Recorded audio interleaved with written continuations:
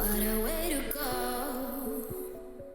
What we don't know isn't worth a dime, and we need them all.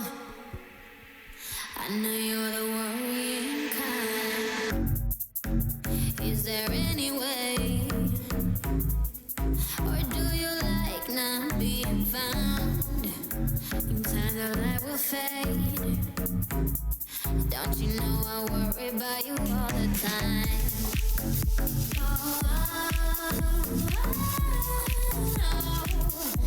Anytime you wanna leave tonight, love. Morning comes and goes, but I'll always be your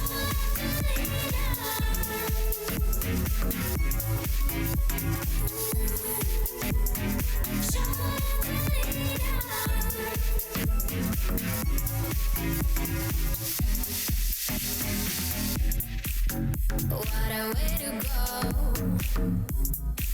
This incarnation is really wide. The air is getting warm. I know you're the worrying kind.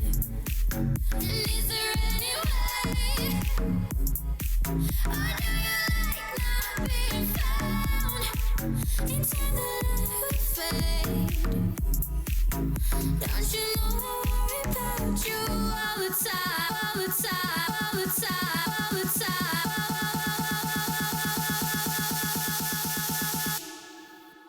Don't you know I worry about you?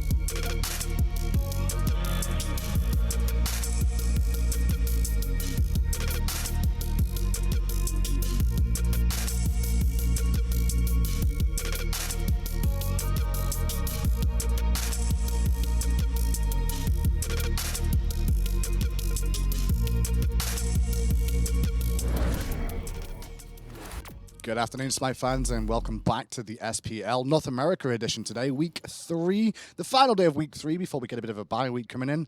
But if you want to know more about North America right now, let's have a little look towards the standings and see where everybody will start today off.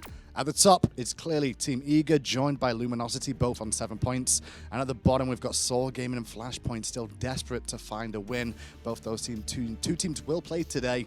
And actually, we can move on to the schedule as well. And actually, we'll have a little look there and see what the games you've got to look forward to today in the standings. And here you go. Eager versus In Memory of Gabe with the first match today, followed by Flashpoint versus Noble. Noble will have a roster swap today as well. Draylo will not be playing. Draylo will be playing for Wubben as a heads up, at least in game 1 there. And then Saw versus United, and we'll be rounding out the day with Luminosity versus Allegiance. A lot of spicy games here over in North America. But without further ado, there's not much time to waste. We should get ourselves on with the first set of the day. Going to be heading over to Anatoly and Aggro as they bring us Eager versus Memory of Gabe. Thank you very much, Hindu. Like you mentioned, I'm Aggro. That's Toli. This is North America today. It's a Sunday. We don't have EU and North American games. It's only North America today. I've got my days all worked out this time around. We've got a great set to start it off here. It's In Memory of Gabe up against Eager. And Toli, these are two of the best teams in North America. We should be in for a really great set here. It should be, but Memory of Gabe did struggle in their Thursday game against Noble, dropping both games in that set. Very surprising. You know, they weren't truly tested before that game against Noble, and then now going against Eager, the question is, can they bounce back mentally after their loss against Noble? That's a great point. This is still a young team that has not been together for a whole lot of time, and you don't really know how you're going to react to a surprise 0-2 loss like we saw up against Noble. So In Memory of Gabe looking to bounce back up against one of the top teams in North America in Team Eager. Cirquette and Cabrakan going to be the bans for Eager, two that we've seen pretty consistently across both Europe and North America. And two mid laners trying to focus out the best here. In Memory of Gabe taking it away from the mid. Well, the best was the MVP for week number 2 based off of his positioning and his performance. The front line from Eager is always very aggressive. It allows the best to do everything that a mid-mage dreams of doing. Yeah. And now having Giannis off of those 2 bans, I'm pretty sure Eager's happy about that one. Yeah, Thor going to be the selection here for Memory of Gabe. Sinosure trying to go with a global ultimate to try and match that of Giannis. And Bacchus going to be the selection for Ionic. I'm just left wondering what Whirlwind is going to play because they already banned out 2 mages, and Giannis the first selection here for Eager. The mage pool is a little bit low, I would say, right now. He likes to play Raijin every now and then. He'll experiment that with the burst potential between Bacchus and Thor. Raijin wouldn't be a bad idea. You have those long-range ultimates. Maybe he'll even play a Hunter for all we know. He has experimented with that before in the early parts of Season 3. Absolutely. Could be an Izanami pick or something along those lines. Uller, we've seen him play before as well, but it's going to be the Agni. So taking a page out of Chaos's book, going into the mid, one of the oldest mid laners in Smite. Not a great early game, but certainly once you can get out of that early game and into the mid and late, Agni brings quite a bit to the table. Those team fights are going to be really good for Memory of Gabe between their crowd control. You have a long distance Agni bombs done, the wall from Thor, long distance, the setup from Bacchus. There's going to be a lot of burst potential for Memory of Gabe in that mid to late game. As long as they are able to survive any sort of early global pressure that Team Eager's bringing with that draft, they should be in a good spot.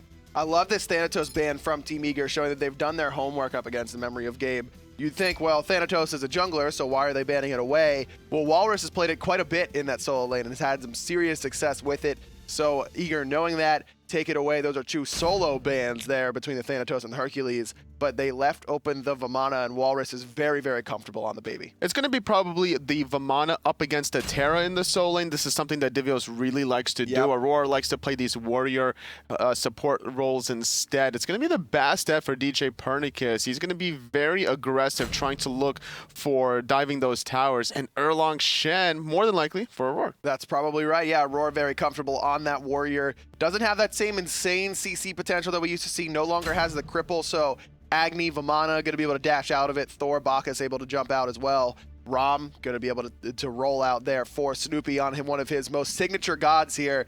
Both teams with a ton of comfort picks across the board. I mean, every character really synergizes well with the one playing them. Ionic on Bacchus maybe a little bit out of character. You usually see him on the Geb and the Khepri, but still definitely very comfortable on He's this god. definitely more defensive oriented, I would say Ionic, but playing this Bacchus, it's going to synergize Memory of Gabe's style here with this Thor, trying to get some early picks off. The Intoxicate at level 5 is going to be doing a lot of damage, and a lot of similar things going on between these two drafts thus far. You know, these late game hunters between Zap and Snoopy, one on Rom, the other on Apollo. This is a very traditional old school matchup you would normally see in season 1 or 2 even. Well, the Eager's draft, they've got a ton of split push potential. That's one of the first things that jumps out to me. Apollo known for being a great split pusher because of that global ultimate, as well as Bastet. Even without those cats removing backdoor protections, it's still going to be pretty easy for DJ Pernicus to find some split push in that on that character. Zapman in a little bit of trouble here on the left-hand side. Hasn't been forced into getting his dash quite yet.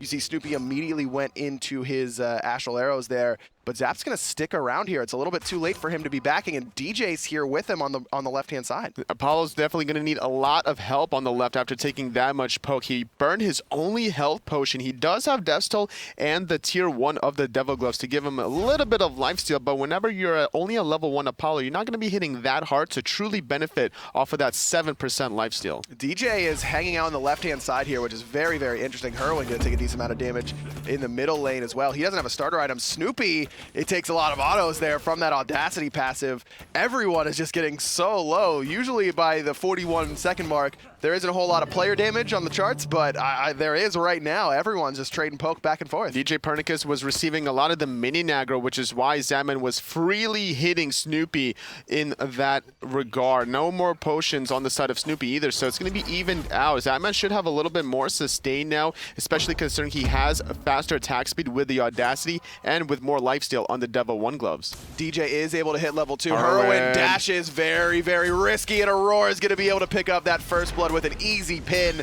No problem whatsoever for the support player for Eager. That's one of the problems with Agni. You either don't clear and let the enemy team get pressure, or you make a high-risk play like that using your Path of Flames to try and clear the wave. Herwin pays for it. Eager have been doing such a good job having Aurora roam around the map every single time on any warrior support that he plays, and this is the one benefit of having that warrior support is the fact that they're more beneficial in the early game than a lot of these Guardians. They do more damage with their in-hands. They're going to set you up quite well for these early first blood potentials. Such an interesting start here for Eager, because you would assume that if DJ Pernicus is on the left-hand side for the first 2 minutes of the game, and literally in lane with Zapman early on, that he would lose his buffs on the right, especially with something like a Terra Solo that doesn't have a lot of pressure. But because of the composition that Eager's drafted and putting Aurora in the middle lane, it holds in memory of Gabe in that mid lane. It allows DJ to not really worry about his right side buffs. They're still both waiting for him. It was only going to be an issue for Eager if memory of Gabe can out-clear Eager in the mid lane. With Agni at level 2, it's not the easiest opportunity to really find that advantage, and which is why you see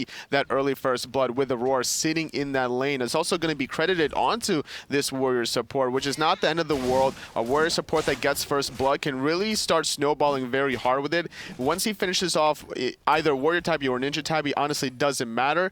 He's going to be making a bigger impact in the mid lane. Absolutely. I mean, he's already made quite the impact with that first blood. Very surprised we haven't seen in memory of Gabe head over to those right side buffs at all, instead deciding to four-way split the oracles to make sure that they secure that vision. A little bit worried about the rotation ability of Aurora on that Erlong Shen. DJ Pernicus on the Bastet, and of course that through space and time. Sometimes that's the best indicator that through space and time is coming to your lane, is when you look at the mini map and start to see those little connectors start appearing on the walls. No matter what the vision is going to see, it's going to also manage to spot out the rotations from DJ Pernicus. He's been sitting on the left-hand side for so long, and this is a matchup you cannot go left unchecked. Zapman and Snoopy have a lot of history between each other. Whenever Snoopy was during the COG Red days, and then Zapman was in Team Dignitas, there was a lot of back and forth action. Cynosure is level 5, and with those Oracle Visions, electing not to take the bite quite yet on the left-hand side, as Zapman was playing really far back. He was thinking about it, and you could tell he wanted it, but with Herwind in base and the best being there in the middle lane with that global ultimate to kind of match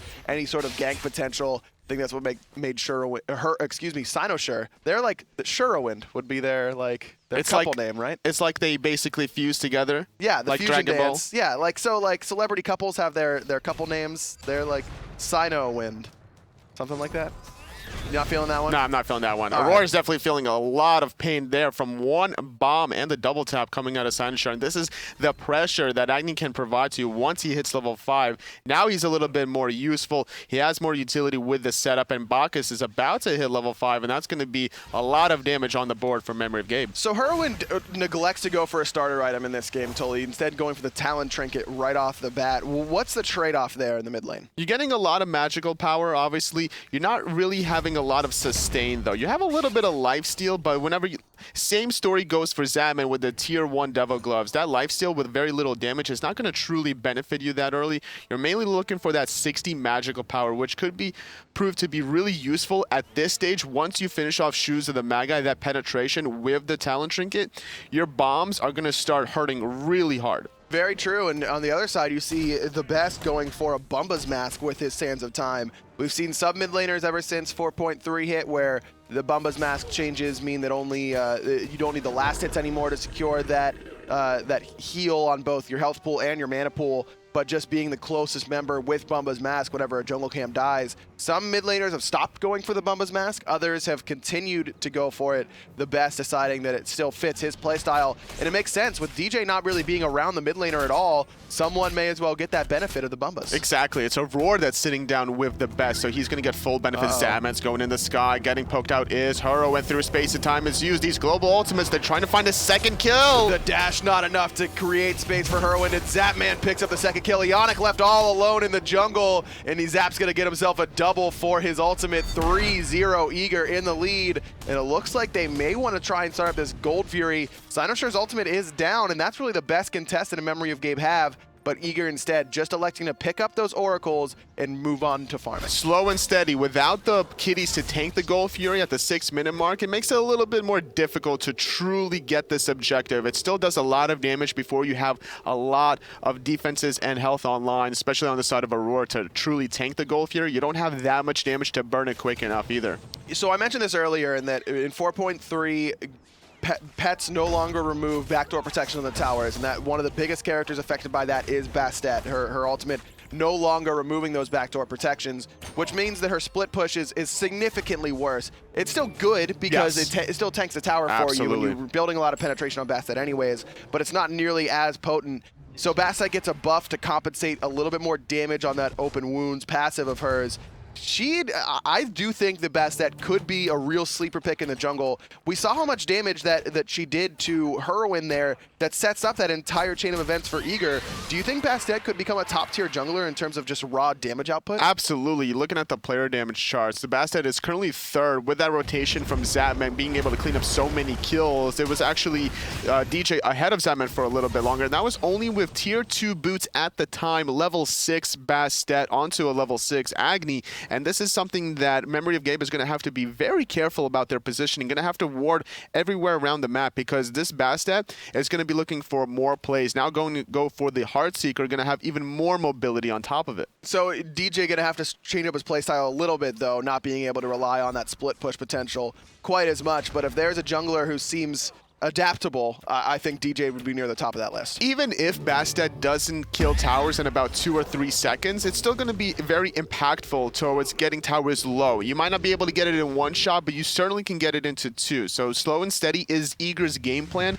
and this is something that they've been practicing in, time out, and they're very comfortable running strategies that no team has even thought about. Zatman has already got 49 stacks on that Devourer's Gauntlet. I think that's why you see him think about pulling that Gold Fury. Doesn't have enough lifesteal to not take any damage from it, but still has enough to make it so he wouldn't be very low HP, would need a little bit of help, wouldn't be able to solo it quite yet. We haven't really touched on this solo lane at all, because this has been exactly what Divios wants to do, is just hang out and have it be a very quiet solo lane. Meanwhile, Zatman quietly trying to do this Gold Fury, but the rest of In Memory of Gabe is close enough to make him drop it. Zatman's so far ahead of Snoopy, 2 levels ahead. It's because DJ has been applying pressure into this left-hand side. Snoopy was trying to do the purple buff while Zatman already pushed a wave, and Snoopy neglected to even go into the tower to get the wave, because if he did, he wouldn't be in position to contest that Gold Fear that Zatman was trying to do. He was level 11 with a red buff currently, just faded away now, and that was something that Eager could have elected to do if they wanted to, especially considering DJ Pernicus does have the kitties to tank that Gold Fury. And this is a really bad spot for Snoopy, because he's not finished off his Devourer's Gauntlets yet,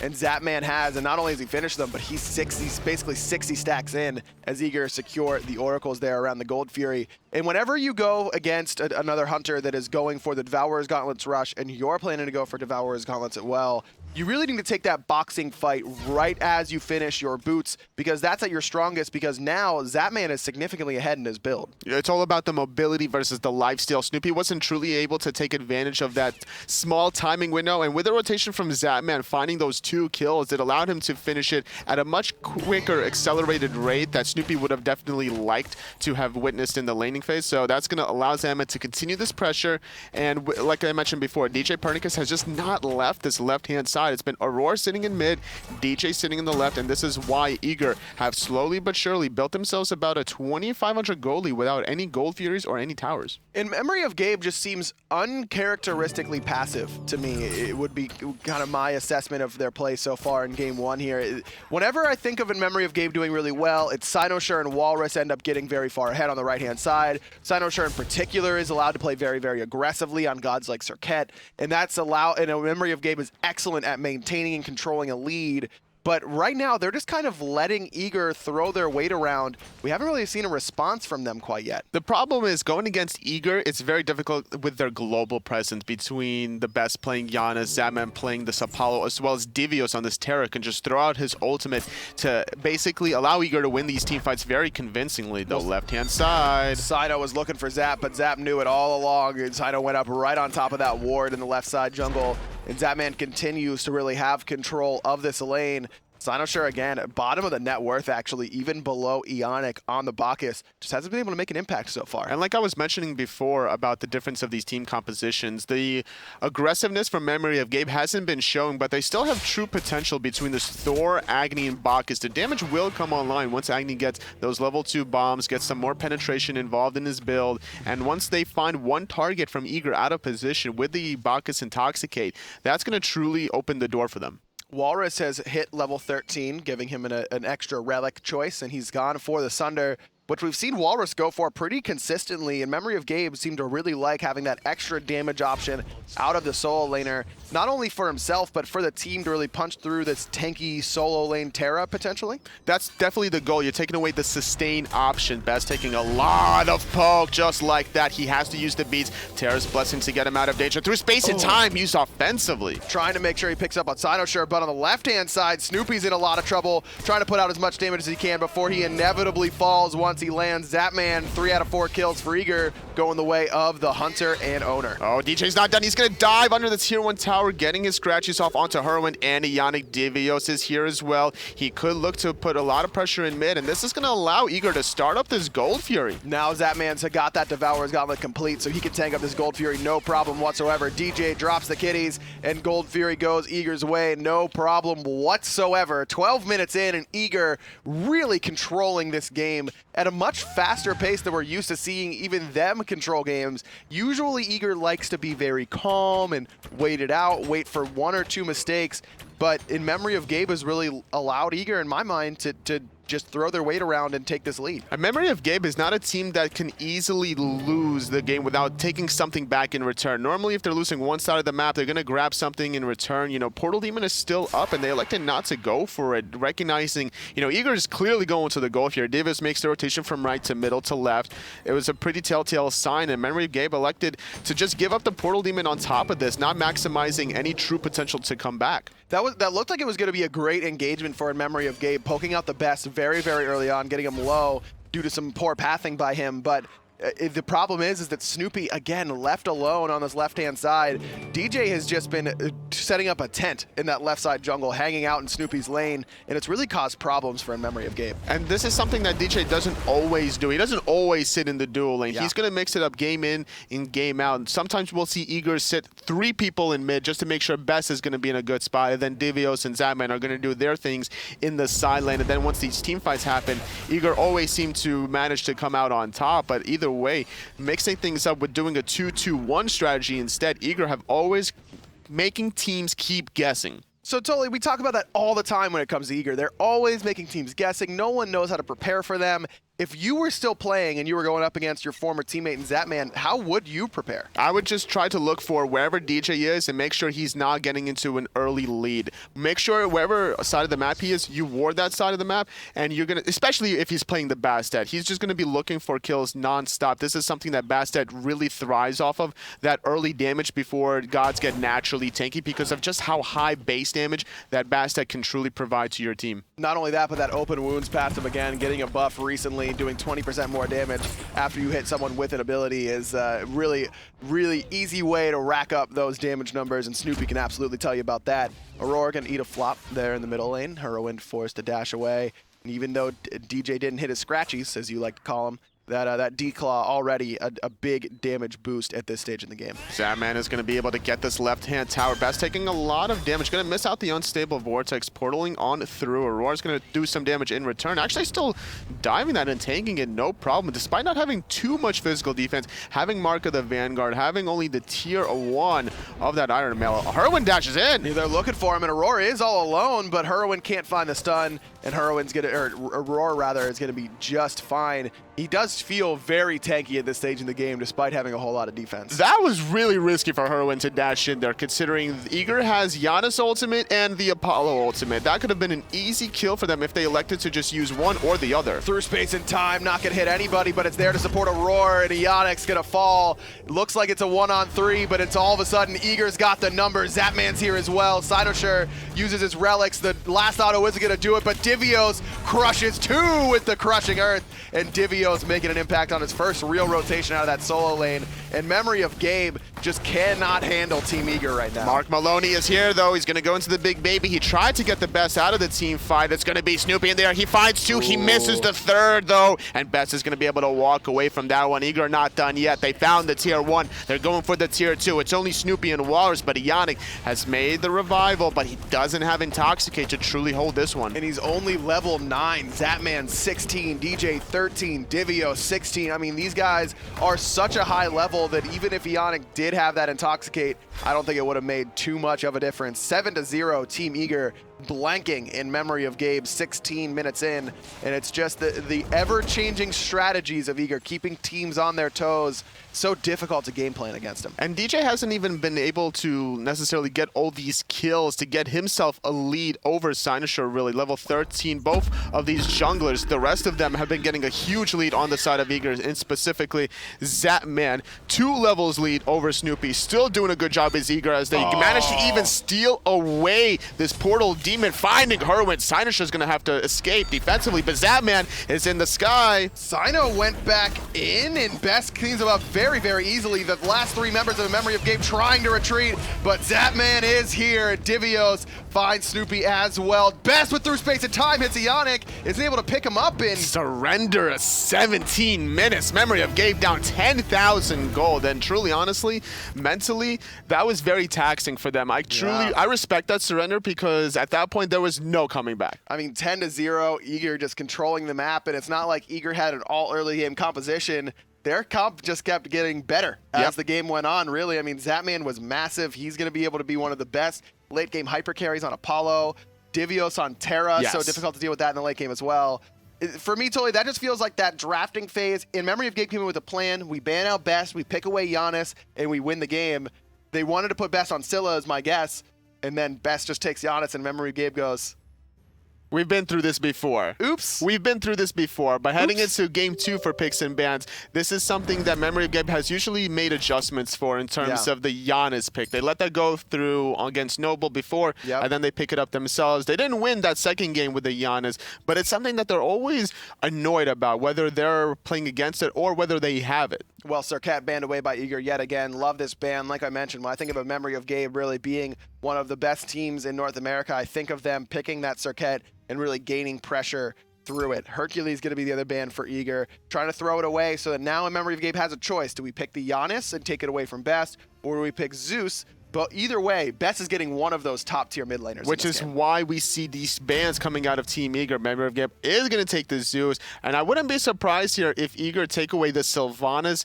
They don't necessarily have to take the Giannis here. It's not very likely that Memory of Game is going to run Zeus and the Giannis here, but actually going to stick with the Erlong Shen here, not electing to take Sylvanas. So we could actually see the huge AoE control from Memory of Game between those two gods. Erlong Shen and Terra, again, that's probably going to be Aurora on the Warrior, Divios on the Guardian, but Divios is in the solo lane and Aurora is the support player. That's just how Eager likes to roll. I wouldn't be surprised if Eager doesn't even lock in Giannis here. It's just the threat of that Giannis. Maybe Scylla works better in this particular composition, or a different mid laner for the Best. The end of the story is that last time, that was the big difference maker for me, is that Herwind was on a god that could not give them pressure, which allowed DJ Pernicus to be on that left side so heavily. And there's also Ra between the Giannis, Scylla, and the Ra. And with Erlong Shen onto Aurora sitting in that mid lane, this is something that Eager has demonstrated works very effectively. You find the pin, you don't necessarily need the cripple, you just need to set up those easy beams. But the global pressure last game was really good with the Terra and the Giannis. Going to stick to that again. The question is, how are they going to synergize this with Zapman and DJ Pernicus? Are they going to try to go for the same strategy where they're going to sit against Snoopy, or they're going to elect to start looking for more ways to get Best ahead? I mean, if I'm in Memory of Gabe, I'm okay with DJ picking that Bastet once more, because you've got so much pressure for your draft already. The complete opposite of what you had in game one. You've got Zeus, Sylvanas, Thanatos. That's early game, early game, early game, across the board. Yep. And I love it. Bastet is going to be banned away by Memory of Gabe. Still a little bit more difficult for a character like Zeus to deal with Bastet, as he is very, very immobile. Lots of jungle bans coming out here. Bastet, Fenrir, Thor, last one coming here for In Memory of Gabe. And Thanatos, this may be just in the jungle right away due to the low assassin pool that's left over. It's very possible. I wouldn't be surprised though. Sanshur could potentially lock in the Naja. It's something that he's been playing before at a very high level. And Walrus has played Thanatos in the solo lane before. If Memory of Gabe wants to switch things up and go for a very early game, I wouldn't be surprised for a double assassin, considering the fact that their last game draft was more mid-game oriented, but they fell too far behind off of that, I would say, rather silly first blood from Herwind, and then the great rotation from Zaman picking up 2 more kills. So Ratatosk are going to be locked in here for DJ. Used to be first pick potential for him whenever Ratatosk was one of the best assassins. Still very, very strong, even after his most recent nerfs. Synergizes very, very well with Eager's draft. Medusa locked in for Snoopy, a hunter that many have really favored. And then Hunbats, that's going to be for Cynoshar. So it is the double assassin composition. We talk all the time about Warrior versus Guardian in the solo lane. How about Assassin versus Guardian? Assassin versus Guardian, well, considering Divios is going to go Mark the Vanguard, it's not going to do too much damage on the side of, against Walrus, rather. So Walrus is going to probably have to start out-rotating Divios, and that's going to be the goal of him. Unless he's going to get a lot of pressure here from Cynoshar on the Hunbats. That could be a strategy that Memory of Gabe elect to do. Shut down Divios in that solo lane, try to keep taking advantage of it, and then look for more control around that speed and blue buff jungle side. Well, we're ready to go for game 2. In Memory of Gabe trying to bounce back after a very convincing loss up against Eager. All of a sudden, in Memory of Gabe, they're on a 3-game losing streak, totally. They lose 2-0 to Noble and now lose the first one onto Eager, but Aurora immediately gonna get first blooded. That didn't take long whatsoever. In Memory of Gabe said, we had too long without a kill in game 1. Let's just get the first one off the board right away. I mean, this is the early game right off the bat from Memory of Gabe. The root into the Death Scythe, even the jump from Cynoshar being committed just to find the kill onto Aurora, and being credited for that was Cynoshar on the jungle side. He's going to even back to base to pick up that Boots 1 off of that gold bounty and even get more pressure. Looking at the left-hand side, Yannick is going to sit in the lane with Snoopy, and this is something that you really should keep doing with a Sylvanas, considering he's one of the best supports to be able to clear a wave. Zapman all by his lonesome this time around. On the right-hand side, you see DJ Pernicus there. Herwind trading out a lot of damage there onto both Best and Aurora, but I think Herwind may have gotten Chain Lightning, which is going to hurt his level 1 clear. He did, yes. So no Aegis Assault there, which is really how Zeus clears. Excellent at level 1. Though with Chain Lightning, still not poor clear. It's not that bad to go Chain Lightning at level 1, considering they got a first blood out of it. Now, had they not gotten that first blood, definitely would have been a bad thing here, because Eager instantly taken away away those little babies, and they should be able to sneak away the buff in time, but it looks like they're going to concede it. The duo lane from In Memory of Gabe knows what's happening, and Best is in a lot of trouble. Rooted there, but a nice double pin is going to be good, but it's not good enough as Hurwin hits the chain lightning, gets the bounces onto Aurora as well. That Wisp is going to be enough, but Snoopy claims it for himself. In Memory of Gabe off to a much better start than they were in game 1. 3-0, less than a minute and 20 seconds in. Who thought Memory of Gabe was out of the question to be able to get something back on the board here, despite the 3 losses that they may have had previously? They're able to bounce back mentally so well off of all of their losses, and this is what makes them such a top-tier elite team. You always have to be careful whenever you're against them. And DJ Pernicus trying to steal away the speed buff on the right-hand side. And In Memory of Gabe, they're not too worried about it. Sinosure already level 3. He's got a kill and 2 assists already, and that's a big reason why you see him right on top of that net worth. But DJ and Divio still okay on this right-hand side. They haven't lost a whole lot. The only person that's truly struggling at this point is Aurora with those 2 deaths. He's not going to get the same snowball start that he did the last game, considering he did get that first blood, but this is something that he's more than accustomed to. All he has to truly do is just get off those roots to set up the best for those easy unstable vortexes, and then the rotations from DJ Pernicus on this Ratatasker,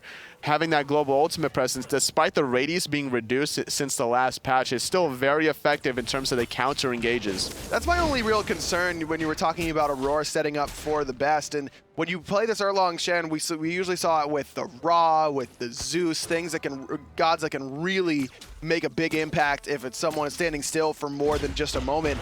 But Giannis does good damage, but it's not Ra or Zeus level on a standing still target. So Eager may be a little bit lacking in that damage department. Last time around, it was Zapman who really made up for that, and DJ Pernicus. We're going to have to see if they're able to do the same here in game 2. We see a little bit of a rotation on the right-hand side. DJ Pernicus is going to get collapsed around, but Sinosure is only level 4. Has to respect the damage though between Hurwin and Ionic. Going to concede that side of the jungle. Not even going to be able to take anything on the left. Everything's still down. And that's good use of that ultimate there from DJ Pernicus. He was in a lot of trouble because the dash got blocked immediately by either Ionic or Hurwind, and so he has to use that ultimate. So even though Sinosure isn't level 5, despite those early kills and assists, it doesn't matter that much because DJ isn't going to be able to use his ultimate to really make a game-changing impact. Haven't seen too much out of the soul lane quad yet between these two. Walrus and Divius just quietly farming it away. Walrus has been making the rotations a little bit for these Fire Giant Elementals, and like we mentioned before, there could be a potential double assassin pressure on this Guardian. That's exactly what In Memory of Gabe want to do here on the right-hand side, it looks like, but Divio's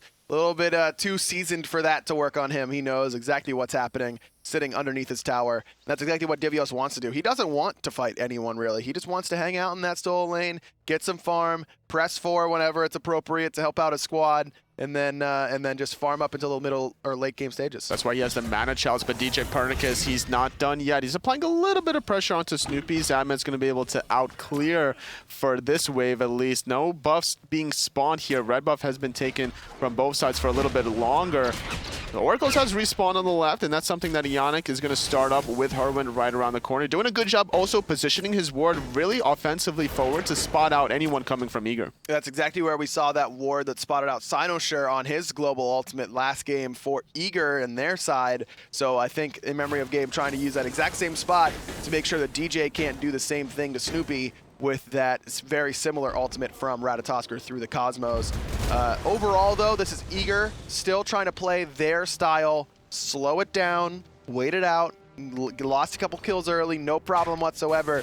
This is more of Eager's playstyle that we've been used to seeing so far here in Season 4. They still have a lot of control on the side of Eager once these teamfights truly happen, between Divios and Walrus rotating in. Walrus is going to bring more of a bigger punch with those Death Sives and with a potential execute, but Divios with the roots and the stuns and the Terra's Blessing for the mobility, the cooldown reduction, that's going to be really annoying for Memory of Gabe. So they need to find more ways to get a little bit of head, because they found those 3 kills, but they're only up about 600 gold. Yeah, Eager doing a very, very good job of farming. You see it's been pretty steady as far as that lead they've earned, but no additional gold really gained by In Memory of Gabe off of that pressure gained by those kills. Aurora checks in with his Hunter in the duo lane. Hasn't seen a whole lot of this left side in this set, but for right now, seems to be content just to pick up that farm where he can.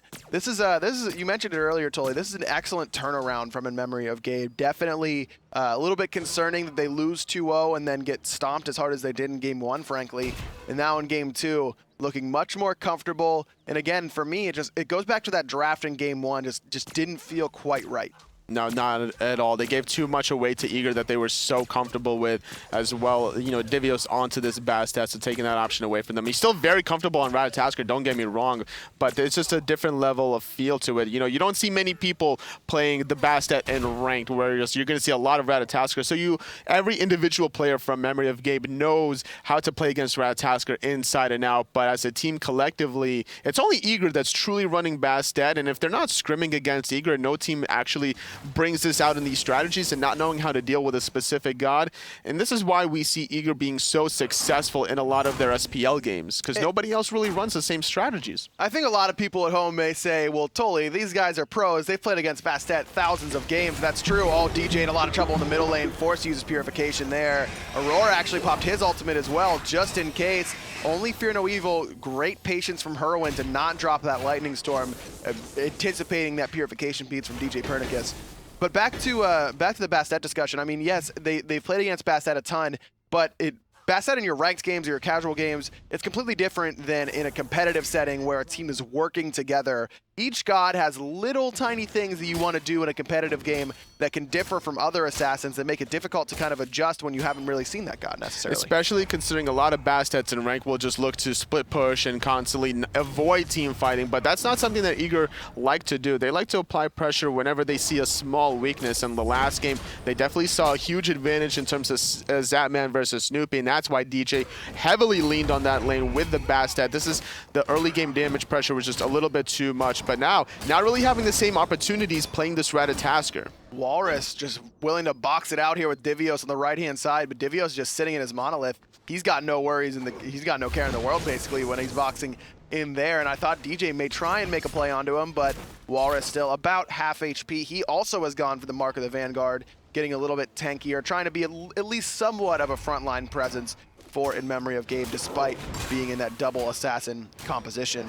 8 minutes in, basically no action since the first few minutes of the game, where In Memory of Gabe got 3 quick kills before the minute-and-a-half mark. And Mark of the Vanguard for Walrus, despite being against a magical Guardian in that solo lane, is still not a bad idea. Despite it giving you 10 physical protection, it also gives you 5 damage reduction from any source of damage. You have damage over time on the source of Divios' monolith, so that heavily negates it, as well as all the minion aggro that you're going to take. If you do connect with those Death Scythes or the silences onto Divios, the minions will turn on you, and that's going to heavily make sure you don't take too much damage and that the Death Scythe will out-sustain any sort of incoming damage you take. Yeah, that tick damage from exploding that monolith definitely going to be heavily mitigated by that passive of Mark of the Vanguard.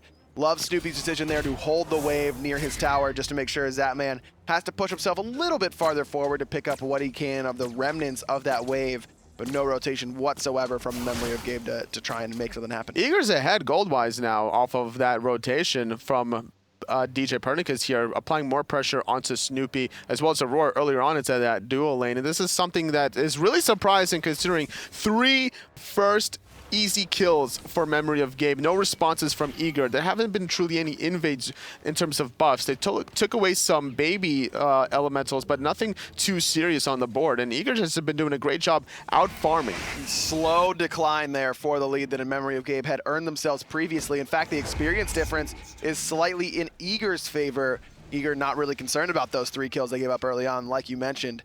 Grouping up on the left-hand side, In Memory of Gabe trying to force at least something. I think they've started to realize that their lead has dissipated. They got to get something going, but their composition is excellent at this stage in the game, but an Eagers can fight pretty well at this stage as well. You've got a Warrior in the support, so you know he's going to be bringing some decent base damage around, as well as that Ratatasker, excellent in the early stages. Oh, we see a little bit of a boxing match, but Zatman's going to get rotated on. He's going to have to be watching out the pull here, diving under the tower. Great ultimate from Zatman. Could have been expecting that Fear No Evil. But DJ's in the sky and hits 2 in the knockup. There's the knockup again, and the Fear No Evil. Snoopy throws out the Petrify, but it's not enough as DJ picks up 2. Trying to run away from Walrus, who has rotated, but Aurora is going to be the one eating that hovering death as Walrus makes his impact known out of the solo lane, picking up a kill. Divios is here. It's a 4v3 as in memory of Gabe, still down a player, but not scared to walk into the enemy jungle. No, not quite yet. Ionic taking a little bit of damage from that Monolith, but with the Wisps should be fine. He has to be careful. His Heroin, though. Zadman is right behind him, the best as well on the top-hand side, and DJ Pernicus has been rotating from the base this whole time. Walrus is back and trying to make it happen onto Zapman, but cannot find that Death Scythe quite yet. So red buff goes Eager's way. Despite losing 2 members, in memory of Gabe wanted to keep fighting there because they had forced DJ Pernicus back. Once he rotates back in memory of Gabe says, all right, we're done now. You can have your buff and you can go back to farming. Despite sometimes not winning team fights, you still have small windows to take advantage of, and Memory of Gabe recognized that. Unfortunately, Heroin didn't get in a position where they could snag away that red buff in time, getting very distracted there by 2 members of Eager. This is something that they're always capable of doing, playing from ahead, playing from behind. Eager's not going to let you just take away their buffs without any sort of contention. Love that rotation from Walrus as well. Didn't even have his teleport, and he showed up pretty early on in that engagement on the left-hand side. Divios wasn't able to teleport either, or didn't choose to if he had the option. Both walking over. That's the power of that global ultimate from Terra. Divios feels like he can make an impact without necessarily being in the lane, but Walrus utilizing that extra movement speed, that semi-global ultimate, and of course, the Shield of Regrowth right away after the boots. Having a lot of movement speed, 40% to be exact, once you do connect with that depth side, which is why a lot of Thanatoses and Herculeses, for example, anything with a self-heal, will elect to go for this item as it provides you a huge power spike in that early game. Now, it has received a little bit of a nerf in the last patch, going from 300 to 200 health, as well as the cost going from 2,000 to 2,200, but it's still a great item here once these team fights occur after the 10-minute mark. Does Shield of Regrowth have CDR, Tolly? I think it does. I believe it has cooldown reduction. I wonder if, man, if only someone in the office knew exactly how much CDR was and was also excited about that number. Yeah, there might be somebody. I don't know who We it could probably hear F-Dot yelling from our office into the mics. In a couple of seconds, yeah, he'll just start yelling. After the delay. We'll wait for that, because I'm very confused as to what number CDR, Shield of Regrowth, I hope has. he'll let us know later on. I'm sure he will. No doubt about it. 4-2 in memory of Gabe. Still in lead in the kills, but a little bit behind in gold at this stage in the game. Eager has done a great job of farming up. We've talked about it quite a bit. There hasn't been a whole lot of action since the 1.5 minute mark. Only 1 skirmish on that left-hand side. The good news for in memory of Gabe, though, is that Snoopy has been able to free farm very, very well. Definitely in harsh contrast to last game, Aurora finds multiple with the top, but immediately that Fear No Evil in memory of Gabe turn the tables on the support and put him down. There's the Lightning Storm as Walrus looking for the hovering death, but Zapman can't find the shots either. No one falls after Aurora until a great Chain Lightning from Heroin. There's a detonate, and Best rooted right outside of his portal allows the Hunter to pick him up. Zapman's not done yet, but he rolls into 3 people, but in the backline, Walrus gets picked off as well. It's Zapman gonna get detonated on, and now DJ Pernicus is gonna have to dash around underneath. That was 3 dead members for Eager, only able to pick up Walrus. Great protection from Ionic, making sure that his mid laner stayed alive. He saved onto his Wrath of Terror for so long in that engagement. Heroin trying to keep Divios out of this Gold Fury pit to try and secure it for in memory of Gabe. He's doing a good job, but he'd killed himself for that objective. In memory of Gabe willing to take that trade, that is absolutely a willful decision for Heroin to sacrifice his life for the Gold Fury, but it catapults in memory of Gabe back into the lead. They pick up 2 kills and the Gold Fury as well. 400 gold, not a whole lot as far as the lead goes, but a lead. There's a difference between zoning and over-zoning, and this is something that Heroin has been having a lot of issues with in terms of defending Gold Furies. There was a past time when he was an Agni player, and he was protecting the Gold Fury around the enemy's red buff, way past the marker where you truly want to zone, because when you're that deep, there's no getting back out, especially when you're on a character like Zeus that doesn't have any natural escape. Especially, Divios positioned himself in such a way that it forced Heroin's back to be turned against DJ Pernicus and everyone else that was coming from Eager. So this is not something you truly want to do in a game of Smite where you're not going to be able to have eyes in the back of your head. Either way, Heroin falls for the Gold Fury, and in memory of Gabe reclaim a slight lead that they once had early on in the game. If you're just joining us, in memory of Gabe lost game 1 pretty handily to Eager. In fact, it was a shutout for the blue squad, and in memory of Gabe with a quick surrender. This time around, definitely fighting back quite well. They picked up 3 early kills. Eager was able to farm it up, get back right even, but now after that Gold Fury, memory of Gabe in the lead. basically even all across the board until Zapman eats that Blink Fear No Evil on the left-hand side, forced to go up into the air, but it's not in time. Great rotation by Cynosure. It catches the rolling assault as well with that Fear No Evil. Had that Fear No Evil just barely missed, Zapman gets out scot-free, but look at the relic cooldowns from Zapman. It just wasn't up in time. The duration of the Fear No Evil and the damage from Snoopy at this point, level 16 Medusa with that red buff. There was no escaping it for Zapman without those two relics available. Good communication between In Memory of Gabe to understanding those relic timers. No coincidence that Zapman almost had his beads, but didn't quite.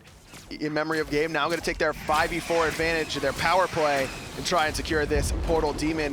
Divio's trying to be a little bit of an annoyance, as well through space and time, but it's not enough. Portal Demon, it's shining blue, not for Team Eager, but for In Memory of Gabe, who also has a blue logo. A little bit of blue, you know. Coincidentally. The Borg dog has a little bit of flavor and Can we talk about how good their clan tag is? I love it.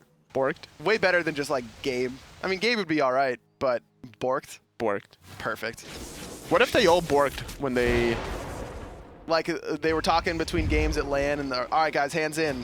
1, 2, Their 3, chant. Borked.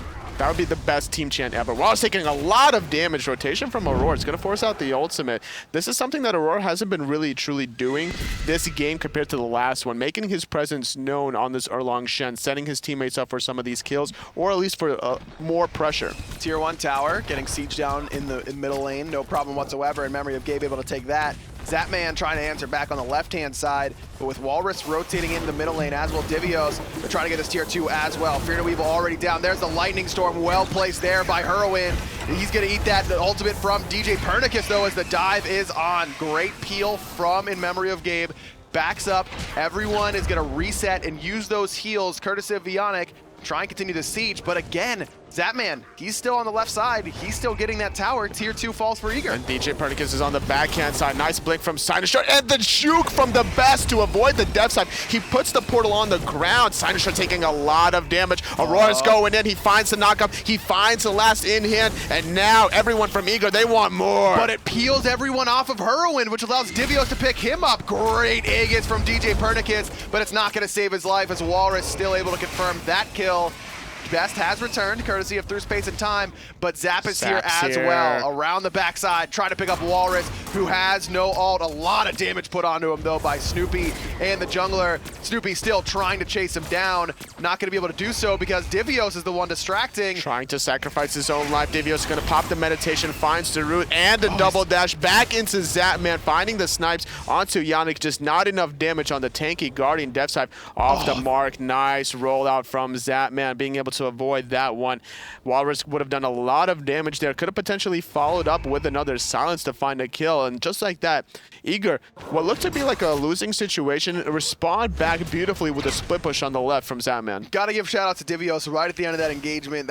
That death scythe was locked on, coming for him until he throws up the wall right in front of him, blocking it off. Really heads up play out of the solo laner, who's there just frontlining for the squad. No problem whatsoever. 1-0 and 3 for him on that tanky Guardian. But you're right, Eager just plays that so patiently, and you got to give a shout out to their relic usage as well. From the good pro players is how well you can use your relics and how well you can time them.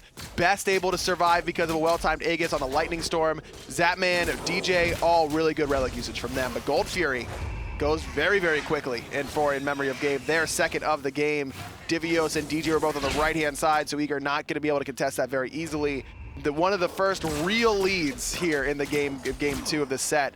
2,500 gold In Memory of Gabe trying to answer back and get revenge on Team Eager. Only 20 minutes in, though, so Memory of Gabe needs to figure out ways to extend this 2,500 goal lead. The experience lead is actually still in the favor of Eager, and they've been able to make huge impacts in these team fights to stall it out long enough to look for something in return, whether it's going to be a buff here, buff there, or even some towers in return. Getting something back is the name of the game for Team Eager. They're very calculating about the way they maneuver tactically. They pull you one way, and then they push you another. That's a great way to put it, because in that last team fight we even saw underneath where the tier 2 tower once stood, everyone goes to help out Cynosure or Walrus or whoever was getting chased, and the rest of Eager just jump on Heroin as soon as he's left alone. The communication is clearly there for In Memory of Gabe, and it's quick responses, very quick response time from them to peel it off, but everyone is just kind of working it as the same mind. And that's what you usually see as teams. Initially, there's not a whole lot of teamwork. And then everyone starts reacting very quickly to the same thing.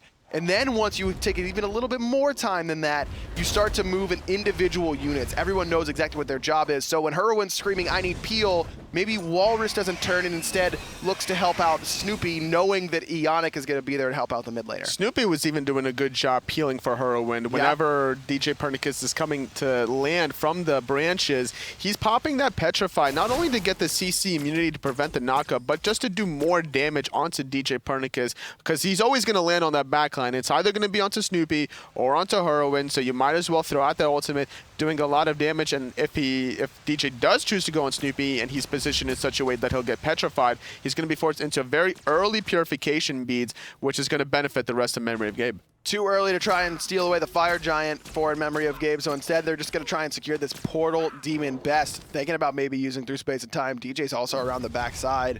All of Eager is here this time around. There goes Zap up into the sky, as does DJ. Looking to take the fight through space and time. Herowin falling very low very quickly, but an excellent Fear No Evil splits the fight. Aurora's the first one to fall. Divios is in trouble as Walrus picks up the best. Zapman finally finds the enemy mid laner, but the rest of Eager forced to retreat. 1-4-2, Eager on the worst end of these things. The Fatalis, though, is going to be able to chase down DJ Pernicus. A little crit as well, getting additional movement speed from that Wind Demon, but it's not enough to catch the rat after the dash. Finally, Memory of Gabe respond in the later stages of the game where the respawn timers actually matter to get these late game objectives. And with the beautiful defensive ultimate from not only Sinossure's Fear No Evil, but the Wrath of Terror from Ionic, picking up Aurora so quickly in that team fight was what allowed them to win, not to mention Walrus executing the best on the left-hand side. And a great meditation from Ionic, keeping Herowin alive as long as possible. Herowin jukes around in that lightning storm, which is exactly what you're supposed to do with Zeus. You know you're going to fall. When you're playing Zeus and you get dove by double globals, you know you're dead. It's just a matter of how much damage can I put out? Who can I take with me? And at the end of the day, Zeus takes down 2 alongside him, allows in Memory of Gabe to secure that Portal Demon in their favor. Unless your name is Lobster and you go a very tanky build, and then you have your support go Kepri, and then you just never die. Then you just do as much damage anyways because you're Zeus, and who needs to build damage on Zeus? That's just a different style of plays, which is always interesting to see between North America and Europe. And honestly, doesn't even matter what region you're from. A lot of teams will also deviate in terms of their god compositions, their itemizations, and how they play with those kinds of styles.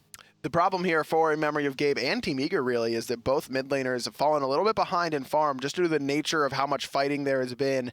Little skirmishes, positioning, posturing, things of that nature has really allowed these junglers to get ahead in farm. You see DJ Pernicus level 18, Sinosure level 17, Herowin just now hitting level 16. 2-level deficit, not that big of a deal.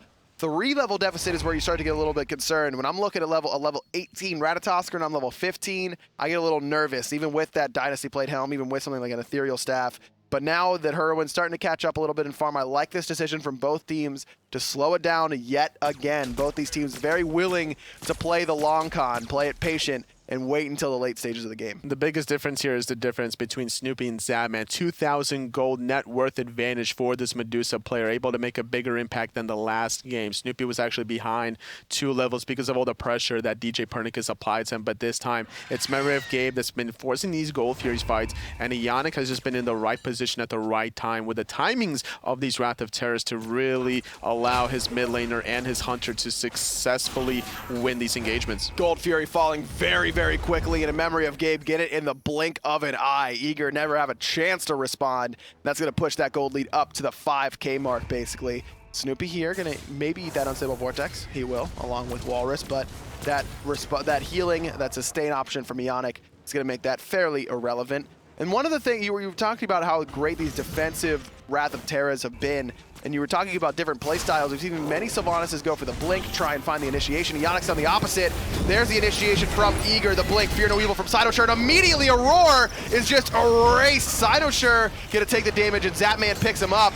1-for-1 so far. Divius trying to juke around for a little bit. He can take either portal that he wants to, finally finding the dash through, using the Jaeger's DJ Pernicus. Zapman's gonna fall in the backline to Walrus, making a huge impact as this Soul Laner, throwing out those Death Siphs, the meditation from Ionic, keeping keeping everybody topped off. Wisps is going to be used as well, finding 2 picks from Eager, as well as forcing out Divios. Could be potentially opening a window for Fire Giant. 4v3, but you see Best and DJ both still alive, both healthy, ready to go and try and defend this Fire Giant, but Memory of Gabe going to try to get it going. Divios teleporting in on the backside. Memory of Gabe don't know he's here. Try and wrap around, find the root onto Snoopy, and guarantees a knockup onto Ionic. Taking a little bit of damage there from that Fire Giant, and the damage over time is going to force out the reset. And Eager, they still aren't in it. They're only down about 5,000 gold. This is not insurmountable at the 26-minute mark. Their experience is practically even. Now, they do have a 2-level disparity in the solo lane, level 18 Terra versus level 20 Thanatos, but that's not something that's too much to worry about. The only thing they have to worry about is taking too much damage in the early stages of these team fights, because Walrus has been twice now successfully able to execute somebody, and this time around it's been onto a roar. And the problem with Orlong Shen is he's not going to get his heal up until 4 seconds once he pops that ultimate, and that's a plenty time window for Memory of Gabe between Zeus, between Medusa at the later stages to just blow him up. Was Fire Giant the right call there, Toli? You're up 4v3, you've got a man advantage, but you still have to deal with 2 damage dealers and a really tanky frontliner.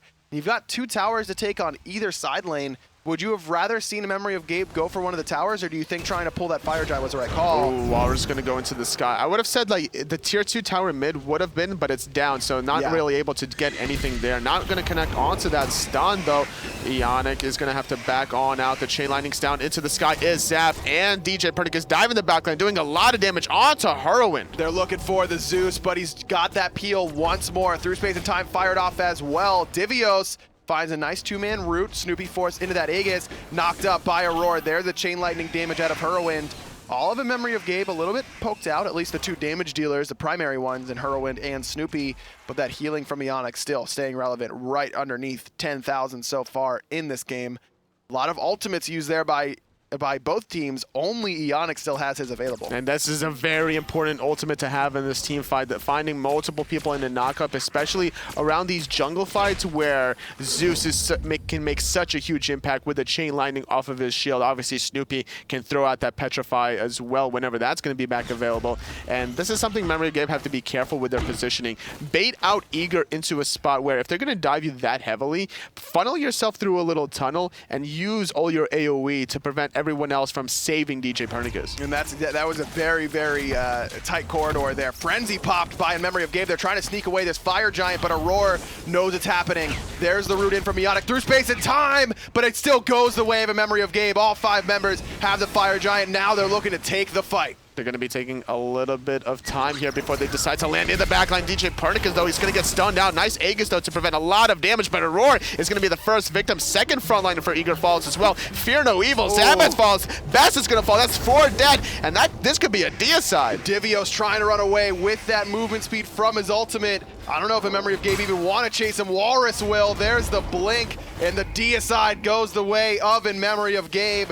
No towers necessary this time around. They're marching right down for this middle Phoenix. The respawn timers is just too long. Aurora is going to be back up in 15 seconds. There's 4 towers for Eager here. It's going to be a very tanky Titan for Memory Game, but they have the Zeus ultimate. This Titan is actually melting. No response whatsoever. Team Eager take game 1, no problem. In Memory of Gabe respond with a game of their own right over that 29-minute mark. In Memory of Gabe end up splitting the series with Team Eager. Very impressive comeback from Memory of Gabe off of game 1. You know, surrendering at the 17-minute mark to winning in 29. It wasn't easy, but they got the job done. They got the job done is right. Hindu Man, how did they get that job done? Well, getting that job done wasn't that easy for them, because I'm going to take you back to game 1 first of all. Yes, that set was a split if you just tuned in between Eager and Memory of Gabe as well. But back in game 1, it was all Eager. It looked like Memory of Gabe kind of woke up a little bit groggy today. Zapman started things off nicely after the first blood in mid lane, getting himself a double kill. And from this moment alone, you could just see that it was a fantastic little performance from Eager early on. The 16-minute surrender vote came through at the end from Memory of Gabe. They realized they weren't in a very good position there. We can look at the end-of-game stats just to see how much of a one-sided affair this really was between the two in that first game. 10 kills, 0 deaths on the side of Eager. 17 assists, which shows there was decent kill participation out of the team as well. And it didn't take very long for that one to end whatsoever.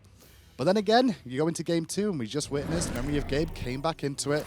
Took a little bit longer than game 1, though, 30-minute mark roughly given for how this game went. But it was a good performance from all the carries on Memory of Gabe here. Snoopy stepped up, Horiwin stepped up, and Walrus in the solo lane playing the Thanatos really made an impact in this game too, looking to chase down all the carries. And not necessarily the carries, but the squishies on the team.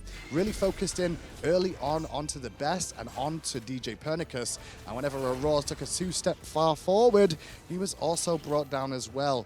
The team as a whole played very well. Snoopy, Horiwind had fantastic damage output as a whole, but it was Walrus that really cleaned up most of the kills for this team, being involved in a lot of individual plays where you can see him taking on Best on his own, making sure Best cannot make an impact with those unstable vortexes all through space and times as well.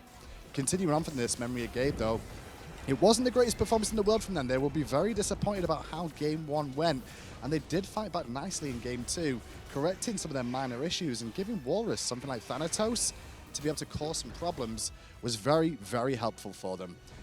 Heading to the post-game stats as well now, and you can see exactly how the tail of the tape worked out here as well.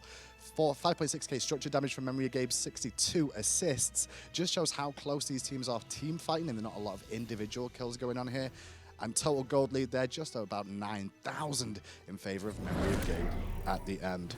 Good from Memory of Gabe, I guess, but everyone was asking to see how Memory of Gabe would do up against Eager. Well, you got your result now. It's a split. But next up, we've got the casters standing by for set number 2. Thanks a lot, Hindu Man. Tom Badger standing here with Taco. We've got set number 2, like you said. It's going to be Flashpoint versus Noble. Again, like we saw in set number 1, a very big statement game. How it was a barometer of how these teams are really performing. I think this one is also going to be a good look as we take a look towards Noble, who has been a team that has surprised a couple of people, I think. But in general, I kind of get what I'm expecting. Noble is one of those teams where they've been looking for their footing and have somewhat seemed like they're finding it now. But yeah. Flashpoint, on the other hand, we haven't really seen a whole lot out of them just yet. They've had some pretty close sets, but not really able to finish off a game, pick up a victory for themselves, which is a bit unfortunate. But at the same time, this could really go either way when it comes to Flashpoint versus Noble. And it's a lot fair, I think, of a match. Really get a telling of how these teams are going to fare up against each other. That's a good point. Flashpoint, I think here, everybody's trying to just improve, right? This is a roster of folks that either have had their chance and have taken a step back or haven't had their shot just yet. So everybody's trying to really improve. Noble, on the other hand, same sort of situation. You've got 2 players that played last year and they didn't do much. You've got 2 players that played from console last year. And then, of course, MLC Stealth stepping in here had his struggles as well. So both of these teams are really just comprised of players that are trying to find that next step, and I think this match specifically will be a really good barometer, like I said before, as to where these teams are at.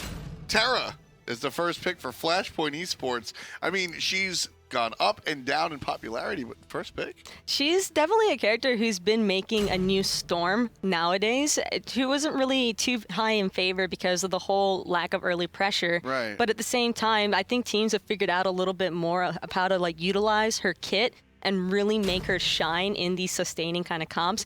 Noble, on the other hand, going with some classics over here. Yanis for the MLC and Bots for what I'm sure will be Chapo. Yeah, I mean, of course, Hun Bats can play different positions, but traditionally a jungler here, Chapo. On the Hun Bats, it's interesting, almost a...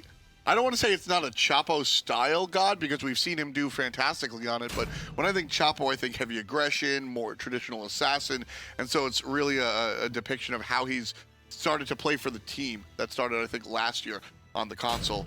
Zeus and Bacchus and Terra, Flashpoint Esports, very classic combination of just kill him real fast.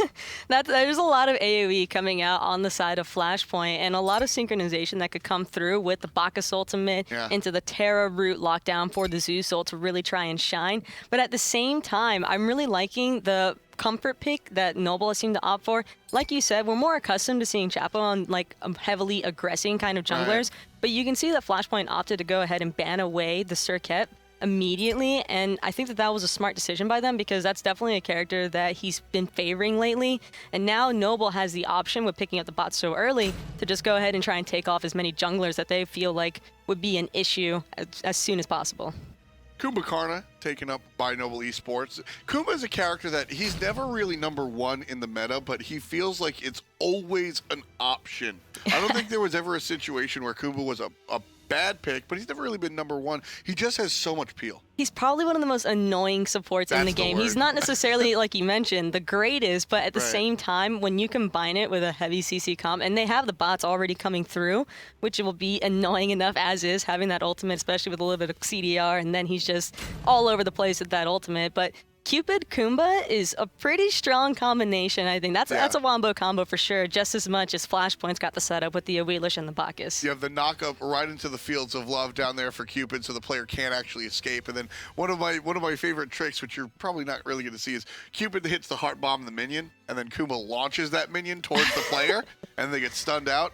That's a lot of fun. We'll see if that's the direction Noble Esports are going to go. Flashpoint Esports versus Noble. We'll take it here in game number 1. And as we get into it, things I want to mention, you might notice a different player. Drelo, the coach for Noble here, will be taking the spot of Wubbin, who's unavailable for at least game number 1. We'll keep an eye on that to see if he joins us a little bit later. But so that should be the only change here. Everything else is as it was before.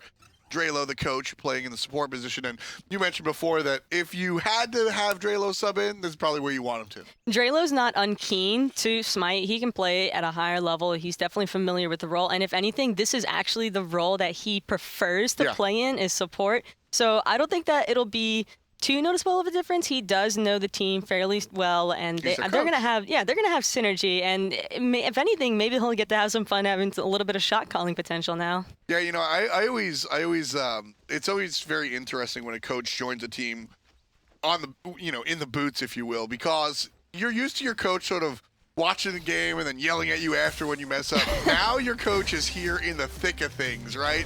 So you got to really be careful of that. At the same time, you also get to meme your coach if he dies.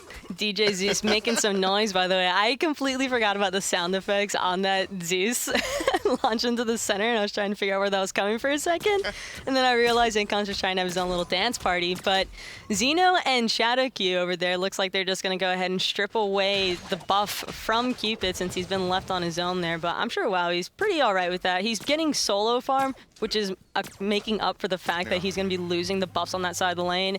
And plus, Chapo and Uzi are probably going to be looking to do a little bit of invade on that side, on the solo side of the map. I said this the last time. Wowie is becoming the perennial Cupid player. We have a couple of hunters that have made Cupid sort of their a flavor pick for them, but no hunter ever in the SPL has been known for their Cupid first and foremost. So I think it's very interesting to see Wowie to come through and have this god be his character. It's definitely a character that I wouldn't really have expected for him because of his playstyle. And MLC Stealth wasn't expecting to fall right there. Mirage going ahead and picking up the first blood. Just big surprise plays. Chapo joins his support underneath the tower. But yeah, MLC Stealth taking the early spill, just slowly ticked down. You saw a little bit of damage come out from Shadowq, a little bit of damage come out from Incon, a little bit of damage from Mirage, and that's where it caught him. As soon as the Feather Step hits you, I think A, it hit him for more damage than he anticipated, and B, that half a second of CC is all you need. Uzi gets controlled for half a second, and he's gone as well. Second kill for Flashpoint, and that'll open up the map for Noble to at least get the Oracles on the left side. But right now, because of the 2 kills, Flashpoint up by almost 1,000. Noble have to really be a lot more careful inside the jungle and even in the laning phase right now, because if you look at the draft coming out of Flashpoint in comparison to Noble, there is a lot of early pressure on the side of Flashpoint, especially with that Awelish Zeus combination. Yeah. Even the Bacchus flop is great CC setup for his team, and then on top of that, in case you ever wanted Aquarius to rotate over just to, drop the CC as well, like we watched happen to Uzi taking the spill in the solo lane, it lines up, and eventually it can be pretty devastating. And if they're not careful, Flashpoint could certainly snowball with this one. Absolutely. You're really going to have to keep an eye on those beads on the side of Noble. You can see stealth speeds are actually down despite the fact that he died. And you've got 2 other sets that are off cooldown for the moment, but definitely for the moment with the amount of CC that you just highlighted. So Noble certainly have to be a little bit careful. Chapo, on the other hand, wants to make sure that Xenotronics has to be careful. The ultimate's going to grab Chapo. Uses the beads to get out of there. And the Fear No Evil kind of just tossed out there on a whim. I think Chapo was trying to aim that totem a little bit better, but it just wasn't executed right. And you can see the counter gank that's coming through right now from Mirage. Not going to opt to use his ultimate there, but he doesn't need to. The damage is more than enough, and wow, he's already down for the count, and there goes Chapo falling right next to him. Smooth, clean rotation coming out from Flashpoint. That's exactly what you want.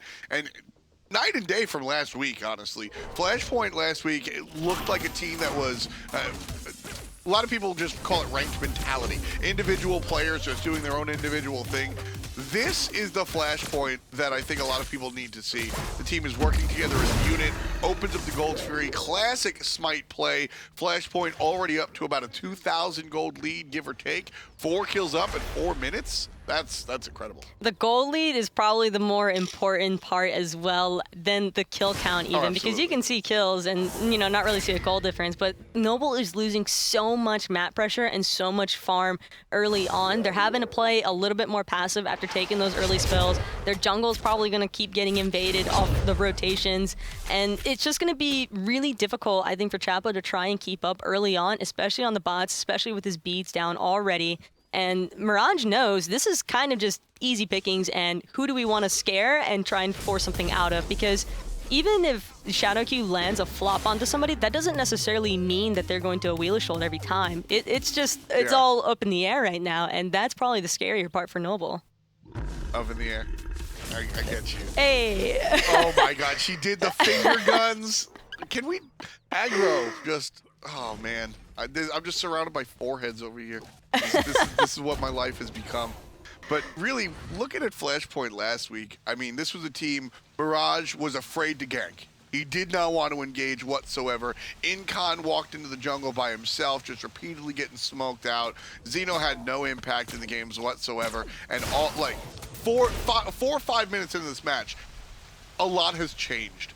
And right away when I saw this Flashpoint roster, I called them Flashpoint University, right? I saw 4 players, I mean 5, ShadowQ even included, but Shadow's really the professor here. It's Shadow's job to be the teacher and take these 4 players under his wing and sort of create a winning atmosphere.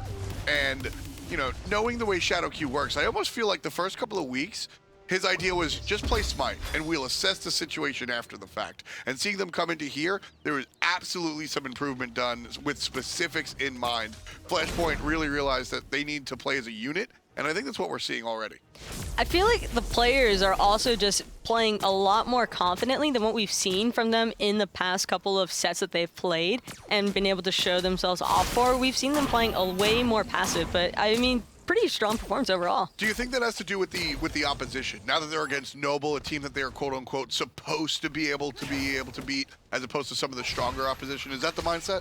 I wouldn't consider a Noble as a team that they're supposed to beat. I mean, we just saw Noble take a phenomenal set off of, you know, last Thursday and everything like that, and it was incredible watching Noble perform then. And even still, I don't think that Noble is one of those teams that people are expecting to just roll over and die. I think that they're a team now that people recognize as a threat, and if anything, that would probably encourage Flashpoint to try and play better because they know that Noble can be better. Right. So the idea that their opposition, they're not supposed to beat them per se. I think that was the wrong choice of words, but they're within grasp, right? Yeah. Flashpoint Esports going up against, you know, the likes of you know, some of the top end teams in memory of Gabe against Team Eager.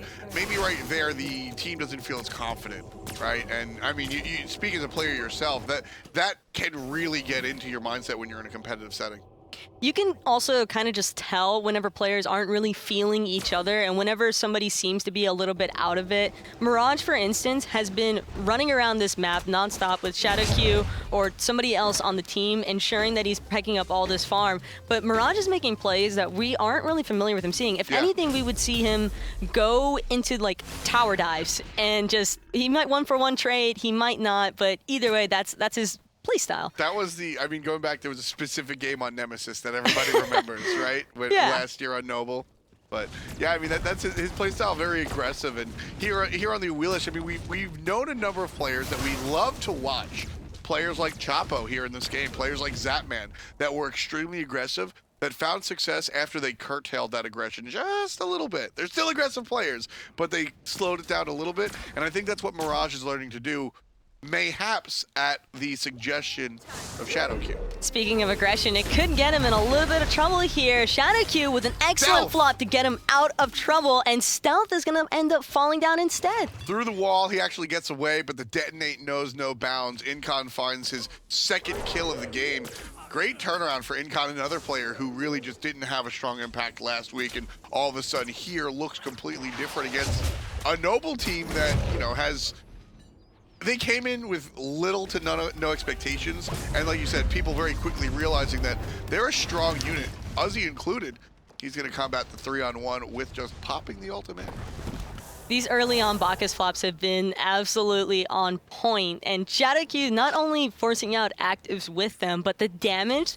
Yeah. I think people forget a lot of times just how much damage that Bacchus can do, even without the pen boots. He opted for the CDR, but I kind of prefer the CDR here with the way that he's playing it, because he's just spamming that flop whenever it's available. On cooldown, just going for it, absolutely. And this is, it's funny, people, ShadowQ has garnered the reputation of a defensive style support, right? One of these Geb style type guys, but you know, ShadowQ's been playing for a long time, part of the what I call the original dynasty of Smite, the old Dignitas crew that Anatolia actually played for, right?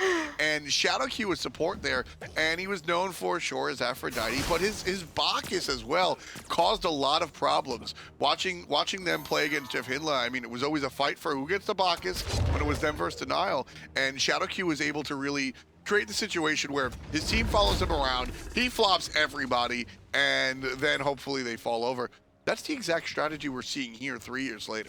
Also, with the way that ShadowQ has been playing this Bacchus with so many rotations early on, it's been leaving Xenotronics alone in that dual lane to solo farm. And early on, Medusa versus Cupid, that could really go either way, but it seems like Xeno's really been getting the better end of this trade. He's been consistently poking out Wowie on that Cupid ADC, a couple of times forcing him underneath his tower.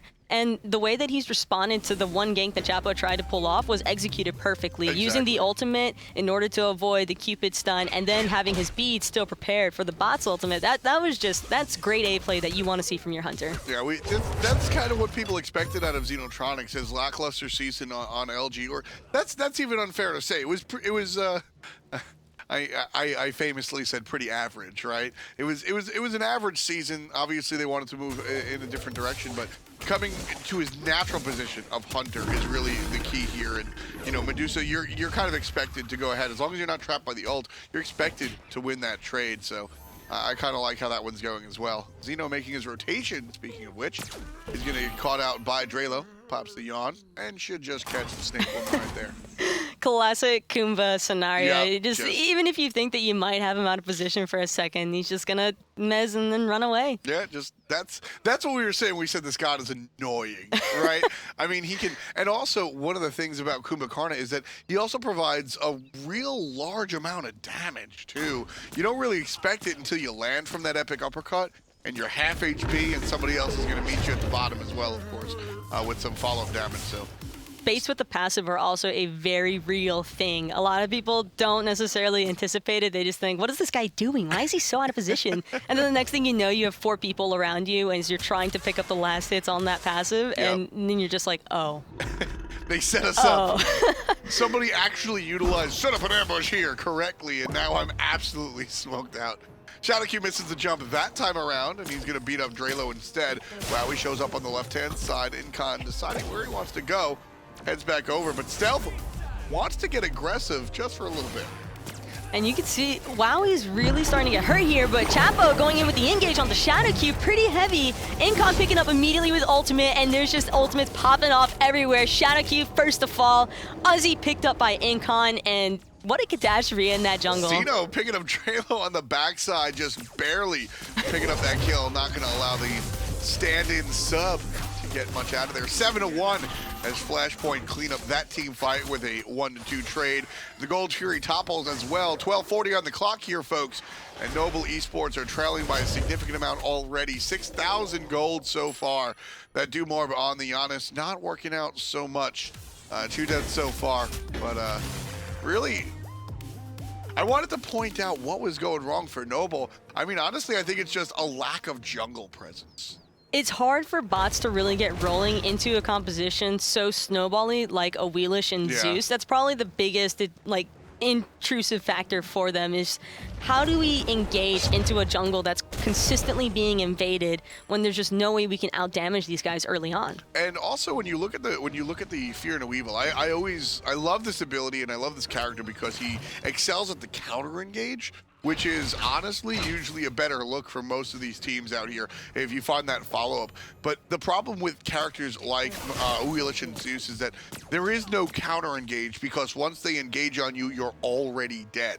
Bacchus flops in, you have 2 stacks of Zeus nonsense on you, he hits the detonate, and before you can drop that Fear and Weevil and fight back into it, it's a 5-on-4 at the very least because of the burst damage at a flashpoint. So Hunbats excels at sort of fighting back, but he has problems against these burst compositions. The issue here is Chapo probably needs to be the engaging factor for Noble because if he doesn't pop off that ultimate at the very start, he's probably not going to get a good chance to pop it off in the mid or even late stage of that fight because by then, like you mentioned, it'll be too late. Yeah. Somebody's going to have already died and the team will already be at a disadvantage. So really, it's risky for him. I would like to see him opt to maybe pick up a Spirit's Robe or a Mantle of Discord even if he's going to be that initiating factor. But if that's not the case, I just feel like he's not going to get as much utility out of this bot ult as they would want. And a large part of their comp is relying around this as well because they do have more of a counter engage composition. Exactly. Yeah, they're looking to bite back, but you know, unfortunately, the damage is already done when they go into it. I love this play coming out from Flashpoint. They put 3 players strong in the mid lane, trying to push up on the tower, and they send Shadow Q and Aquarius out to sort of zone on the right side jungle. So it's a damned if you do, damned if you don't situation for Noble. Either they defend the tower and lose their jungle, or they defend the jungle and lose their tower. Here, they're going to lose their solo laner. Uzi gets body blocked after the pull, goes with the ultimate, but the belly flop and the damage from the Hunter, too strong. Drelo in the same situation, drops the uppercut, walks out through the portal, but the rest of Flashpoint already doing the business. Incon with the successful light show takes out 2, and Aquarius picks out another one. 4 players dead on the side of Noble. The only one alive, the coach, and he's certainly yelling. I can't even imagine what's going on through the comms in that kind of scenario. That's just one of those instances where Uzi's out of position, Uzi gets picked, that's fine, and then out of seemingly nowhere, Flashpoint just pick up everybody else as well. That Zeus ult is swinging, and they're already going to be looking at Fire Giant 16 minutes? This is domination, Taka. 11-1, right? You're looking at 11-1, almost a 10,000 gold lead. They take out the Fire Giant and then take out the Portal Demon. It's kind of backwards, but I'm not judging. And right there, this is one of those rare situations where I actually do wish I had the John Madden Telestrator up here because that was such an interesting play coming out from Flashpoint. Like I said, they had 3 players in the middle lane and Shadow Q zoning out on the right-hand side. And then the wave comes in and the 3 players in the mid lane start to push on the tower, but it's immediately wiped out by Noble. So they no longer have that backdoor protection. So you see the whole set slide to the left and Shadow Q comes over here on the in the mid lane, and the rest of the 3 go into that left side jungle looking for the buffs. They pick up the buffs, and like you said, Uzi comes around looking for like the Vamana 5-man knockup, but instead just gets turned on, and everybody else from Noble tries to respond to the invade on the left side of the buffs, but because of the beautiful sort of like guillotine reaction coming out from Flashpoint, Noble just walked into a trap. It was just wonderful positioning. Oh my goodness, I would watch that 7 times. Dropping a Zeus ultimate and a Bacchus ultimate in such a small space as well, there's really just no way to avoid any of that damage. Uzi, I mean, he knew he was in the wrong neighborhood, but the rest of Noble was really not anticipating that. Yeah, I mean, that like I said, that was just a smooth transition that Flashpoint was able to make, just a swing from the right to the left, and that's why they caught so many people out there. And that was, make no mistake about it, that was 100% by design. Flashpoint, I mean, Shadow Q understands the fact that the geometry of the map is very important. I've spoken to him about this before, way back in the day. But understanding that nooks and crannies are going to help out certain... Oh my goodness. That's a play that Chapo makes on other players. Yeah. Chasing behind the tier 2 all the way to the Phoenix. That's the play that Chapo makes. I mean, there was a famous highlight where Chapo's fighting by the mid harpies. Oh, and he kills Ghost inside the fountain. Yeah, I remember that. The Apollo one. ults home, and Chapo just runs on through, playing the Wheeler, surprisingly enough. But here, I mean, that hyper-aggressive, I'm going to kill you no matter what play. That's Chapo brand. Mirage just borrowing it here, and that one's got to hurt. This one has to hurt Noble as well. A team that, like I said, very few people had high expectations for. They come into this season, surprise a lot of people, informed and otherwise. And here, this game, complete turnaround from the success that they've seen recently. How do you think this is going to affect the squad overall? Overall, I would really just like to see them bounce back from this in game number 2. Maybe look for a draft that isn't as mid to late game oriented, because I think that's where a lot of this went wrong for them, is considering that they opted Cupid. Sure, he's got great early presence, but Bots is kind of questionable when you're up against a Zeus and a Wheelish. Mostly, it just, a lot of it falls down onto the 3-man composition, support mid jungle, and overall, Flashpoint just had the stronger one. And it just led to better results for them in the long run. Big play coming out here. Frenzy popped in the last-ditch effort from Noble here to defend their tier 2. Looking to work out. Uzi tried to zone out on the right-hand side of the Hunter, but Mirage is the first one on the board. Xenotronics answers and he takes down Uzi. That's not going to be a zone. Drelo is already half dead. There's the final hit. And 15 kills on the board. Incon, the mid-mage, makes sure that the surrender comes out. 19. Well done coming out from these guys. I mean, just different level of play coming out from Flashpoint. We have yet to see that all season. No, Flashpoint definitely showed up in that game number 1. Granted, Noble did have the sub with Drelo, but at the same time, I feel as though Noble's still going to play that a little bit differently, a little bit stronger, and I wouldn't put all the blame onto Drelo or like a lack of synergy or anything like that. That was mostly just early picks got caught out, and then Flashpoint just snowballing off of it, because that's what their comp was for. It was early snowball, and they ran away with it. I have no issue with what Drelo played there. There was no problem coming out from the support, so looking towards a substitute is not the question here. I think it comes down to the jungle selection. We'll head to picks and bans and see if that one changes right there, and I'll get down into what I'm talking about. Teams have an identity, right? When you look at team, and it's actually fun to see here in our latest season, because this is, last year was the first time where I think you could turn off team names, watch tape, and go, I know these teams, right? Eager has a unique play style compared to Gabe, compared to Noble, et cetera, et cetera, et cetera. When you see your strong point, on Noble, one of your strong points is your aggressive jungler Chapo. You can't give him the bats. I feel like you gotta lean on what your strongest point is, and I would like to see Noble sort of embrace the Chapo a little bit more here. Noble going ahead and opting for the Terra Sylvanas bans, which they sustains the name of the game for Flashpoint, and they are taking that away entirely. And Flashpoint opting immediately for the bots. So Noble's okay.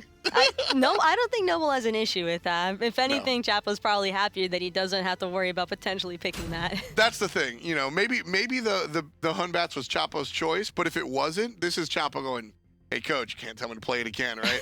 The Bacchus is going to be taken by Noble this time around. They saw what Shadowq was able to do with it, and they're going to seek to turn that around on their opposition. But our second pick here.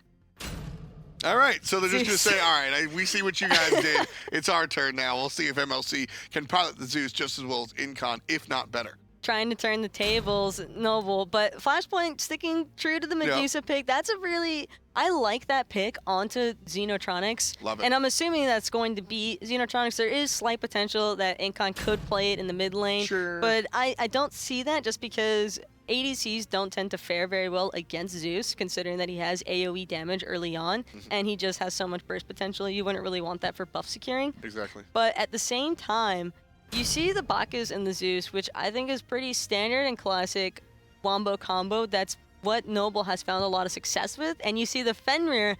I like this already, this draft, immediately, like way more than what we saw last game. You're allowing Chapo to be aggressive the way he wants to be. Fenrir works very well with Zeus. He's going to be able to feed the player into your ultimate. I love it. I think it's a very good look for Noble already. Banning out some of the more problematic supports here. Khepri and Sobek, they're going to be off the table as well. A lot of sustaining and peeling supports more so than anything else. Khepri removed, Geb removed. Those are two pretty huge lifesavers, like get out of jail free cards. And without either of those on the table, Flashpoint could struggle a little bit here unless that Kabrakan's opting to go into the support role, but I feel as though it'll be opting for solo. And Athena, That's actually a very strong pick coming out for Flashpoint because it'll be a very strong deterrent in case Fenrir tries to engage on somebody. Very true. You can disrupt the Brutalized with the Taunt, the Giannis for the mid lane, and Shadow Q's Athena is one of the better Athenas, I think, across the league, excuse me. Xing Qian over there in the solo lane for Uzi. We'll see how that one works out. Next to the Bacchus. Last pick coming out here, the On Her. So a little bit of the early mid game coming out from the Fenrir On Her combination over here. Zeus will carry the game into the late. We'll head into the game here. Noble looking to take and even out the score 1-1. Much more aggression coming out for Noble Esports already, so they're probably going to be looking to play this early game way more aggressively than what they were in that last game, number 1.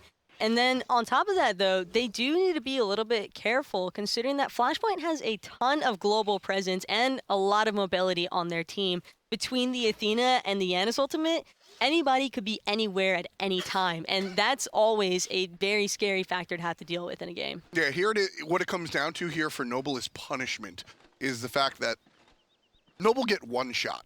Chapo goes, he goes for the gank, and if they mess it up, everybody's coming to party from Flashpoint, so get the hell out of there. Noble absolutely need to be precise on their rotations, and when they make a play, it has to be executed perfectly. They can't halfway get there, because that's when they're going to get punished by the global presence.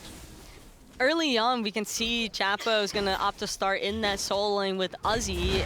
They should have a little bit of better clear, but most likely just going to see each of these teams opt for their own buffs. I can't really imagine that they'll look for an invade off of this unless we see a mid laner rotation, Right. but it looks like we could potentially see a little bit of a skirmish going on. And Incon securing the buff for them, which is really safe considering Wubbin was trying to invade that by himself. Yeah, speaking of which, Wubbin has returned, so no more coach substitute, but looks like Wubbin might be short-lived here. First blood going the way of Mirage 1 minute in. And here is a follow-up. Chapo forced out the beads already. Jumps over the wall, should be good, but Shadow Q making the rotation. Finds a couple of hits. Shield wall is strong. No follow-up, but one more shot will do it. One more shot will do it. Chapo's going to walk right into the damage of Mirage.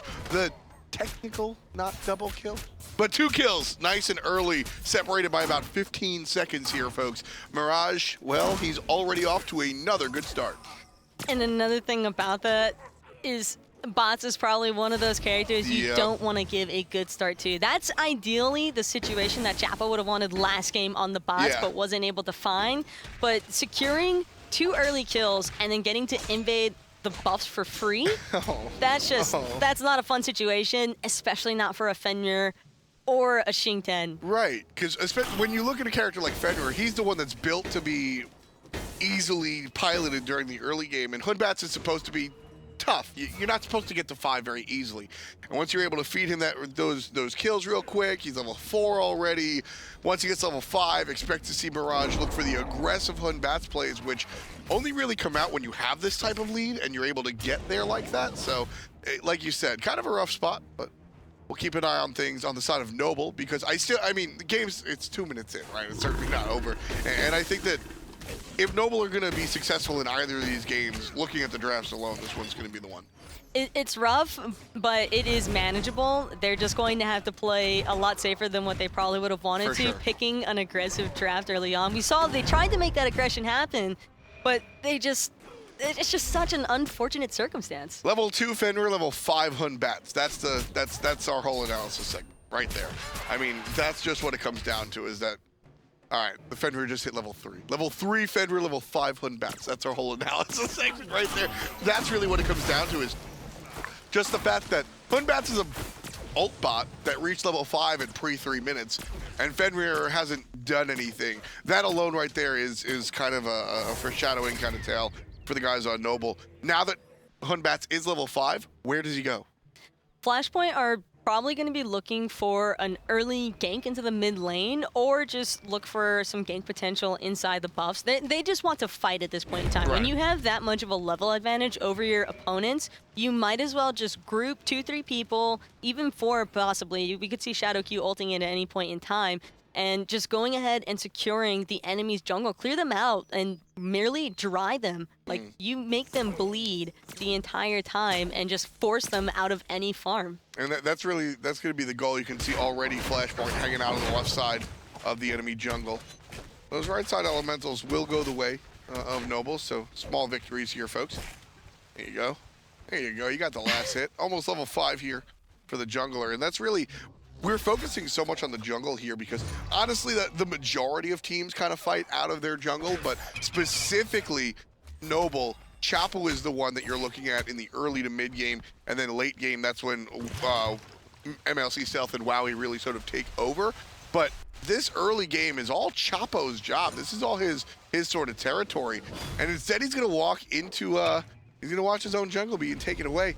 That's gonna keep him at level 4.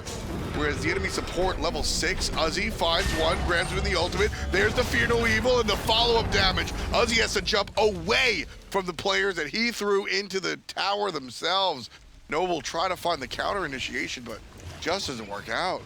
Too much defense coming out on the side of Noble, and Flashpoint are actually just way too far ahead for it to be any point. And you can see Shadow Kid just picks up Lubbin, and he might be in a little bit of trouble here. No, Shadow Q's gonna ult away, no problem. The dog still not enough damage out of Fenrir, level 5 here. Finally finds the ultimate. This will be a kill. Finally, Noble looking to get on the board here. Chapo gets his first kill of the game. You know, I say finally, it's only 5 minutes in, Taco.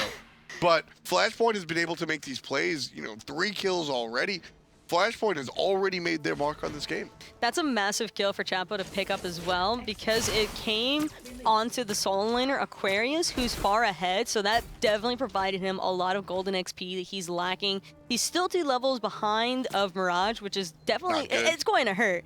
But at the same time, at least it catches him up. It gives him a little bit of breathing space and shows Flashpoint that they need to be potentially more hesitant when invading, because we saw them swing from the left side of the map, clear on over to the right, just taking everything in their path. But they were engaged on by Noble. Noble almost came out pretty evenly there, but just a little bit short.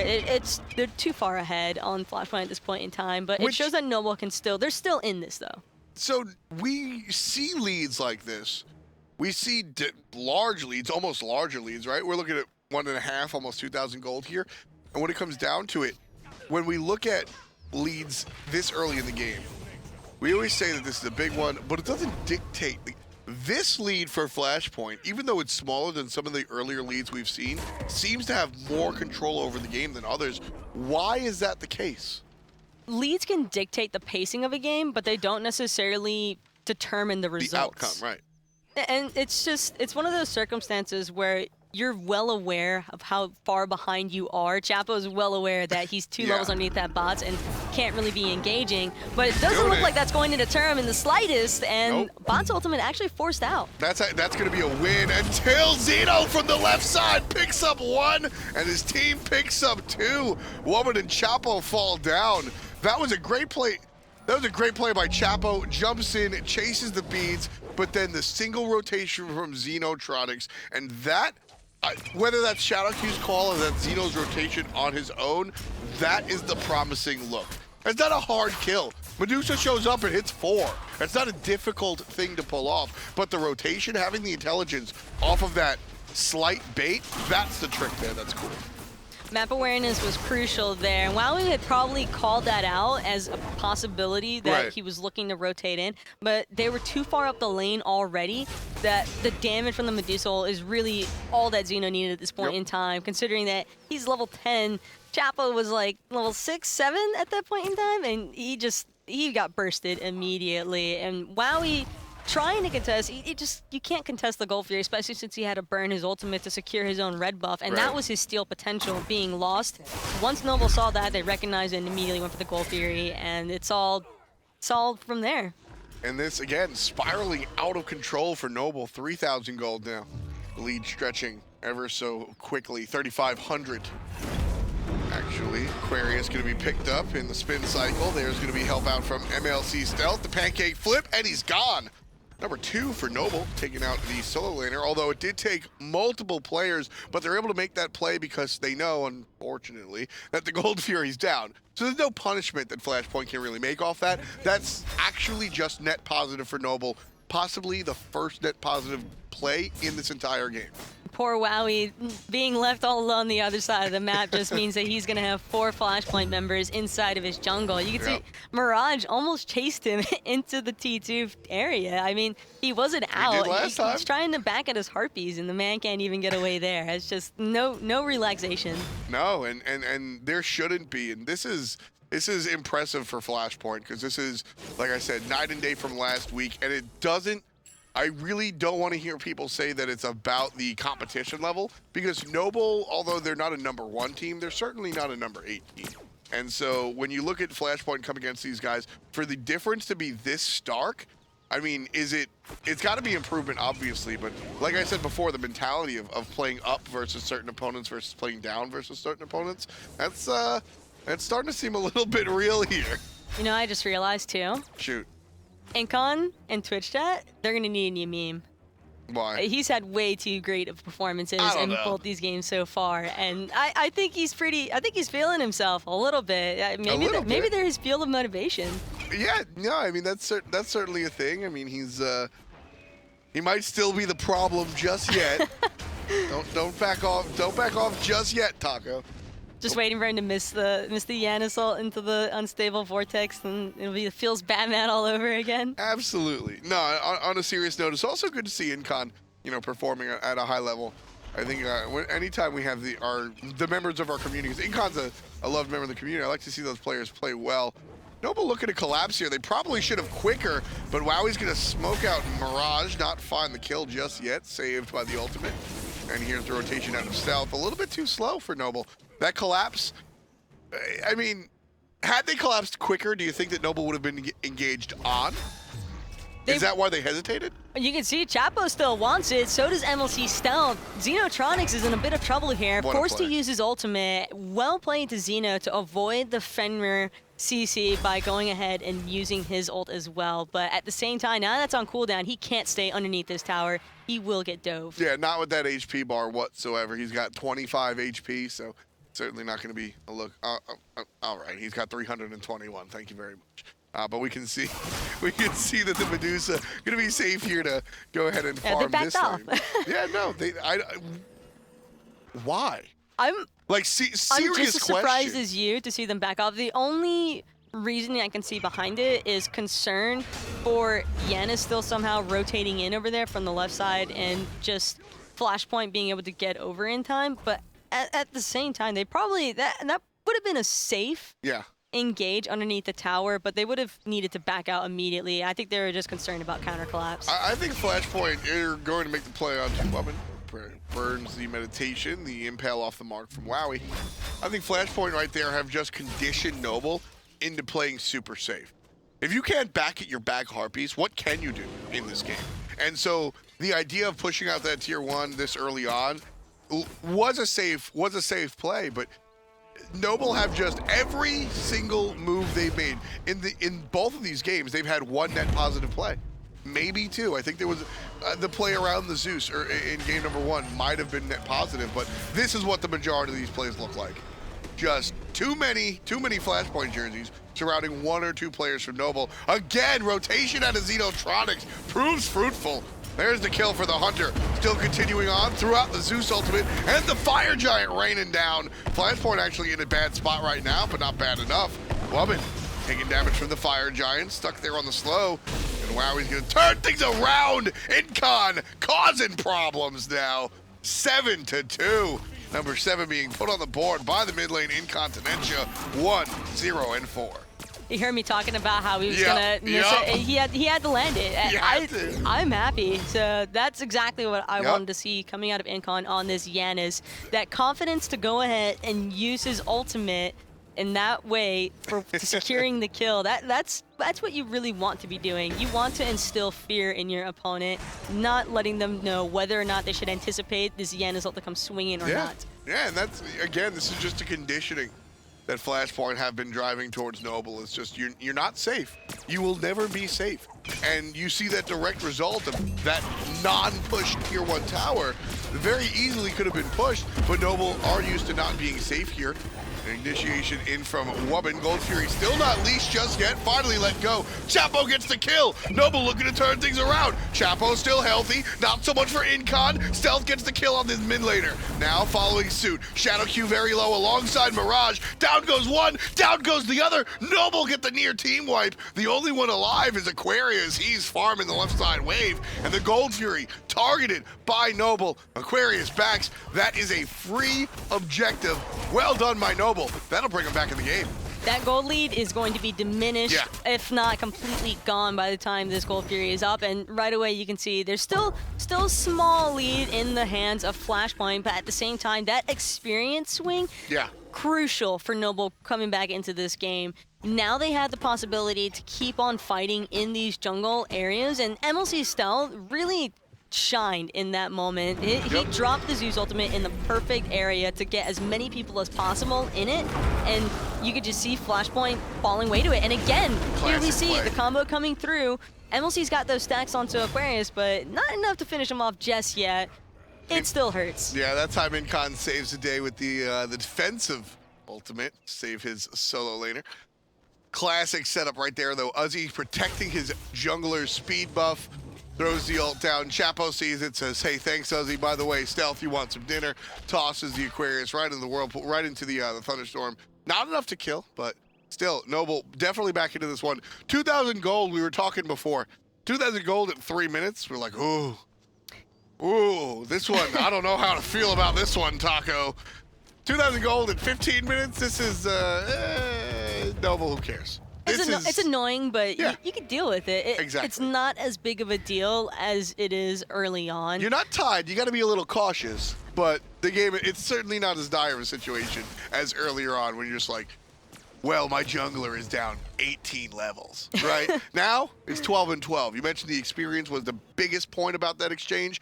Absolutely. The Fenrir catches up. The mid lane catches up. Everybody but the support basically catches up. Uzi actually catches a lead, and that's going to be where you're going to see Noble really lean on is this Xing Chen. Uzi needs to really step up and make some more plays if Noble want to turn this into a win. The only characters who are a little bit behind is Wowie on the on here, but that's just because Xeno's had phenomenal rotations so far in this game that have really helped him snowball slightly ahead of the on here. But at the same time, if I'm going to see a 2-level difference coming out of characters, I would want to see it on Bacchus because he's naturally tanky anyway because of his Intoxicate passive and the way that he's able to just go ahead, keep drinking, develop the tankiness that can compensate for his lack of levels. So he's still going to be very useful in these team fight scenarios and setting up with the Zeus ultimate, and his ultimate is going to do just as much damage as you'd want it to get enough for the Fenrir for locking down on a character and getting the real burst factor going. Itemization choice coming out from Chapo that I want to touch on. Hydra's Lament has become the absolute go-to since about Season 3. It was changed, and you buy boots, you buy Hydras, and that's how you build a jungler, period, end of story, see you later. It's only 10% CDR versus the 20 CDR of Jotun's Wrath, right? There's penetration on Jotun's as well, but the follow-up damage from the basic from Hydras has proved way too strong on some certain characters, Fenrir even included. Why do we see Chapo divert and go back to the old school build of the Jotuns here?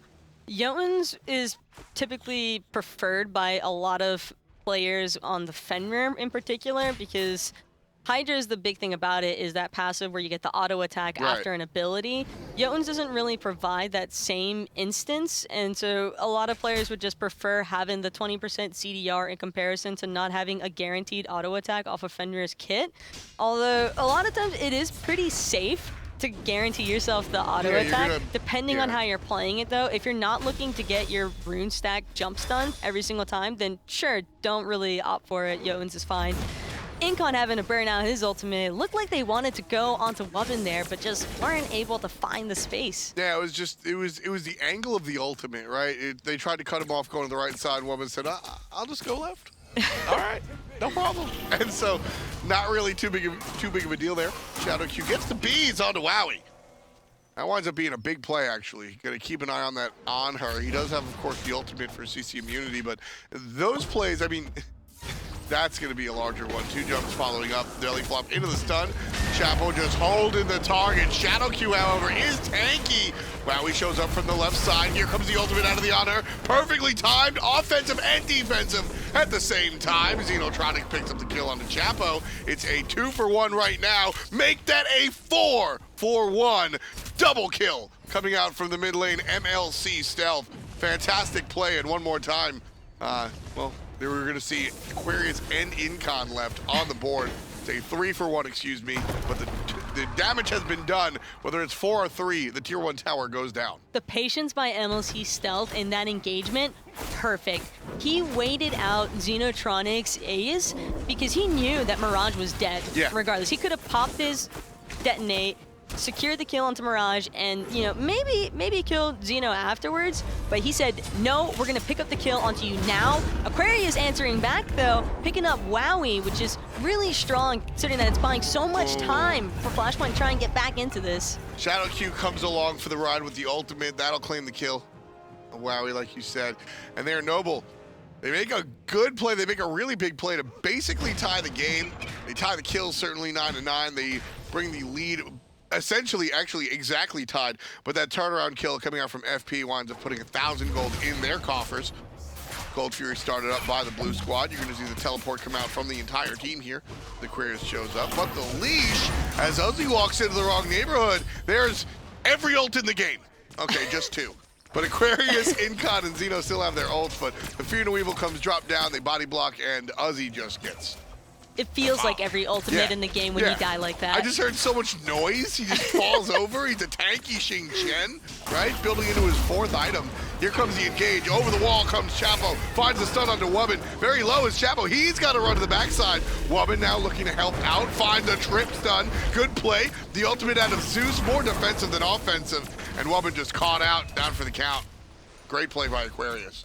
Kraken walls are a thing of fear. Yeah. Especially when you get into those narrow jungle corridors. As a Bacchus, he's already expended his jump, and MLC Stealth is not having a good day right there. Chapo tries to help out, jumping over the wall. Does not have the stun available, so the mid laner falls down to the wayside regardless. Shadow Q gonna back, taking a look. He does have the ultimate, not quite yet available, so he won't be able to ult back into this one, but Flashpoint don't need the support to take out the tier 1. Tier 2 might be a different story, and there's the Shadow Q ult. Coming up right about now, planned that perfectly. Chapo just farming in the jungle. There's nothing Noble can do here. He can't heal in time to try and help his team contest, and even if he did, there's just too much grouping on the side of Flashpoint. With 5 people there, you don't want to try and fight as 3, especially since Chapo has been that initiating factor for Noble, because he's the one that's really trying to get in there, get his ultimate off, either pop somebody's beads or Aegis, and then bring them to MLC Stealth. That's his job, is bring them to MLC Stealth, let them die in that thunderstorm. But as soon as one of them falls, it becomes really difficult for Noble to still maintain enough peel for their carries while having engaging factor as well. I mean, this is the composition that got Obey to the finals at Worlds. In game number 5 versus Eager, they go ahead and they pick up the Zeus and the Fenrir combo. This is one of the tried and true compositions for Obey specifically, and you see Noble trying it out. And the biggest difference that I noticed between watching Pretty Prime and Twig, or Pretty Prime and his jungler execute versus MLC and Chapo execute, is the fact that there's just less aggression coming out from Noble. From minute 1, you go for the jump stun, you go for the brutalized kills with a couple little basic detonate plays, and then when everybody hits 5, on cooldown, you look for that grab into the thunderstorm. Noble have been waiting for the game to come to them, which is what you want to do playing the Hun Bats, not playing the Fenrir. And I think that play style is really hurting Noble here. Still a little bit too much hesitation coming out for Noble, and for Flashpoint to respond in the way that they did there, after losing such a massive fight and having that huge swing go in favor of Noble, they responded and bounced back from it almost immediately. And now they're just sieging up everything they want to on the map. I wouldn't be surprised to see them start doing the Fire Giant dance. And here's actually a question. I asked it sort of haphazardly earlier on in the game. I didn't really know I didn't really know what I was going for, to be honest with you. But here, we're seeing the leads that Flashpoint have amassed here. This is only 6,000 gold. but it feels like 10 plus. Earlier, what I was talking about was there was only a 3,000 gold lead at the time, but it felt so much larger. Why do Flashpoint's leads seem to give them more power than other leads across the league? Why does this 6,000 gold lead feel so heavy? The neighborhood of 1 to 3K gold leads are leads that aren't necessarily devastating. Right, you can find depending on what point in the game they're coming at. If it's coming prior to 7 minutes, okay, this is bad. If it's coming 7 to 13 minutes, you're just like, all right, well, this kind of sucks, but we're going to be all right.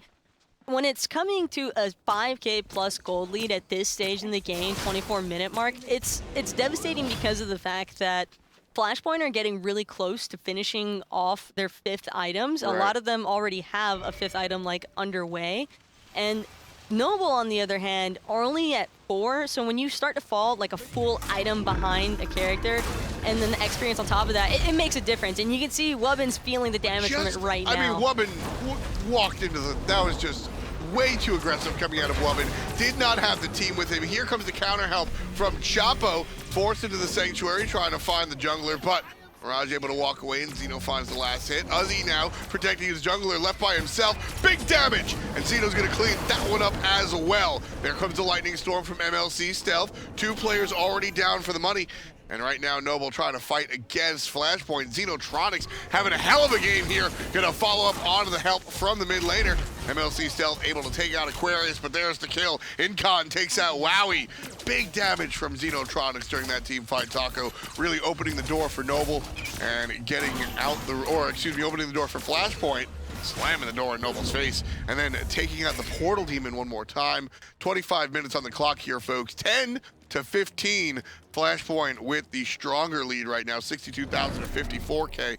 We'll take a brief pause as the players have to situate themselves, but Flashpoint, much different story from last week, looking really strong. What's the biggest difference that you're seeing here now versus last time we saw Flashpoint? Flashpoint are working as a unit this time around. You can see not many players are getting picked off individually. Incon was one who was primarily getting targeted out because we just saw him in a lot of bad places at a lot of the wrong times, and now he's completely revamped himself, and he's working a lot more alongside of his jungler, which is playing off much better for them in the long run. And we could even tell at that last engagement on the Fire Giant area where we saw MLC almost came through as a saving grace for Noble in that fight. He had an excellent lightning storm that just dropped down on top of everybody.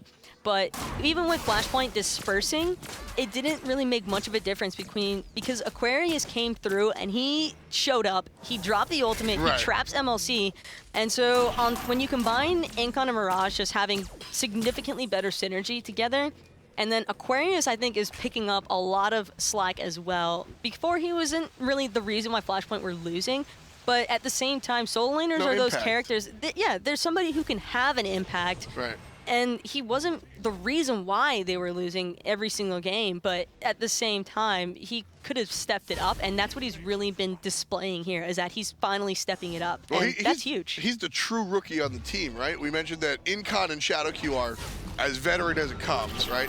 Xenotronics is a little step behind that. Xeno's been playing for a long time and has been known. He's going to get into some trouble here, but has help from the support. But here comes the jungle, and Xeno gets taken out. Uzi on the assist from Chapo. ShadowQ taunts out to interrupt the brutalize, and here in the mid lane, Aquarius doing the damage that we were talking about. Chapo over this side, finding help, and that's gonna go right into the damage of the Hunter, the mid lane, but it's still not enough. Chapo following up, gets controlled by MLC Stealth, and he has to be pushed out of the team fight. Again, Aquarius drops it. That is depressing. MLC Stealth picks up ShadowQ there. You get the perfect initiation to the Fenrir. You jump, you get the stun, you find the ultimate, you hold him in place, on her wails. Zeus wails, and the guy walks away. What do you do when your burst damage doesn't work? At the same time, that still went heavily in Noble's favor because Flashpoint tried to respond there and save him, and ShadowQ actually ended up dying because of it, because Aquarius actually ended up, unfortunately, locking his teammate out of returning safely to the tower. It did save his side. It saved himself, and it saved the people next to him, but ShadowQ's on the wrong side of the wall there, and that was the side of the wall that he did not want to be on. Sometimes your support has to sacrifice themselves. Is that a good play by ShadowQ, or just not strong, not where he needs to be? Overall, just Poor engagement by Flashpoint in general. I wouldn't pin that onto Shadowku. He was making the right play there, trying to save his teammate and provide peel as Athena. But at the same time, it's an engagement that Flashpoint should have never been in. Xeno should have never been picked off by Uzi and Chapo in the solo lane side of the map. And then because of that, Aquarius was starting to make the rotation over, so he gets caught out of place. And, you know, it's kind of just like, it's like dominoes. All the pieces just start happening at once, and there's not much you can do about it, but just try to get out of it. Aquarius having a tremendous game outside of that situation there. Although, like you said, he was responding to his teammate. He's a true rookie. Incon and Shadowku, veterans, like I said, Xenotronic. He's been playing for a while, but professionally not as long as the other guys. Raj, this is his second season. Aquarius, this is his real rookie performance. So the fact that he had little to no impact earlier on in the season, that's, you know, he's brand new. Now he's got to step it up, and that's what we're seeing. Chapo trying to do the same, not going to be successful there. Forced into his Aegis. We're going to see both relics down for him. There's an ultimate out of Zeus and Uzi. And they don't get much off of it. Shadowku going to fall down, but that's just a support. 4 players still alive on the side of Flashpoint.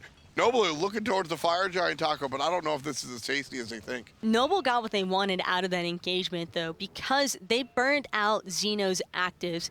Chapo is doing what he needs to do by forcing out his beads.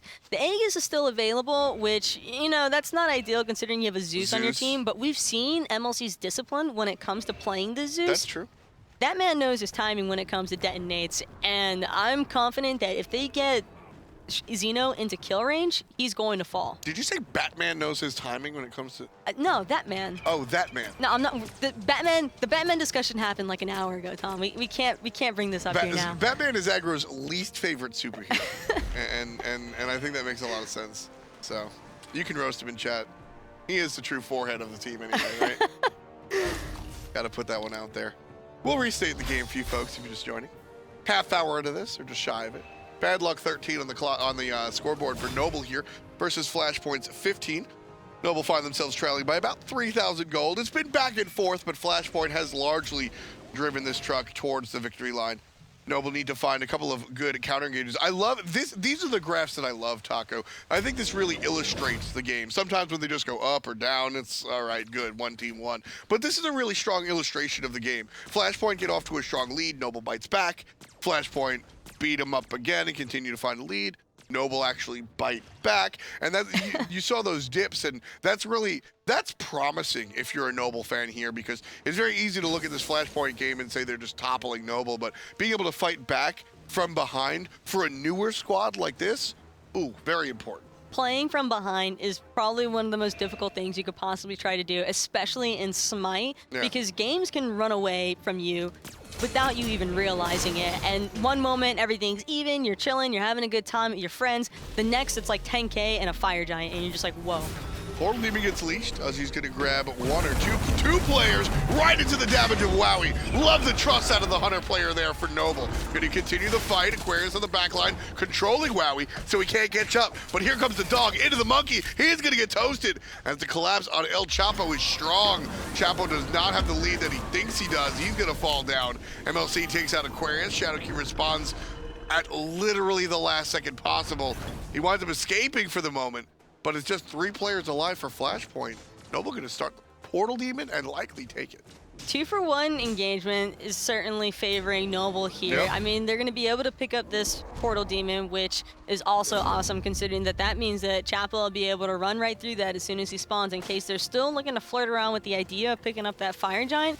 But it really looks like Noble is starting to get the better end of these team fights, which is surprising, because we were saying that about Flashpoint at the start, but now it seems as though Flashpoint's composition is just starting to fall way to the heavy, seedy, like there's so much cooldown on the side of Noble between the Xingtian ultimate and the Fenrir ultimate. There's constant beads being burned, and it becomes really difficult to manage that, and that's exactly what Flashpoint's falling victim to right now. This was the impact that I wanted to see Uzi make. Repeatedly looking for those ultimates, finding it, and then Wowie, just 100% trust, knowing where Uzi's going to toss out those players, just drops down the ultimate right into them. That's really what you're looking for here at a Noble, is Uzi I asked him to step it up earlier, and he did it. I mean, that's what you want. If you're playing coach on the sidelines and you want to yell something to the team, you're going to yell Uzi, pick it up, and that's what he does. And that's why we see Noble in this position. Frenzy popped mid-game by Noble, really looking for this turnaround, but the Fear No Evil is gigantic. Aquarius is able to take off Wowie off of the ultimate from the jungler. There comes the turnaround out of MLC Stealth. Is it enough damage? Chapo says yes. The detonate already came out, so now it's up to the rest of the squad. Noble have chased away Flashpoint for the moment. They pick up one player in Xenotronics, but they lose their Hunter as well. It's a 4-on-4 scenario. Fire Giant no longer on the minds of Noble. They're going to head across the way and look towards a different objective. That was complete and utter chaos, but it was absolutely amazing. You had Fire Giant just swinging down onto Noble the entire time. They're fighting into this bot's ultimate. You've got Flashpoint trapped inside this thunderstorm. Not sure whether they should engage onto the bot's ultimate or not. And that's just when Calamity just comes all together, and it's so nice to see those kind of things. It's so much fun. Yeah, it was just a pure brawl. The word cacophony, just so many things happening at the same time. Nobody's really, it just out of control. And that Flashpoint play probably should have been larger, but you have to really take into account the chaotic situation. Mirage gets everybody with the Fear No Evil, and that's probably a team wipe if so many things aren't happening. Because I mean, you gotta give it up to these players. They're focusing on the 27,000 things at the ground level, right? Here, we get the beautiful marching band view. We can see from the top and see every mistake that everybody's making. But when you're in the scrum right there, I mean, all you want to do is get out of Zeus ult. That's all you want to do, right? It doesn't even come to mind. Zeus is actually controlled by the Fear No Evil. If we take him out and follow suit, there's no detonate to take us down. Yada, yada, yada, yada, yada. That's a Flashpoint beautiful setup. But because of all of the nonsense that's happening, they can't really commit because they don't have the vision.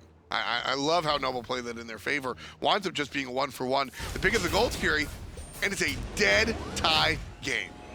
At this point in time, it really just comes down to who gets the better team fight, because respawn timers are going to be kicked up pretty heavily here. And so whoever wins the next fight on this Fire Giant, should there be another massive team fight like that, all that one side needs is really 3 picks at this point in time. This is what I call a 2-team fight game. The team that wins this next fight gets Fire Giant and clears the board of any objectives. And then the next team fight, the defender pops Frenzy, and if they kill the enemy, then the game continues. And if they don't, the game's over. Whoever wins the next 2 team fights in succession takes the game. And right now, like I said, it's a tie game completely. The Frenzy coming out, you see one on Uzi, one on Shadowq. Both of those are going to be popped in tandem. Whoever engages pops theirs first, and then Noble waits for or the defender waits for a moment, and then pops theirs in response. So you're going to see both of those rituals come out at the last moment, and really just whoever fights better at that point. You can check out those Hunter builds as well, which are very interesting. Wowie opted for the pen route. He wants to just chunk away at you, but then you've got Xeno over here on the other side with the crit. And I find it interesting that he's opting for crit into a team with 3 fairly tanky characters. And I think that might be giving Noble a slight edge in these team fights, because Wowie will probably be hitting a little bit harder onto the 2 tanky characters that Flashpoint has. And if Aquarius or Shadowq fall at this point in time, it's going to be really difficult for Flashpoint to try and engage or make any sort of defense happen. Even with the Chinsai? Because you see the Chinsai, both of our Hunters here, Xenotronics, he's definitely going to work those towards the tanky characters, no? Even with the Chinsais, it's just not going to be as much damage. And Chapo, you can tell he wants it. He wants just jumps to the back line. The team is nowhere near him. There's the Frenzy out of Flashpoint. They're looking to fight back. Uzi jumping towards the back line. Zeus Ultimate already chased out. Total win for Flashpoint. 100% win for Flashpoint. There's 2 ultimates available, one of which is Shadowq's, and the other is Wowie's. That's gotta be the win for Flashpoint, because Noble's ultimates are a little bit more team-oriented. There's the belly flop in from Wubbin, trying to turn things around. Aquarius drops the ground pound, gonna chase Shadowq and Wowie out of there. Meanwhile, Portal Demon goes down to Flashpoint, just sort of haphazardly to Aquarius's ground pound. But Aquarius falling as well to the MLC stealth damage on that detonate. Zeno! He's going to be chased out by the Brutalized. Find safety under the tower. Shadow Q going to dash away as well. Noble all down to 25%. Same deal with Flashpoint. Nobody wins. Nobody wins. That is a bad situation for everyone on the map. I guess you look at Noble and say they're the ones that got a kill as opposed to Flashpoint getting the portal demon. But I mean, I think both teams wind up tails. Flashpoint has the portal demon though, which automatically provides them a larger advantage than what Noble has, because Noble, even if they wanted to look for that fire giant, they just can't. It's too much of a risk with that portal demon being available. You're just gonna have Mirage walk behind you and drop an ultimate all of a sudden. That's what happens when you engage with the fire giant right here.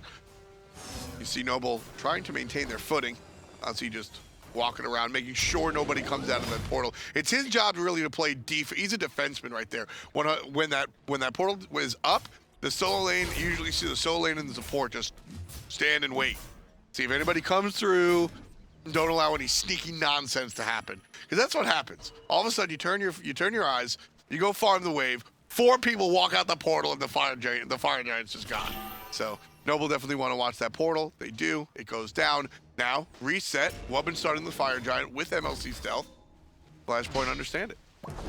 And again, just gonna fall right back off of it. Shadowkey getting knocked out, taking a little bit more damage than what he anticipated, but the bot's ultimate is perfect. Control! Wow, he goes down for the count. Here comes Uzi tossing Shadowkey in the way of his teammates. That'll be the turnaround. It's 1 for 1. Stealth on the good side of Shadowkey. Grouping up as 4 is Noble.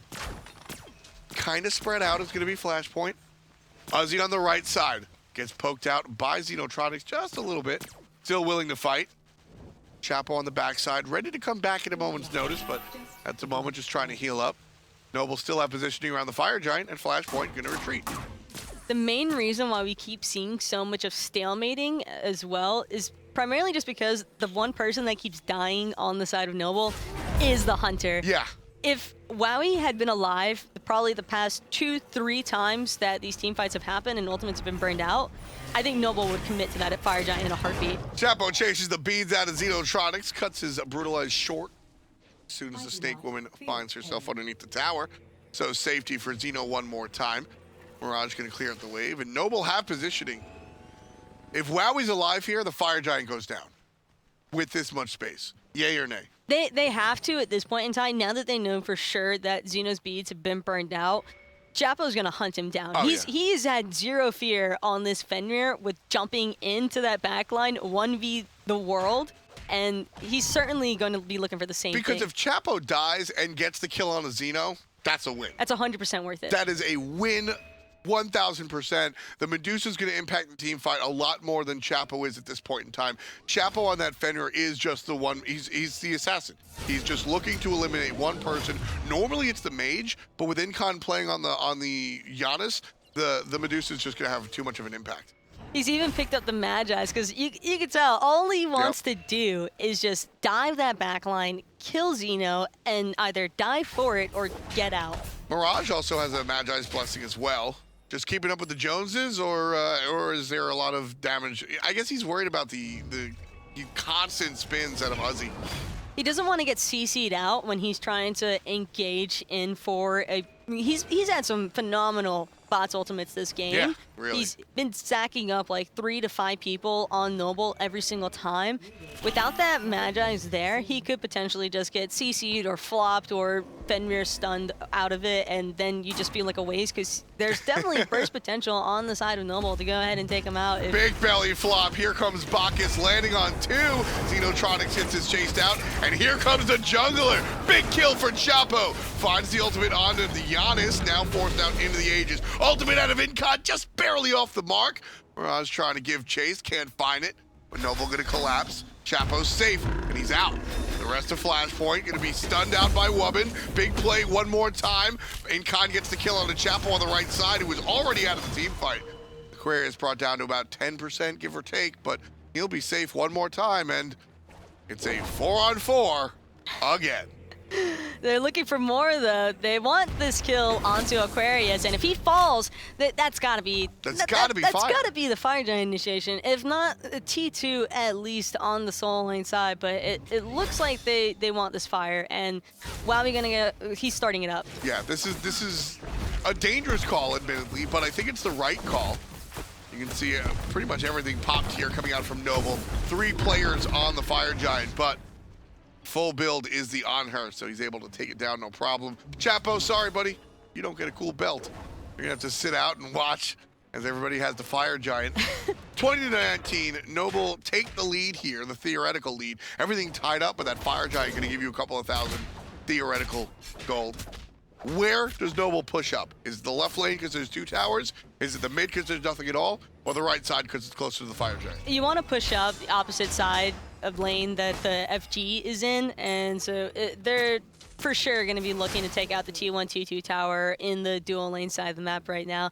And Chapa not having Fire Giant might not be the worst thing in the world, considering how aggressive he's playing on this Fenrir. He's going to lose it anyway. He'd probably have lost it anyway, so now he can just at least feel a bit relieved knowing that he's not going to be giving up a Fire Giant buff when he goes for his all-in potential. I do want to highlight, though, the fact that Chapo dying in the engagements is not an issue. Not really. at all. Like, the 4-6-11 for this Fenrir, he's been a part of 15 out of 20 of the kills here. And keep in mind, he was incredibly shut down earlier on, right? This is a situation where those 6 deaths, all 6 of them have given the team a net positive in whatever team fight he dies in. And so as the gold tier goes down, this is one of those deceptive slash lines that, people are always like, well, look at his KDA. And there's so much more to Smite than KDA that when you're playing a character like Fenrir or a support in general, a lot of solo laners fall in this category that, yeah, you're 4 and 6, but that doesn't tell the whole story whatsoever. He knew he'd be the sacrificial lamb, and Chapo's more than happy to oblige and do whatever his team needs to be able to try and find themselves on top. And they're sieging up this left side without any kind of confliction. Zero. They just don't want to get involved. It's really difficult for Flashpoint to try and fight at that point in time. And look at Uzi. The split pushing chip. That Xing Den split push, that's something you don't get to see very often. Oh, Uzi just making it happen on the right side. Grouping up as 4 in the mid lane is Noble. You were onto something else, though. You were going to mention something else. Well, the way that Flashpoint was stacking up behind, or just in front of the Phoenix, but behind that walling area, it's really smart because a lot of times teams expect somebody to be stacked up there, but you could still potentially get a pick or something that they're not going to be anticipating. And if you catch a team off guard in this kind of scenario, that's really probably the most important part if you're going to be the one engaging. And at this point in time, Flashpoint are probably going to be looking for the counter engage without a doubt. So having somebody hidden off to the side could be really useful for them. 19 out of 20 times the team's going to know it's coming, but that 1 out of 20 times it wins you the game. I'll see it. Frenzy pop by Flashpoint, looking for the defense play. Wubbin tossed into the wall by way of the Fear No Evil. Here comes the damage of the Chapo on the backside. Switches targets, grabs Shadow Q, but the Zeus ultimate already down. Incon now trying to deal damage himself. Pops a different Frenzy, still going to be utilized by the mid laner. Here comes Chapo, brutalize on Shadow Q one more time. Just too tanky. It's the support. Keep an eye on Mirage. He's flanking on the backside, looking on the right. Noble shifting over to the left side. All 2 Phoenixes still up as the mid lane it was taken earlier. Noble shifting to the left lane. Mirage really wanted to kill Wowie in that engagement. You can see Wowie just run and turn tail immediately, trying to do everything in his power to get out. Big taunt, he grabs 3, Shadow Q. But there's no damage. There's just no damage. What happened? You're waiting for it, but then you remember that the Medusa ultimate was already burned. Yeah. And that's unfortunate. That is exactly the word. Because Shadow Q's doing exactly what I did. Guys, I got 3! And then he turns around and just goes, huh? Guys, I got 2! Finally, the damage comes through. Xenotronics answers with the acid spray off of the unstable vortex from the mid lane. Giannis, fantastic play at a Flashpoint, able to combine their abilities. Looking for one more time. Uzi with the ult throws Shadow Q away from his team. That's the solo lane mentality, trying to play defense for the squad. Wubbin, on the other hand, just gonna get stuck. Jumps over the wall, but Flashpoint. Xenotronics blinks forward. Xenotronics blinks forward. The flickering ritual, that's coming through clutch right there with the flickering and just teleporting to where Medusas have never been before. 55 seconds, 40 seconds, 55 seconds for Noble. The respawn timers seem like they're telling the story here. Flashpoint could look for an end here. This is dangerous. This is really dangerous. This is game, Taco. There's only 2 players here to defend. It's an Honor and it's a Fenrir. Halfway down is the Titan already. The ultimate out of Wowie not going to deter Flashpoint. Still not done just yet. Wowie dealing damage, finds a kill. Still, Chapo finds a kill. 10% left of the Titan, but down it goes. Incon picks up Chapo as well. One of the closer games we've seen, 23-22. This one goes the way of Flashpoint. Fantastic turnaround. That was a massive turnaround, and well played the Flashpoint, really catching Noble off guard with the chase. I don't think Noble were expecting them to really pursue them as hard as they did, but it worked out for them in the long run, and well played. Turnaround goes the way of Flashpoint. They take 2 above Noble. Big turnaround for this team and their performance this week. We've got Hindu standing by to break it down. Yes, well, big turnaround for Flashpoint indeed. As F. said, 2-0 up against Noble, who looked so fantastic in the first couple of weeks. Real big surprise there coming out of this. Let's take you back to game 1, though. We'll have a little look back at some of the impact makers in the game for Flashpoint. And for me, Shadow Q made an impact from the start, getting involved with a double kill early on. His rotations were fantastic, and his actual setup potential really important. Notice how he body blocks Uzi here. Not only does it help to secure Uzi, but it also sets up some extra kills as well. His team just managed to continue the snowball of this game and not allow Noble Esports back into it one bit in that very first game. Happened in under 20 minutes of this first game. It was a good performance from the whole team as overall. Obviously, Incon got involved with a lot of kills on that Heaven's Rave Zeus that we're seeing quite a lot of right now. But when you look at the end of the game, you'll see exactly how this one all played out. Shadow Q and the boys of Flashpoint did very well in game 1, 15-1 in terms of kills. But game 2 was a different story. Wubben was available for them in the second game of the day, and it was a big old back and forth struggle between the 2 teams in game 2. However, Mirage had pretty good impact throughout the whole game there. The end of the game was kind of suspect from both teams, to be honest, to allow it to get to that stage and have it such a dismal end in my eyes. But Mirage was consistent in the team fights, getting involved, chasing down the kills early on, allowing his team to do things with the Hun Bats. And this is one of the reasons I feel we are seeing the Hun Bats a little bit more often just lately, is that he's just controlling the team fights. His early game's not that bad compared to a lot of them. And then, of course, the fear no evils that can dissuade arguments or turn them in your favor and allow rotations to come in too. Mirage and Xenotronics combining very early on. Obviously, that game ended very, very even at the end of the game when you look at it. But let's go to the end of the game stats and you'll see exactly what I'm talking about there as well. 23-22, 67-62 in terms of assists as well, and 22-23 kills. It just shows you how the game went. Overall, there was no real differences between the 2 teams other than small mistakes really did punish Noble towards the end of that set. But it was good news for Flashpoint. They find their first 2-0 this season so far, and we've actually got Incon on the line. We've not had chances to speak to anyone from Flashpoint just yet. But Incon, you there? Yes, I am. I'm doing good. How are you doing? I'm not too bad, thank you. Congratulations, first of all, on your first victory this year. How's the team looking? I guess we've not really spoken to you before, so talk to me a little bit about how the team's getting along and finding the synergies. Yeah, so we know that this season was going to be a learning season for us. We have never played together as a team. I switched roles to mid. Xeno went to ADC. This is Aquarius' first year in SPL. So there was a lot of new stuff going on, so we knew it was going to take some time. And it's good that we finally got some wins under the belt after the first couple of weeks. And talk to me a little bit more about that game 2 we just saw as well, Incon, because to be honest, it wasn't the best performance you guys have put on, but you did hold on to the right point and make your move at the right time to find the win there. Did it go as you expected?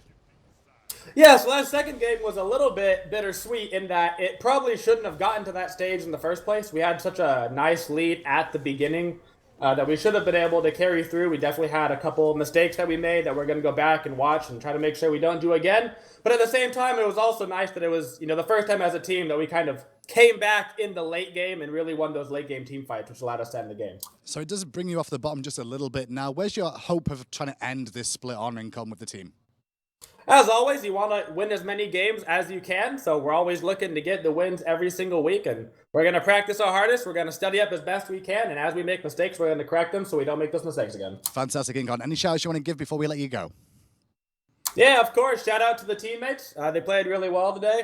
And of course, remember after the SPL, guys, go support your Smite streamers, big and small. Make sure you keep watching and support content creators. Yeah, thanks very much, Incon. That was Incon from Flashpoint, the mid laner, who had a pretty good performance today as well. Now, just to give you an update as well as we move on to set 3. Set 3 should have been Saw versus E United today. Sadly, Saw have had some roster issues and have been unable to field a roster for their set against E United, so they have forfeited the matchup against E United today. We will not be bringing you that set. Obviously, more information will be available from Saw, hopefully, as time goes on as to why that wasn't available for them. But with Benji moving, it's pretty obvious what the situation was there. But we still have set 4 to bring you, and we're going to bring you that right now. That's the big one today, Luminosity Gaming up against Allegiance. We'll see if LG can keep themselves near the top, or whether ALG will make strides to get there as well. Heading over to Agro and Anatoly. Thank you very much, Hindu. Like you mentioned, a little bit earlier than many expected, so we're going to see Luminosity versus ALG, but it's going to be a great set nonetheless.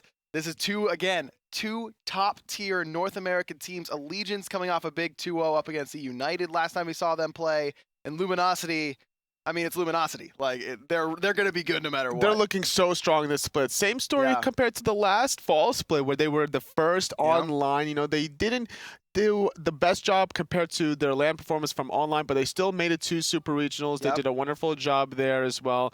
You know, made it to Worlds as well, riding off of the success from Orbits, thankfully. But now, heading into this game in picks and bans, they're going to look to get another victory here against Team Allegiance, who has been kind of in the middle of the pack with 4 points thus far. Yeah, Allegiance, they split against Noble earlier, then they find the 2-0 against E United, so they definitely are still working together as a team. Remember, there were some roster changes for them after the Worlds performance. They drop MLC Stealth out of the middle lane, end up picking up Met Yankee.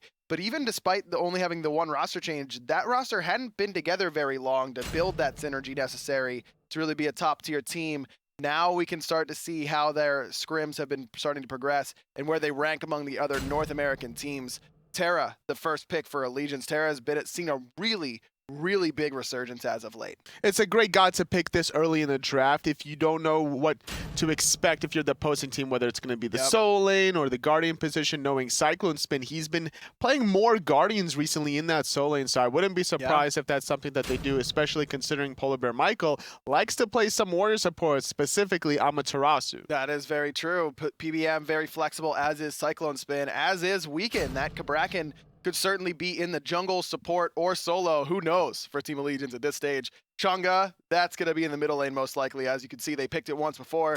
They went to Met Yankee. They found a victory. Why not try it again? Might as well. It has great synergy in these team fights with the sustain to Terra. You have a little bit of mobility. You can get out of that Kraken as well using your second ability, having those immunity frames. It's going to be so important for Met Yankee to save onto that ability to either negate the Ratatasker knockup ultimate or the Kraken knockup.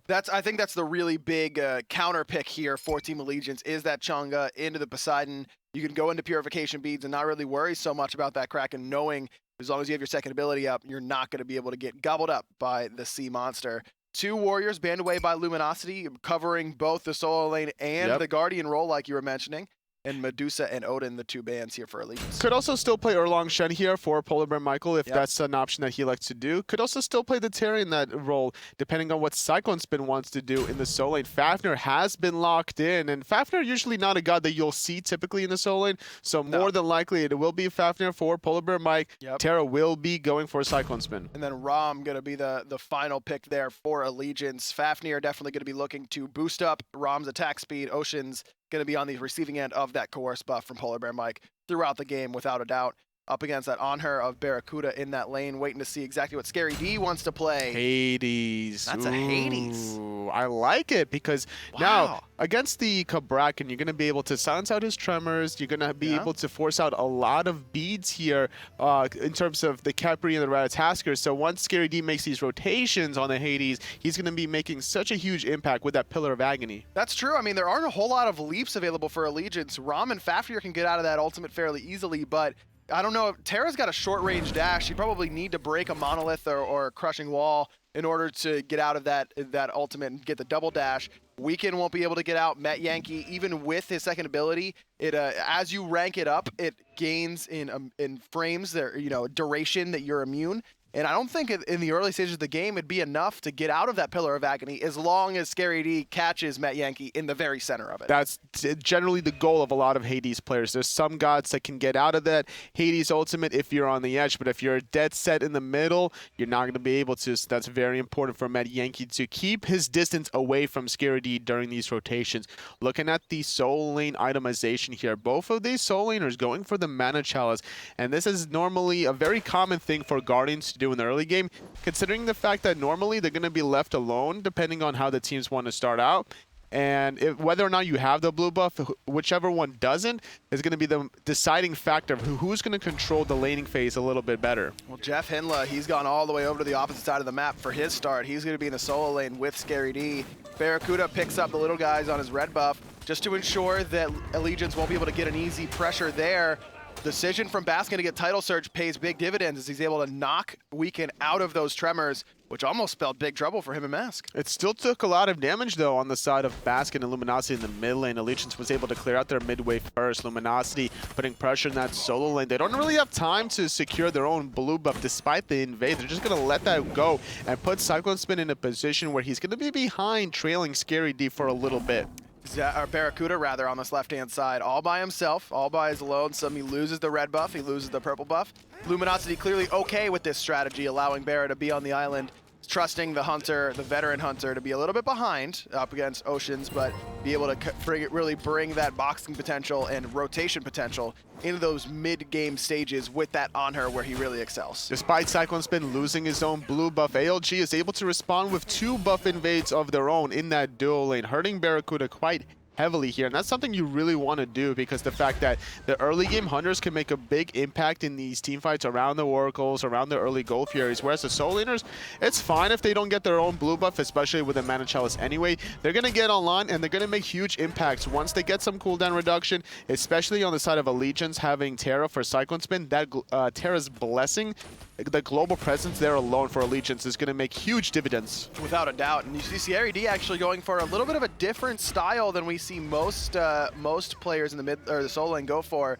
The Vampiric Shroud, not going for the Mark of the Vanguard, which has been so prevalent that even Mask has picked it up instead of that Bluestone pendant. Why do you think we see Scary D go for this more sustain-oriented option? Well, the problem here for Cyclone Spin is he's not going to have that much damage. Even his mono, he has to be very mindful about the positioning since it's going to be broken by 3 in-hands. And because Scary D is not worried about the damage coming out of Cyclone Spin, he's not going to have to get any defenses. He's going to go for the magical power, a little bit of health, a little bit of sustain, getting health and mana per minion hit kill. And Scary D's playing a ranged character in the solo lane, which you really don't see a whole lot of. Ranged characters a little bit better at breaking that monolith because they can do it from a distance, not worry about the damage. Luminosity, they should be worried about the Gold Fury here. No one coming to contest whatsoever.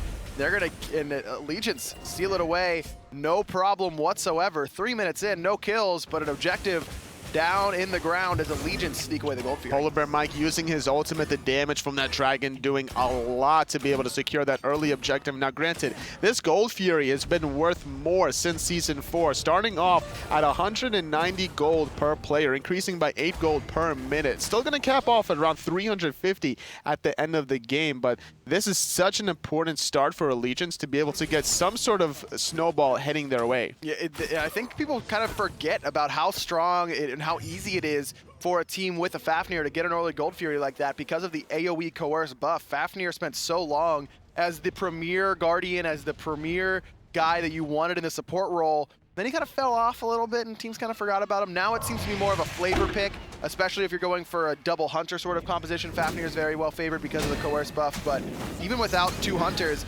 hitting with multiple people with Coerce means that you can burn objectives very, very quickly, and it catches Luminosity off guard. Just Allegiance showing why Fafnir is still very strong currently. Doesn't matter what meta it is to be played. Cyclone Spin going to get silenced out here, but either way, a lot of support players aren't really necessarily comfortable mechanically on the Fafnir compared to a lot of other supports where it's a lot easier to land abilities. Sylvanas is the #1. You know, you're not going to really miss those Wisps, all those Wrath of Terrors. You're just trying to set up your team, whereas Fafnir, hitting off that hammer stun, not the easiest compared to other supports. Support mechanics, that's what it's all about. Polar Bear Mike knows all about those support mechanics and going to be looking to see how exactly what his conversion rate is on the hammer. Wouldn't that be cool if we had little, like, stats for the conversion rates of how many hammers you hit? You want to know what PBM's conversion stat rate is for ulting purple buffs on Geb is? Oh, what's that? 100%. Of course. What's his conversion rate on buying both Blink and Sunder? Ooh. And successfully blinking, sundering, and one-shotting? 0%. Really? Yeah. The leader of the Blink and Sunder clan? Yeah. That's too bad. Just not He needs to spend executing some it. more time in the arena. That's right. He needs to show his worth in the battleground of the gods here. Well, he's trying to on the Fafnir, that's for sure. Level 6, right evened up with Jeff Hinla, who still hasn't backed. Jeff just spending some time farming over here on this right side. He hasn't spent any time over with his duo lane partner in Barracuda. This must be a pretty big change of pace for Jeff Hinla, who's been playing Smite competitively since, you know, the dawn of time, basically. Who's always been, supports have always been in the duo lane, always started out there. You farm there for a while. You're with your duo lane partner. Towards the end of Season 3, that started to change, and now in Season 4, it's completely different. You may not see your Hunter until the 12 to 15-minute mark. It's so hard to predict where everyone is going to start. In the Eager set earlier on, Aurora was in mid lane the whole time, supporting out the best. This game for Luminosity, Jeff Hinla on the Kepri is supporting Scary D's Hades. This is something that you're not normally used to seeing, and this is why Luminosity have been doing a good job, at least in the soul lane thus far, having a 2-level lead here for Scary D. And that's going to be a big boon if he's able to rotate and make it happen, because like you mentioned, I don't think he's got a whole lot of solo kill potential in that lane up against Cyclone Spin. Cyclone does have to commit his dash in order to clear the wave in most instances, but we've seen just how passive he's willing to be. Just sitting under tower, waiting until the wave comes in, and then dashing under the safety of his tower. It's going to be a while before Scary D is tanky enough to be willing to tank up that tower to try and get the kill. Having a Mark of the Vanguard is going to keep him alive a little bit longer also if Scary D does try to commit him. Considering the fact that the Hades ultimate will tick several times, it's going to mitigate a little bit of that damage, but still doing a good job holding the wave outside the tower with that wall stun, positioning it sideways so that way the wave will sit right there, and then once he dashes through that initial one, the damage is good enough to be able to clear it out. Basically an even game at this stage. Allegiance still with that slight gold lead, right around 1,000, thanks to that Gold Fury they snuck away from Luminosity right at the 3-minute mark. Gold Fury will respawn within the minute.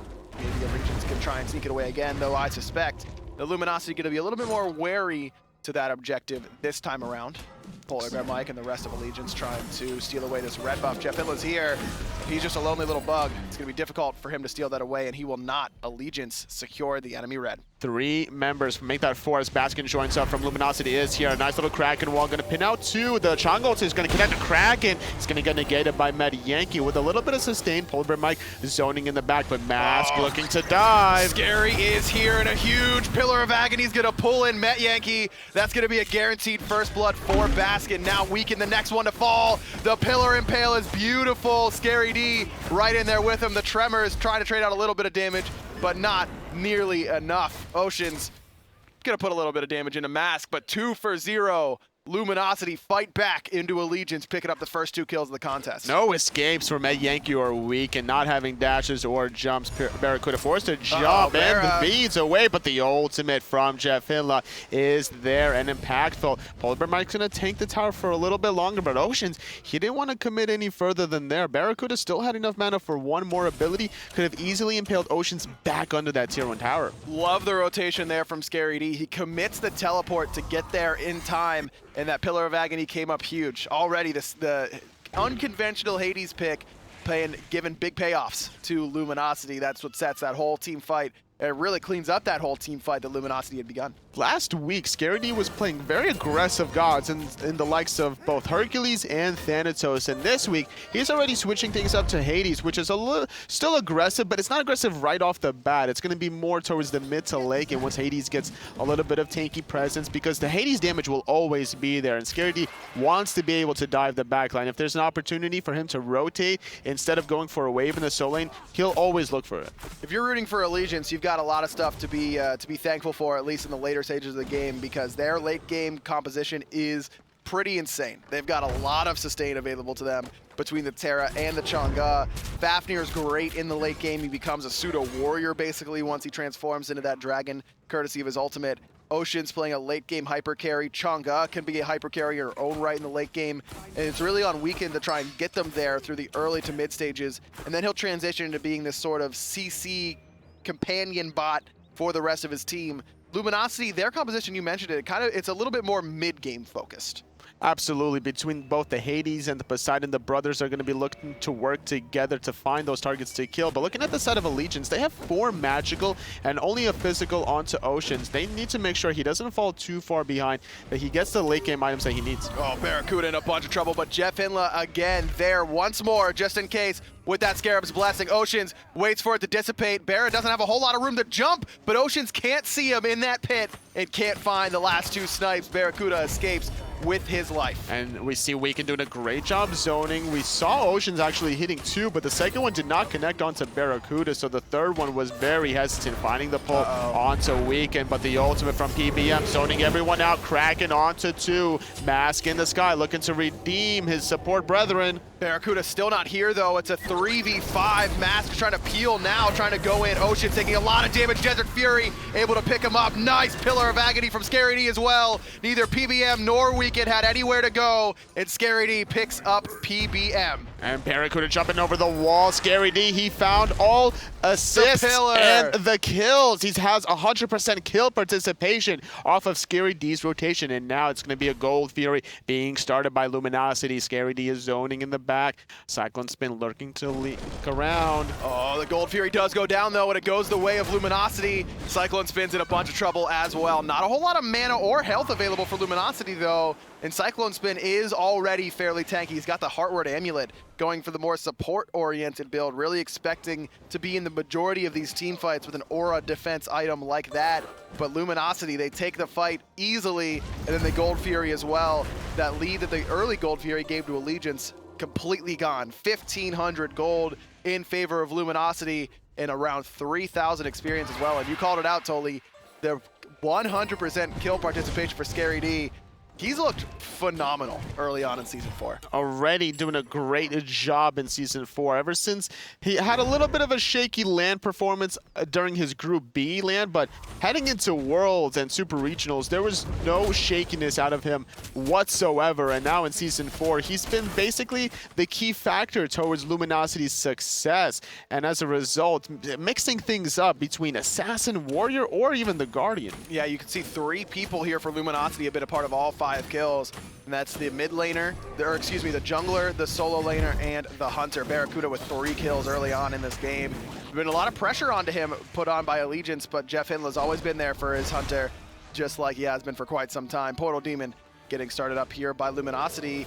Kraken gonna be there to secure it. It goes their way. No contest available for Allegiance. We can sniff it out, but it was just a little bit too late. I like the timing by Luminosity to get that second objective. They just picked up the Gold Fury, and as a result, now getting an additional 750 gold under their pocket. A nice little advantage there for Baskin as well in the mid lane that's trying to do a little bit more damage here. Med Yankee's going to be more utility-based, and I'm trying to figure out where's the true damage coming on the side of Allegiance, their magical-wise. If Med Yankee is not in the front line with Cyclone Spin and Weaken, it's all up to Oceans really to be the heavy hitter. That's a great point. They're not really committing to a lot of burst damage. Chang'e, not your burst damage character whatsoever. Cyclone Spin might be in a little bit of trouble here, but Scary D not close enough, though he is going to use that Pillar of Agony. It's going to heal Cyclone Spin due to those quick ticks, but they get out that long cooldown global ultimate for that Pillar of Agony, which in Allegiance's defense has been a big boon for them. Polar Bear Mike jumping over the wall, looking to redeem a little bit of extra damage. Scary D is going to get rooted into place. Mask Force ultimate, nothing too much to come out of it.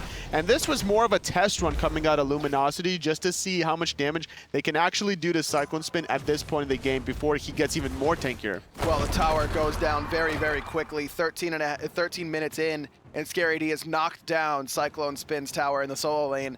This Hades pick working out thus far, really stacking a lot of magical protection because, like you said, Oceans is the only one that's going to be doing any physical for Allegiance, and even then, they don't have that burst mage in the middle lane. Mei Yankee on this Chang'e, very support-oriented. Yeah, he even went for the Shield of Regrow, trying to get more mobility, trying to make sure that whenever Cyclone Spin uses that ultimate, the all-in potential from Allegiance will be there to dive the backline for Luminosity. But with Jeff Hilla playing this Capri, it's going to be really difficult for Allegiance to, even if they do find the right target that might be out of position, they're going to have to worry about the revival here from Jeff Hilla, and then the counter-engage from both Baskin's Kraken and then Scary D's Pillar of Agony. The more I look at this draft for Luminosity, the more I like it because of that Scarab's Blessing for Jeff Hinla. usually in the mid to late stages of the game, Hades is a nightmare early on, pun intended, because of that Pillar of Agony. It's so difficult to focus him down due to the extra protections that he gets while he's doing it. But in the late game, you can kind of just kill him once he ults. It doesn't do a whole lot of damage unless he's really committing to a damage-oriented build. But with Scarab's Blessing, if everyone just turns and focuses Scary D, then Jeff can revive him. He comes back at a fairly decent amount of HP. Got a good amount of sustain in his kit if he's able to dash in or put his Blight on you and then hit that third ability. So there's a lot of reset potential here for Luminosity. Weaken's got a reset after getting hit by that Kraken. Pillar of Agony as well, and Weaken walks back into it right as Where's it expires. the damage? There's no damage from Allegiance whatsoever. Mask in the sky, thinking about who he's going to land on. Cyclone Spin, going to dash. Mask going to miss, unfortunately, but it doesn't matter because a lot has been committed here for both teams, I would say. 3 for 3 ultimate-wise. Mad Yankee, Weaken, and Cyclone Spin. That's a huge ultimate, not having the Terror's Blessing. And as well, a bunch of ultimates used for Luminosity, but like you mentioned, Waxing Moon now, and the Cabrakan ultimate, very, very difficult to fight without those in Allegiance's particular team composition. We saw the Thorns popped there by Scary D, trying to just absorb a lot of that damage, and I love this pickup because the only one who's going to be able to kill him easily in that Pillar of Agony is Oceans on the ROM. You could just return a lot of that damage right back to him with that Thorns. And what you were talking about before for Scary D in the Pillar of Agony, how he's going to be an easy target for a lot of enemy abilities and enemy in-hands. At the same time, he's going to be an easy target for Jeff Hilla, not only for the Scarab Blessing, like you mentioned, but also for the Rising Dawn. It's going to mitigate a lot of that incoming damage, making him even more resilient than he already is. That's a great point, and with how much magical protection he's stacking, it's going to be really, really hard for Allegiance to punch through it and make the solo laner pay. He's making them pay right now, 1-0-4. Really, really strong game so far out of the young solo laner for Luminosity. Barracuda quietly has 3 of the 5 kills. Really, like I mentioned, has been a big focus of Allegiance, trying to shut him down. But Jeff Hindla's been right there alongside him ever since those first few waves on the right-hand side. The 2 side laners between Barra and Scary D getting that 100% kill participation, with Mask setting them up with all 5 assists. Quietly 2 levels ahead is Barracuda over Oceans, and this is not something that Aram really wants to be, is behind. Not at all, especially right around this stage up against a character like Onher that has the Pillar maxed out, has a couple points of Desert Fury, Impale of course maxed out as well. It's gonna be difficult to get away from Barracuda on one of his signature gods in the Onher. You can see in Mask's build here, it looked like he was going to go for some more power, some penetration, and then said, wait a minute, they've got 4 magical. I'm just going to build Silver Talisman, be a little bit harder to kill. Gold Fury started up here by Allegiance. Don't have a whole lot of outright secure burst damage, but only 2 members from Luminosity are here right now. They're the Desert Fury coming in from Barracuda, pluck onto Weaken. Mask still looking for his target. Gonna find 2 with the knockup. Barracuda's locked in though. Forced to jump away. The snipes from Oceans, misses the first 2. Third one off the mark as well. The Rising Dawn doing a little bit of damage over time, but here comes the Pillar of Agony, catching Cyclone Spin and Oceans. But there's no follow-up from the rest of Luminosity, and Scary D is getting shredded. Meanwhile, Mask picked up Weaken in the backside. Scarab's Blessing on the wrong target, but the Rising Dawn will hit, and Mask is diving deep, looking for Oceans, finds the stun, needs a couple more. Barracuda leaping forward to try and join his jungler, but just not enough follow-up quite yet. Cyclone plucks back in. The Gem of Isolation already ticking for Baskin. That's going to pick up the solo laner. Whirlpool, the cripple, nowhere to dash away from. 2 easy kills there for Luminosity. Scary D was doing a great job zoning with that Pillar of Agony. And the Scarab's Blessing, hold, I thought the Gold Fury going to get reset, trying to find a pick onto Mad Yankee, but a great job using that second ability to immune the frames. But look at this, Scary D wrapping around. Doesn't have the ultimate, but he's full health and got a lot of power ready to go. 3-man Fear secures the Gold Fury for Luminosity. Waxing Moon going to stun a couple there for Met Yankee, but the Pillar is not enough to slow everyone down. In fact, Ocean's the one trying to box into him. Behind him, Scary D finds the third ability. Great kill yet again. Scary D making his presence known in all of these little skirmishes and team fights, and this is why he's been making a huge name for himself in Spring Split so far in Season 4. 2-0-5, absolutely making the impact on this Hades. Mask as well, 1-0-8. Still a part of every single kill for Luminosity, really dictating the pace around that Gold Fury, darting in and out with, well, Dart, his dash. Golf clap. Thank you. Golf clap. Either way, the Scarab's Blessing was also used there, intentionally meant for Scary D to survive, again, for that Pillar of Agony time. But the fact that it was used on Mask actually helped him dive the backline a little bit longer there. It could also be used offensively and defensively, just for the movement speed.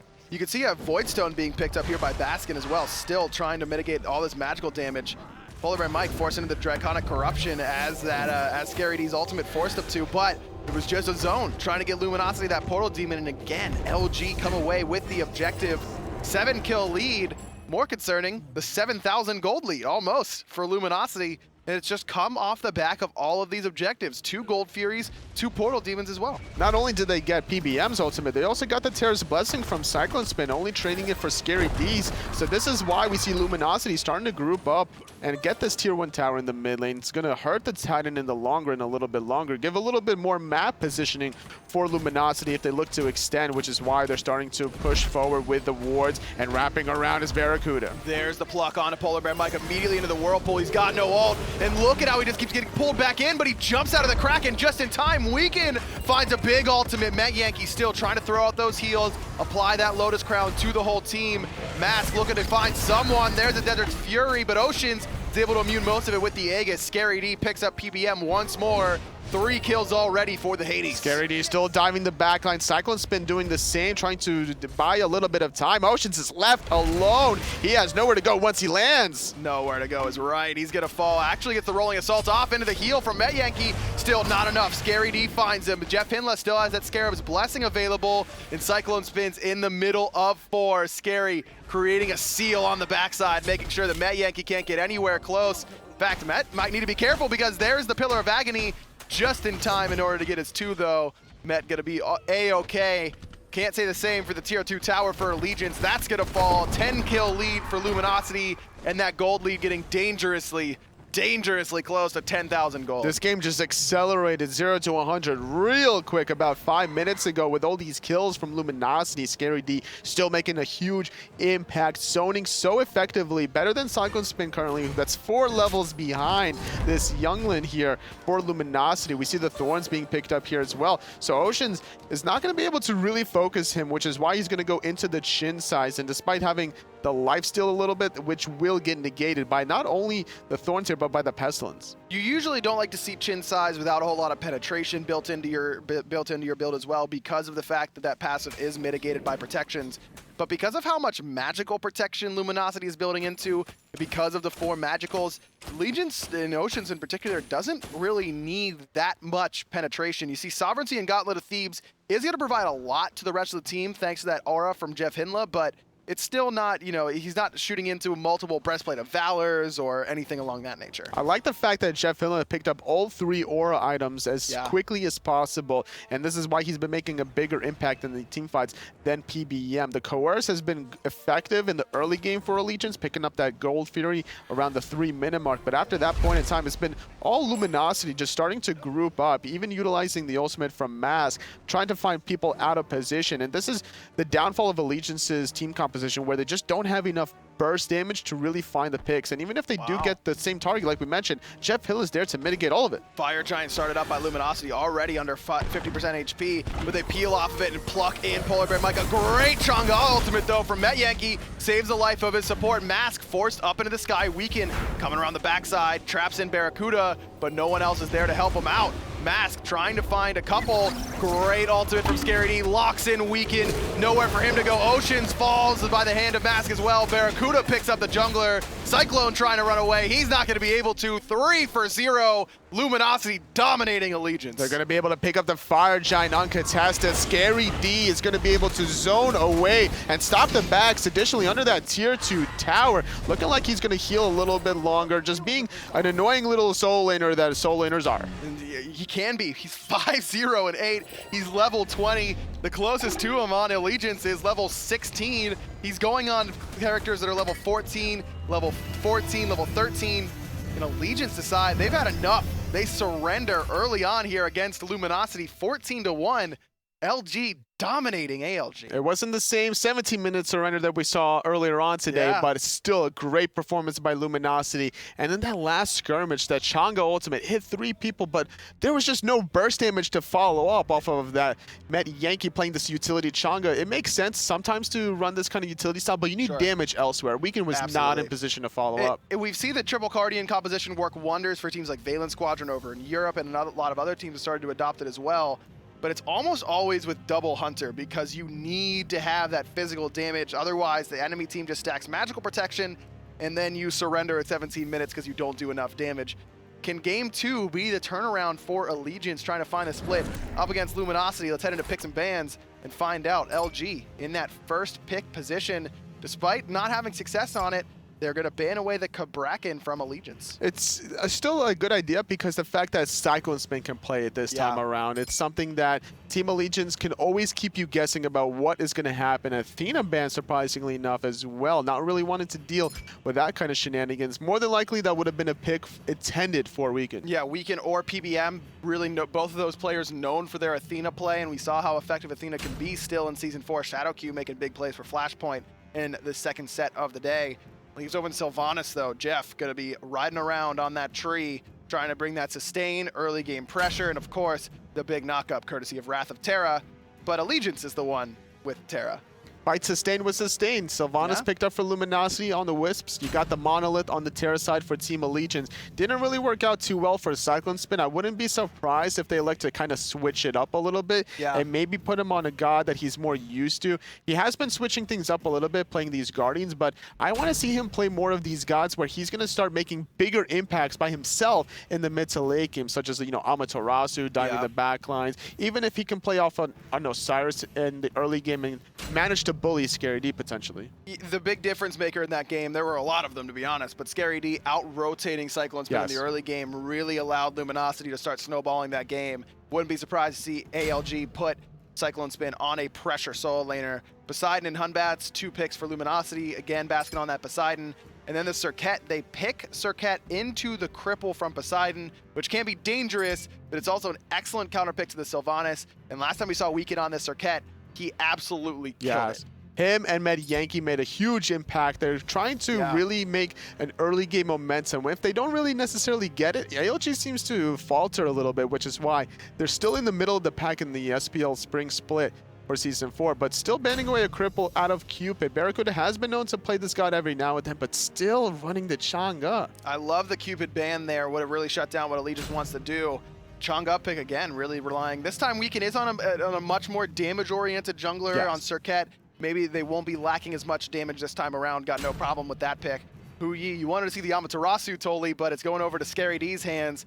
That's a scary pick to go up against if you're ALG. He was playing at a World. He did a great job rotating. It's actually going to be the double Guardian yet again for Team Allegiance, and this could be problematic because similar story to last game, we could easily see Scary D out-rotating Cyclone Spin here, and not only that, he has more mobility on this Amaterasu than the last game on the Hades based off of the aura. Yeah, that's true, but I mean, Allegiance, they do have a little bit more damage in this composition. Medusa comes online a little bit earlier than Rom does, especially in the team fighting phase. Allegiance's team fight is phenomenal. I mean, Weekend can go around the backside, try and pick off a lone member, and the rest of the team can group as 4 and really become just a giant tanky healing wrecking ball, basically, is the idea here for Allegiance. Luminosity trying to stop them from becoming that wrecking ball and trying to secure themselves a 2-0 victory here at the last set of the day, week 3 of the North American SPL. Right before the bye week, it's very important to get any sort of points that you can. Luminosity, if they close out this game, they'll be at the top of the boards with 10 points, 3 victories, and only 1 split. No double sweeps for them. Allegiance, if they lose this game, they're going to be heading into the bye week with only 4 points, finding 1 win, 1 split, and then 2 set losses. Couple different relic choices here across the board, really. In the mid lane, you see Met Yankee still going for the Aegis. A little bit of a curious decision for me, Toli, because you really expect Met Yankee to hold his second ability for the Kraken, the immune for the Kraken, and then use Purification Beads on the Fear No Evil. But I guess he wants to immune the Fear No Evil and Aegis the Kraken? He's thinking really long-term here. He's thinking about Scary D's rotation. So he can obviously use it too for the Kraken, but then he's not going to have the immunity frames for the ultimate of the Amaterasu. He wants to make sure that that Aegis will prevent a lot of damage because similar story to Baskin on the Poseidon. Amaterasu's damage, just base damage alone on the ultimate, if you hit the same target all 3 times, that's a lot of physical damage early game, even without physical damage items. Red buff is stolen away by Baskin successfully, which means he'll hit level 2, as will Jeff Hinla. Where you see a lot. This is excellent push pressure in the middle lane between Sylvanas and Poseidon, 2 of the best at clearing the wave in their respective roles. On the right-hand side, blue buff stolen away from Cyclone Spin. does have that Mana Chalice, so I think he expected to lose that buff. Yeah, I'm sure he's not too worried about it. Purple buff was stolen in response by Allegiance on the left, but red buff still standing, and with Baskin and Jeff Hinla really having the majority of that push power in the mid lane, I don't think that Allegiance is going to have an opportunity to steal away the enemy red. Different story for Allegiance this game compared to last. They were +2 buffs on the invades, only sacrificing 1 buff, but this time it's the complete opposite. They sacrificed their own blue and red, only stealing the purple buff in return, where it's Barracuda left alone. And it's actually made a little bit of a switch for Luminosity, where Mask and Jeff Hinla swapped lanes compared to their first game, where they went from middle to the solo lane, which is why we see this kind of an early pressure here. Jeff Hinla on the Sylvanas with Baskin on the Poseidon. Their lane clear in the mid lane is almost unmatched. Weekend around the backside here. I don't think he knew that Baskin and Jeff Hinla were on those left side mid harpies. He does get that shell out from Jeff Hinla due to a really nice Deathbane, hitting both targets multiple times. Getting a little bit of pressure, but again, Jeff Hinla does have those wisps to heal up his mid laner and himself. Good tactic by Allegiance just to stall out a little bit. Nice immunity by Matt Yankee, preventing the jump from Mask to slow the Chang'e and apply even more damage. Oceans is going to continue to pressure Barracuda under this tower, and this is what you want to do against the Hu Yi, because you don't want him to be able to set up the Ricochet to be able to clear the wave the way Hu Yi's really want to. It does take a little bit of time and just positional advantage to be able to ricochet the wave to full clear it, basically hitting the melees with the first shot, bouncing it off the far wall to the beach, and hitting it off the archers. So Barracuda not able to position in that way because of the pressure that Oceans has. Forced back here. Ocean's going for the Bluestone Pendant. We've seen Medusas go both Bluestone Pendant and Death's Toll. Why would you pick Bluestone over Death's Toll or vice versa? Bluestone is more efficient for Oceans, considering the fact that Medusa is more ability-based. Sometimes players that will elect to go for the Death's Toll is setting themselves up for more of an attack speed build, so they'll want to try to outbox an opposing hunter. And sometimes it would be a good idea to do that if the opposing hunter doesn't have an attack speed steroid, such as Barracuda playing this Hu Yi. That is true, but Hu Yi, one of the premier boxers in the hunter role because of that crit. Mark of the Golden Crow, can't get crit. Exactly, a lot of things working for the Chinese hunter there in the duo lane.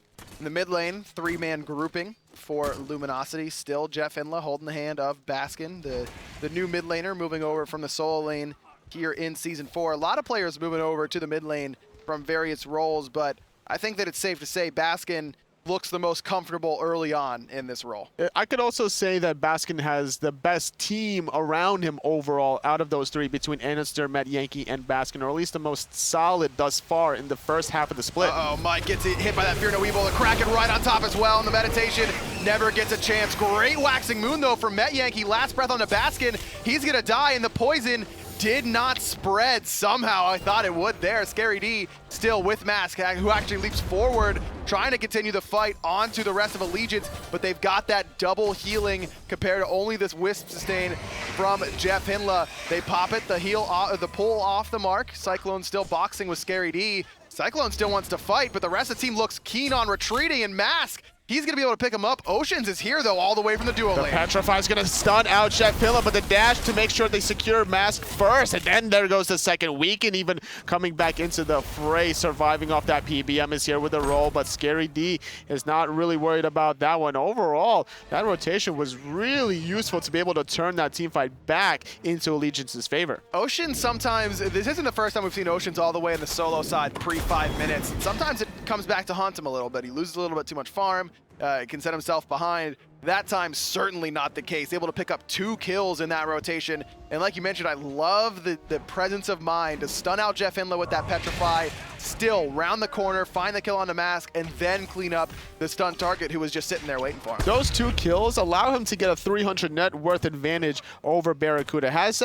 If that rotation doesn't net him those 2 kills, Barracuda would be able to catch up back into this lane very easily against Oceans, who's been constantly pushing out the Hu Yi under the tower repeatedly. Still having a 1-level deficit here is Barracuda, but he's not really too worried once these team fights start rolling around. His ultimate is always going to be very impactful, controlling a lot of space. 2-level lead here for the mid lane, or rather 1 level, right as Matt Yankee hits level 7. Baskin having a pretty solid game so far. There's Weekend, uses the last breath to get out of the Kraken damage, but that dot is going to be enough from Jeff Hinla. Last breath still on to Baskin, but Mask finds a 3-man Fear No Evil. No follow-up quite yet, but Barracuda's made this rotation all by himself.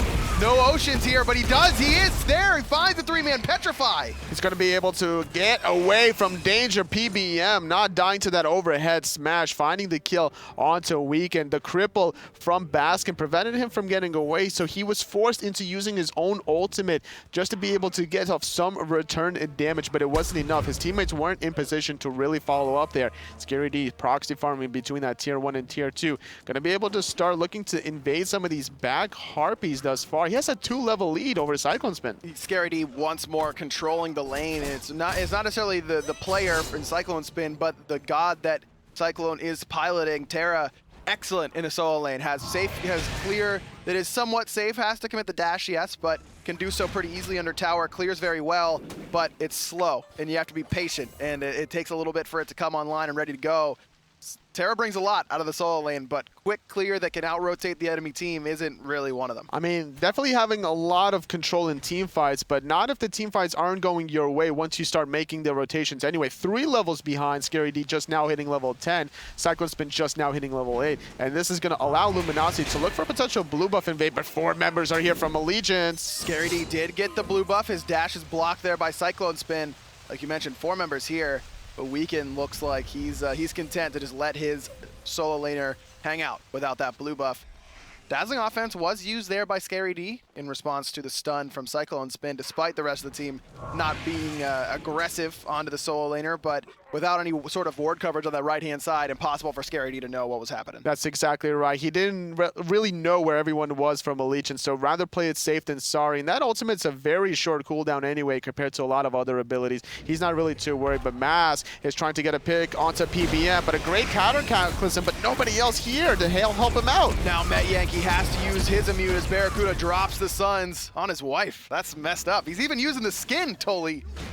The Suns. It's all about tough. You know what? It's all about that tough love, and Barracuda is showing Met Yankee who really wears the pants in that relationship. Well, it's Barracuda and the rest of Luminosity right now. They're up about 2,000 gold, trying to extend it with this Gold Fury. Not a whole lot of ultimates here to secure it, but Allegiance zoned out completely as Scary D in the face of Oceans.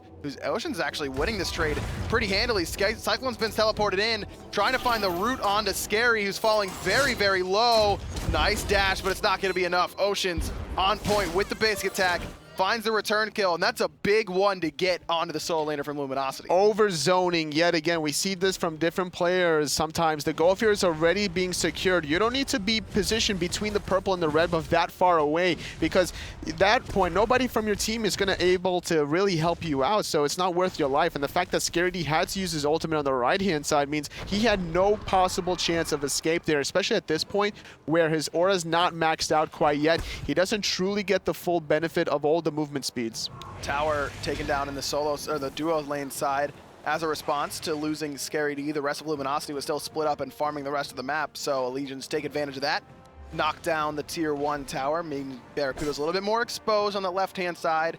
With a mobile jungler like Weekend, you can absolutely take advantage of that. Mask has really spent a lot of time farming after picking up that Gold Fury. Should easily have enough for that Hydra's Lament. Yeah, right around 2,000 gold in hand to be able to finish off that significant power spike. Hunbath really transforms as a character once he finishes that second item. Hydra's Lament, you kind of have to rely on RNG a little bit. Hunbath's passive, of course, gives you a crit chance after using an ability on your next auto attack, which conveniently enough synergizes perfectly with Hydra's Lament passive. That's what it's all about. A lot of junglers basically want to figure out the right pathing for itemization between Hydra's Lament, the Heartseeker as well. These are your 2 main items after the Warrior tapping, but for Hunbat, it's an easy no-brainer. You have to go for this Hydra's Lament and rely on all the potential crit damage. Baskin uses the Kraken there, even if it may not have been needed. Better safe than sorry in terms of securing the objective with your Giant Mage ultimate. And Luminosity has in these 2 games, has had a big focus on this Portal Demon, Toli. Why is that? Well, the Portal Demon still provides you a lot of gold in hand. On top of this, it's very easy to pick off. It has the same defenses and health as the Gold Fury, so you might as well go for this objective, considering that a lot of teams neglect warding around the Fire Giant area, or at least compared to the Gold Fury side. It's more important to keep your dual lane alive than your soul laners. So soul laners are naturally tanky, which is why you don't see too much vision. And a lot of teams will look to opt to take advantage of the lack of vision by going for this objective, getting the gold, and then getting the objective in terms of getting in and out of that portal like Mask just took there. Weekend still lurking around his own speed buff as it is due to respawn very shortly. Scary D gone immediately for the Shield of Regrowth. No real defense available on that item, but good amount of health, right around 200. A lot of CDR as well, 20% in fact. It's a good amount. Of course, the passive, the real big reason we see Scary D go for this item on a character like Amaterasu that can change stance very, very often and really make big use of that speed burst, as if Amaterasu wasn't fast enough already. Exactly. 25% movement speed when her aura is maxed out. And once she caps off on CDR with Breastplate of Valor, assuming that's the option that Scary D likes to go here, he's going to be able to switch stances about every 4 to 5 seconds or so. And considering the fact that the Shield of Regrowth passive lasts for 4 seconds, there's never going to be a point in time that Scary D's not moving fast unless he's out of mana. Scary D gonna try and respond with a Tower of Zone on his right-hand side and will do so successfully. But Weekend is here. Dazzling offense immediately used by Scary D just to ward off the enemy jungler. Not sure if they would have had any kill potential on him anyways, though Weekend does have a good amount of damage already. He hasn't quite finished off that Jotun's Wrath or Brawler's Beat Stick, whatever he wants to go for. But Serket, with that passive, just does so much damage with those catalysts. Especially considering the fact that it's true damage on her ultimate. It's going to basically negate any sort of protections being built. Even if it is the tier 1 breastplate there on the side of Scary D, you're going to be able to really pick that one off, especially considering there's no magical defense to really prevent Scary D to survive against Cyclone Spin. Still level 12 Terra with Shoes of the Magi. It's a respectable amount of damage if caught under the stun and all that damage over time.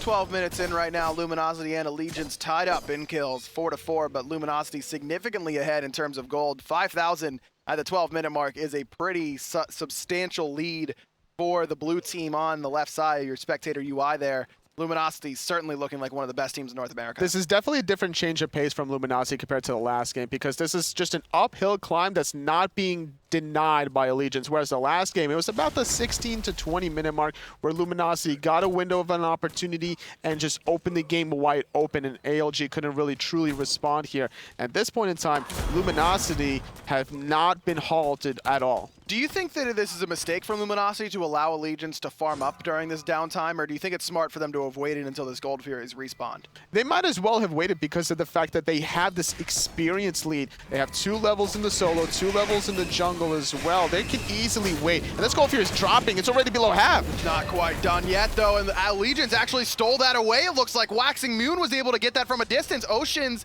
on the full retreat. Geb Shield from Polar Bear Mike is good, but he's stunned out by that ultimate from Amaterasu and Mask, able to pick up the enemy Hunter. All in all, though, Allegiance willing to trade their Hunter away for a Gold Fury. Scary D still looking to dive that backline. Mask is still here. He took a lot of damage. Just going to get rooted into place. The Wrath of Terror being even used. Kraken are going to get negated. Weekend not taking any damage, but the Suns by the tier 2 tower. Scary D actually turns it around onto Weekend and lives himself. Barracuda 1v3 between the dual lane towers. No problem for the veteran Hunter. Mask jumps in, finds a multi-man slow. Met Yankee forced into that Aegis. No way. Mask teleports into that. A Whirlpool gonna get immune courtesy of that Geb Shield from Polar Bear Mike. All in all, 2 for 0, but Luminosity don't get the Gold Fury, so the gold lead stays right around the same as it was prior. Still have the sustain from Jeff Finland. The damage is correct onto Med Yankee. Waxamoon is back, but look at this. It's just no damage from Allegiance. Barracuda has no fear at all. He can easily continue to 2-on-3 because he has Mask coming around the corner. This is all just a bait. They're looking for it. Mask, I don't think they know he's here. He doesn't have Fear No Evil, but he's certainly got enough damage to put up pressure onto Allegiance, but the focus is the tower, not the players, and the Luminosity got what they came for. Mask stunned out. There's a Cataclysm as well. Oceans, look at his pathing. He's coming around the backside, but Met Yankee's gonna fall before Oceans is there to help. Mask picks him up. He is gonna get petrified and brought down by Oceans, trying to find the return kill onto Jeff Hinla as well. But the numbers advantage is in favor of Allegiance. Jeff Hinla falls to Weekend, but Baskin has arrived. Baskin's here. He's looking for a potential Kraken target. He's gonna negate a lot of the damage from Weekend with that Aegis. Now it's gonna be a 3-on-4, but Oceans is gonna dash the Kraken. Scary D, though, is gonna be able to chase this out. Cyclone Spin trying to root people into place. Baskin's gonna fall, though, but not until Cyclone Spin gets answered. The fight is still happening. Scary D trying to pick up Oceans, and he will do so successfully. Weekend, not a lot of mobility left. He's used his cooldowns. Barracuda still here, fighting low HP. Weekend decides to ambush away, but Scary D doesn't want to let him go. There's the Geb Shield. The Ricochet was a good attempt from Barracuda, but not going to be able to find a home. An extended fight ends up in Luminosity's favor overall, I would say. They keep their gold lead right around the same, right around 5,000 gold. But you got to go back to that Gold Fury Steel, Tully. That was big to keep Allegiance in this game. Absolutely. In terms of basically make sure the gold difference is still the same, but the experience has still been slowly climbing despite that gold chart being at a standstill. Luminosity extending that team fight after picking off that tier 1 tower, and just like this, they're thinking ahead. After one objective to the next. The Gold Fury to the tier 1 in the duo to the Portal Demon. No problem. Wax and Moon, though. Not this time, Mad Yankee. Not for the second time. Scary D is going to be able to secure that one. 6,000 gold now for Luminosity, and again, that focus onto the Portal Demon being a nice source of income for Luminosity. Baskin has a 3-level lead over Met Yankee right now, but despite that, only 1, 2, and 6. The last Kraken kind of just gambling that Oceans didn't have his Lacerate up. Wasn't the case, so we missed the Kraken, which is a little unfortunate. It's all about the mobility here from Luminosity. They have Amaterasu, Scary D Zora is going to make a huge impact. They also have the Fatalis and the Gem of Isolation for Baskin. So he's going to be very difficult to really lock down. He's going to be able to dive the backline alongside Scary D and Mask with that Fear No Evil. And 4 members here from Luminosity grab this tier 1 tower uncontested in the mid lane, rotating even further. Oceans needs to be here for these fights because he's the only one who's close to his opposition in terms of levels, and he's been a big impact. In fact, he's top of the player damage charts right now for both teams. He's really killing it on this. Medusa, one of his signature gods. I remember talking to a couple different hunters about Oceans during super regionals or group stages last season when he was still a rookie, new on the scene, and a lot of them told me, I mean, he's good, but man, his Medusa is nasty. We're lucky that Medusa isn't meta. Well, Medusa's meta now, and Ocean's making him show exactly why he's very, very comfortable on this hunter. Just like that. Gem of Isolation with Whirlpool, a few Trident shots, and Weekends at half health. He has to retreat under his own base, under the fountain, and this is why Poseidon is just so good against Circuit. And Allegiance kind of gimped themselves by picking the Circuit into the Poseidon here for Baskin. But either way, this is a god that Weekend has been able to make a lot of plays with. He's been able to rotate quite a lot and look for some of these opportunities. But now with Blink, this is going to be the turning factor as to whether or not Allegiance is going to find the picks that they really need. Met Yankees picked up a Blink for himself as well, so not really respecting that Fear No Evil. It's not often that you see a team have a Hunbats and then the enemy team only responds with 2 sets of Purification Beads. Met Yankee not going for it in the middle lane, so you expect to see Mask really going for that mid-mage, that healing mage for Met Yankee in the mid lane. Gold Fury started up once more by Luminosity. Well, they just know this is happening, but I don't think they know how fast it was happening as it's already dead. No stealing that away this time. LG get the Gold Fury, and they're not done yet. No, the Fear No Evil catching PBM. The Petrified doesn't save his life. Mad Yankee gonna immune the dazzling offense, the knock-up as well. Waxing Moon trying to deter, but the suns are raining down. We're gonna get Aegis out for a little bit longer. Still diving though is Scary D. Tier 2 tower being aggressed on, looking for more initiation though. Cyclone Spin and Weaken on the side. Barracuda a little bit separated from the rest of his team, but Allegion's not in position to capitalize. The rest of Luminosity was hanging out in that lane as well, so I think that Barra would have been able to get to his help if necessary. They lose Polar Bear Mike to Allegiance. They lose the Gold Fury.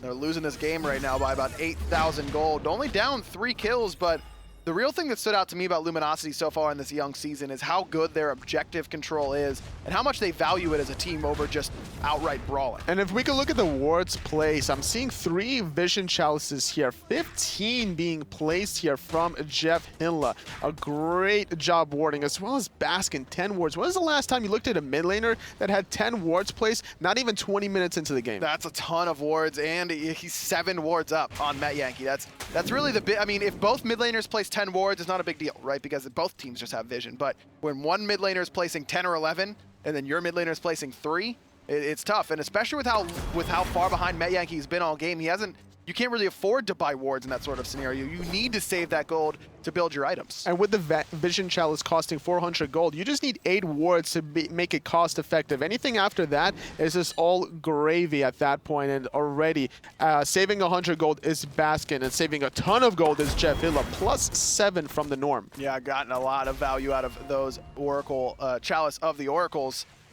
Luminosity getting a lot of a lot of value out of the objectives they've gotten as well. A couple wards here around the Fire Giant has actually been started up by Luminosity. Scary D here zoning. Weekend not even close. He's in the mid lane trying to relieve pressure on that middle tower. There's the Blink, Fear No Evil in for Mass. Polar Bear Mike to focus once more, but a great Waxing Moon onto the backside. Baskin already very low. He's gonna fall, I believe, to this last breath, and it spreads to both Mask and Jeff Hinla. This is a great fight for ALG. Weekend's gonna get picked off though by Scary D diving the backline. Now he's trying to survive a little bit longer, gonna get knocked up. It's up to Cyclone Spin to find the potential route here. He does find the route. The stun is gonna be off the mark, dashing away into safety. Only gonna be a 1-for-1 there, and that was a great potential team fight here for Allegiance based off of that one Waxing Moon from Med Yankee. That's the dream when you play Chang'e. You just wait for the enemy team to engage in a narrow corridor and you hit a big Waxing Moon as they're trying to get in there and follow up.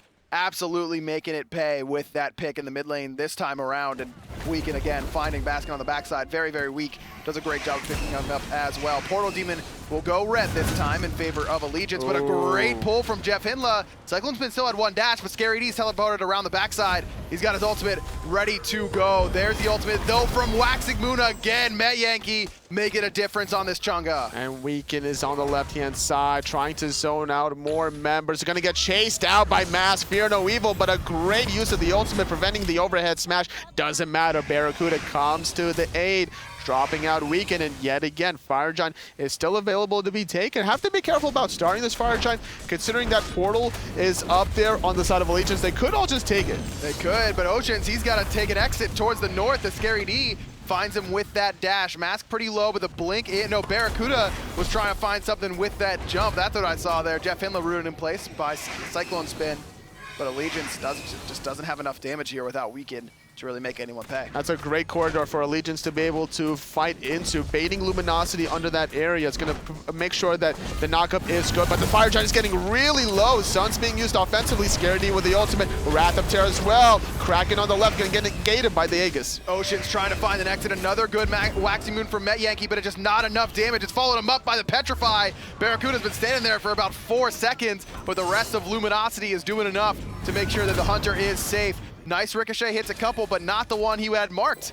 Cyclone Spin doesn't get the stun. Weekend was thinking about going on in there, but without Polar Bear Mike here, it's very difficult without those shields to rely on, especially without the knockups. And yet again, Luminosity, they're just constantly baiting Allegiance out of position to be able to really stop this Fire Giant. Fear No Evil is available for Mass. They're looking to secure the Fire Giant with it and zone out the enemy team, and it goes the way of Luminosity as the Mass Fear No Evil's the backside. Weekend, he's in the front, and he's going to be in a lot of trouble. Barracuda puts him down as Oceans fell as well. Scary D trying to find multiple members with that dazzling offense. The Cataclysm from Polar Bear Mike, enough to buy his team some time, but I don't think it's going to be enough. Cyclone Spin falls to Barracuda 4-0-4. Cyclone Spin's not found, though, as he's dead. 23 minutes into the game. Luminosity are looking so strong here. Jeff and Barra, the Sex Tank, are here. They're diving this Tier 2 tower, potentially. They're going to be able to utilize this wave to their advantage. Level 19 Hu Yi with the Fire Giant, using the sustain of Sylvanas. Scary D is going to be leading the charge as well, grabbing another 1,500 gold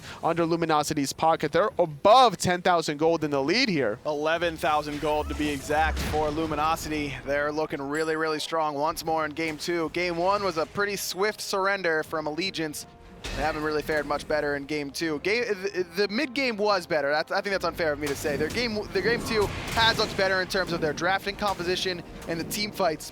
But at the end of the day, the result seems to be the same. It's just Luminosity having more control in these team fights. Wrath of Terror from Jeff Hinla, the Fear No Evil from Mask, Scary D as well, diving that backline. Now granted, Cyclone Spin does have options as well, but it's just not enough really to match Luminosity. This has been a very impressive game for me from Luminosity, because you can speak to this too, Toli. As a former pro player, one of the hardest things to coordinate your team on is a Fire Giant dance of, we're pulling fire, okay, get off, go on this target. We're pulling fire, get off, go on this target. And Luminosity did that 3-4 times, and that engagement on the right-hand side, they lose nobody. They don't lose the objective. They get multiple kills over and over again, and they're working together very, very impressively as a unit. It's all about coordinating what cooldowns are available on your side and what's not available on the opposing side. That's more important than what's available on your side, because if you don't have to worry about Weekend blinking into the backline, then okay, that means Baskin can still look to play aggressive with his whirlpools, with using his Fatalis.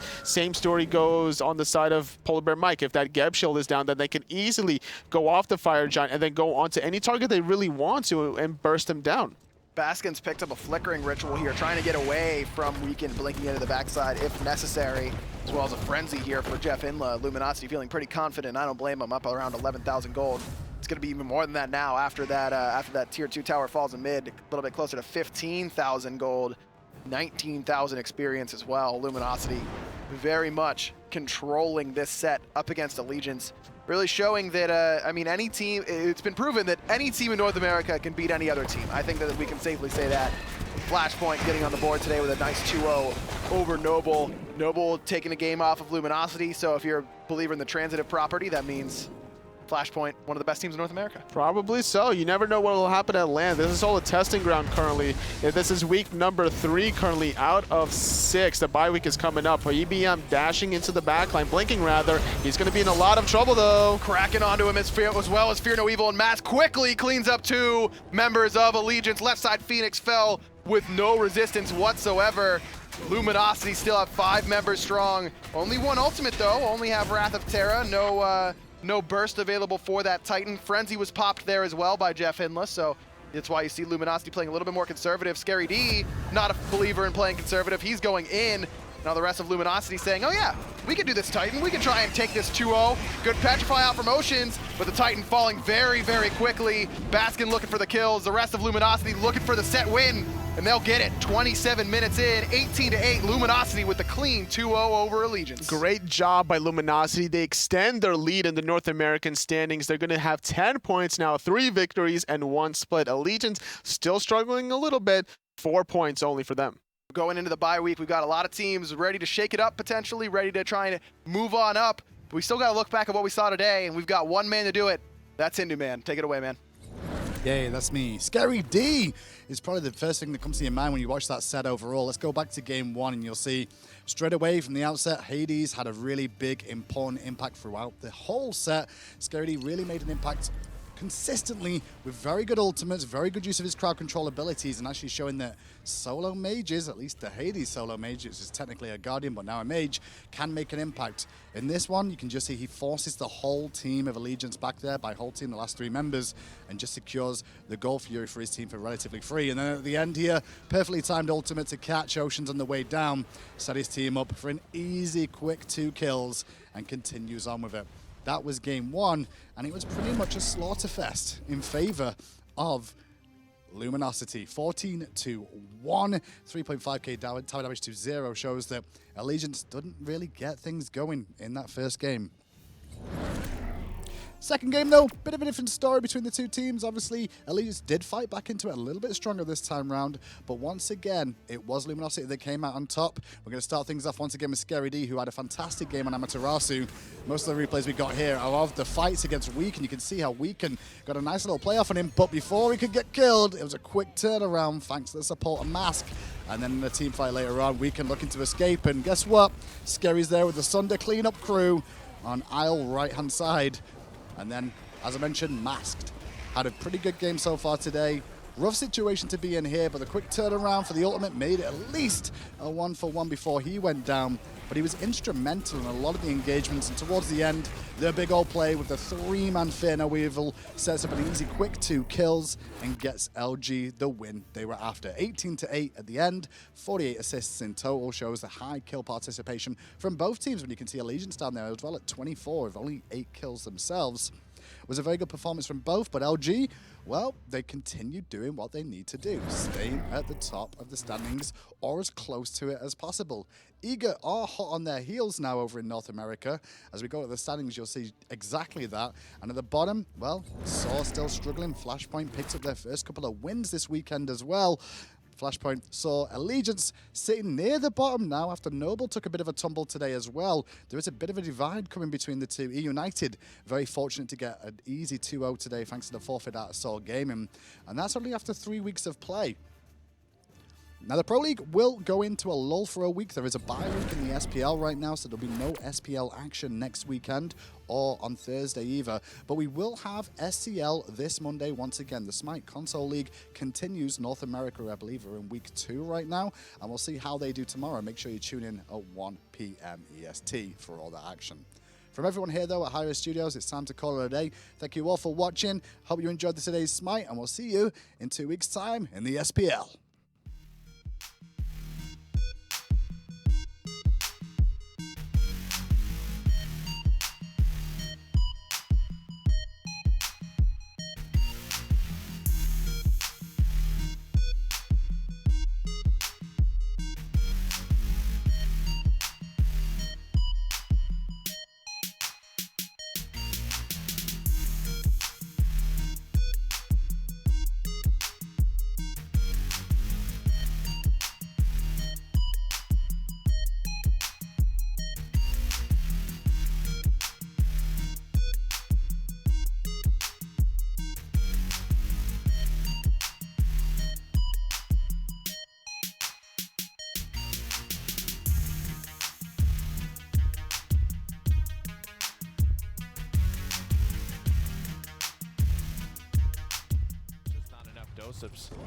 And Avuli, it's so much, easy confirmable damage onto Androxus when he's forced into these tiny rooms. The explosive blast with the follow-up left click from Pip, as well as the fire spit, the combustible, doing so much damage. And I do want to point out, Bubble Boy there was actually under so much pressure from all 5 members of them on the side of Astral Authority, and they still could not kill him. He dimensional linked so well that they just lost track of him and decided not to fight. And honestly, that is the power of Ying. I mentioned so much. He's just 5 members. They won a team fight. It's just him, and they just can't find him to kill him, let alone kill him fast enough before his teammates respawn. And Bubble Boy now making his way back over to his squad here on the right-hand side. Going for a Dragon Punch. Avuli gets a kill on the Rovnik, just securing it, and there she turns into an illusion. Can't find her. Trying to look where she is, but again, Bubble Boy just hiding out in the corner over there, and he decides that he'll come back to the fight when he's ready. Nice preemptive illusion. He has to have dropped those to be able to dimensional link away to them. Now he's kind of in a rough spot. It's going to be awkward for him to try and get back into this fight without popping Illusory Rift and dimensional linking back. And there's the evil Mojo here, just trying to keep himself alive. He's under a lot of pressure. He's buying a lot of time, but his team is falling apart underneath him. Prince Danny answers back onto 2, but Cuss Cutie finding God knows how many kills in that engagement. 2-0 again. Cuss Cutie going for the Chronos 2 now with the huge credit advantage that he's got. Well, at least 300 for every member of the team. They're all starting to work on their level 2, their tier 2s, and AGG barely enough for some of those right now. Prince Danny seems to be the only one who has the ability to get a cauterized 2. Everyone else still working with tier 1s. It's just so strong, this composition and the execution from Astral Authority. They always just feel like they have an ultimate left in the tank here. Doesn't have anything available just now, but hopefully they'll still be able to get it done. Almost ready to go on the Dome Shield. Prince Danny's struggling to get anything done right now because he's just getting punished. Doseps is putting, close to 1,000 damage with the Pip combo, and then 1,300's coming through off the back of the Fire Spit combo. That's basically all of Prince Danny's health. He's taking in a very easy to confirm AoE. Oh, he's trying to get a bully right there. Catches a Fire Spit. This is huge. Crossfire from Tyra, looking to find the damage. Is the Mercy kill there? Oh, it is. Good damage off of the Mercy kill grenade, giving her that extra potential 200% damage on it. And El Zulu, AGG come roaring back here in this fight and capture 58% of the objective and start zoning. They did pop a lot of ultimates for it. Astral Authority still have the chance at a take back, but they're going to have to do it soon. 85% and climbing now north of 90. Wow. It looks like Barrett, Cuss Cutie, or maybe Doseps was able to get back there, but the kills are just flowing this is for huge. AGG. And they're looking like they're going to be able to take this one back. Nick, I mean, this means so much. El Zulu is still on the zone. He's they know he's going to die. They don't care. They're worried about this zone right here. And this is so important, Nick, that they made this statement, that they came back and they won this next fight, that it was not, again, a 4-0. AGG want to prove that they believe they are the top dogs and that everyone else should believe it too. It is a new scene. It is a fresh scene. The Tyra coming in on a 6 streak, making a huge difference. If they can't shut her down. I can see this going AGG's way this point for a full push. And this is huge. This is awesome for AGG to be able to take this one back. They need to push this game later. They need to get the higher level records, the higher level cauterizes online to try and shut down ball composition. There's a big grenade launcher, but punished almost immediately. Astral Authority come roaring back, taking a 5-for-1 team fight. But like I was saying, AGG, it's good for them, right? They have a minute and 40 seconds just to get as much credits as they can. I don't know if they'll be able to convert here, but we'll have to see. They need to get these late game items online to start shutting down Wardoom and Cuscuity a little bit quicker. Breaking that front line is going to be faster and faster the later this game goes. Nice little unicorn spray as well there by Avuli, trying to find Prince Danny TV, who's pretty committed to taking down the dragon, but actually catches the damage from the fire spit. Oh, and slays Avuli. Rovenick kills Cuscuity. That was not what they expected. Avuli walking out there like the natural predator and actually becomes the prey. Oh, get back here, says Mako. Zulu helps Prince Danny kill eyedrop bodies without a prayer, and now the hook is ready already onto the Drogos. The damage is real, and Doseps falls. AGG looking to push this through with some momentum. 3 ults actually about to be on the table for them with the Hexafire 3% away. Ooh, drops that hook. Zulu does go down. It's a big part of their frontline composition, but this payload is nearing completion of a nice hyper beam. Gets Rovenick off the map. Wardoom needs to be able to find the stabilization. The sole frontliner for his team trying to hang on. Good positioning here for the Cursed Arms. Gonna find one.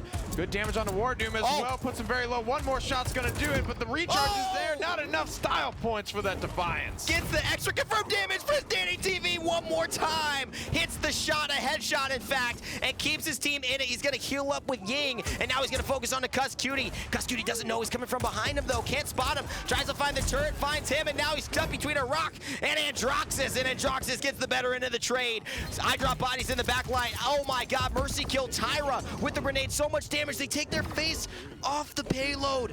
And the pace of AGG slows because Zulu got down earlier on in that fight. And man, despite an incredible performance by AGG there, not able to push it through, and now Astral Authority go up 3-1 off of that defense point. Cuscuity bought a lot of time bouncing back and forth in his barricade, buying the time for his respawns for his team to come through, and then Wardoom immediately giving him protection, buying even more time on top of that, and then Avuli able to come back in style, finding a lot of kills, and because they were able to find that 2-0 conversion, they did benefit from the defense points. So now 3-1 up in a good position to take this set home. Astral Authority with 4 ultimates on the line, look to drive it home. All that AGG have got in response is going to be a crossfire and an illusory rift. Not super, team fight swinging ultimates there. Rovenick has got to go absolutely massive with this crossfire. Oh, look at this. They just pull him in. They want to get the Mercy kill. They throw the Molotov on. Actually, Doseps hunts down Rovenick, but loses track of him.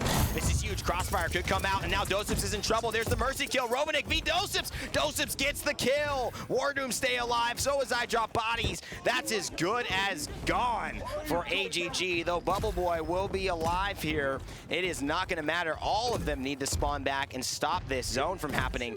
Otherwise, Astral Authority will win the game right now. Dismounting everyone. No one has a horse coming back from AGG, so it's going to be very slow rolling.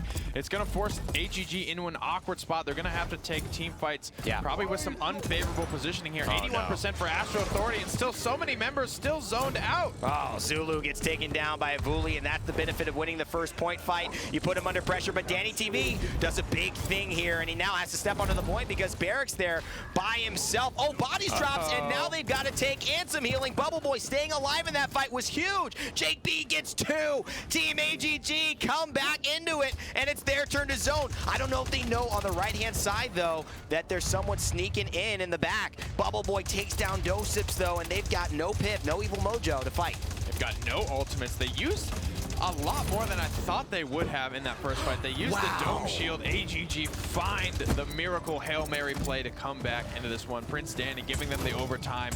And it looks like Bubble Boy and I think Jake B must have won that fight against Wardoom and Doseps in the backline because they came back. And now 4-0 in this team fight, 5-0. AGG come back. This could easily be a Jaguar Falls Mercy Kill Tyra meta with the Makoa, because when that hook to the damage, the burst damage from Makoa and the burst damage from Tyra, it's enough to kill anyone that's almost getting pushed. It's just, you're dead. Unless you have these incredible shields, and Torvald may be one of the most least vulnerable champions in that scenario, they are going to just absolutely wreck. But because of the way Cutie is in these fights, the time he's buying, the shield Torvald is putting on him specifically to keep their sustain up, it is forcing AGG back, and they've got to just let this one go. They've got to regroup. This has not worked out for them, and they got to try again. Is just rolling here. Again, you're right. They need to find the stabilization. They need to just sit back. They've got plenty of time here to regroup. Every second that they give to Astral Authority is going to be a second lost towards that overtime. Payload still has a decent amount to go, probably 25 to 30% of its distance. Has yet to break the base officially. Nice firebomb from Rovanix. Tyra will force back some of the tanks, but already a pickup for Avuli. They need Rovanix Tyra to throw that Molotov, and then they need to stay keeper protected. What a fire spin, and he gets caught again. Prince Danny TV doing what he needs to do, but Avuli follows back. He says, you got me last time, buddy, but not this time. Bubble Boy goes down as well. Jake B just needs to relax here. Cutie gonna try and put some hurt on him because he's on a 6 streak, and if they know Jake B goes down, that's another 15 seconds they gotta wait, it seems like, while he respawns and then rides all the way back to them. 40 seconds still left. They're gonna have one more shot at it before overtime, and that could be enough.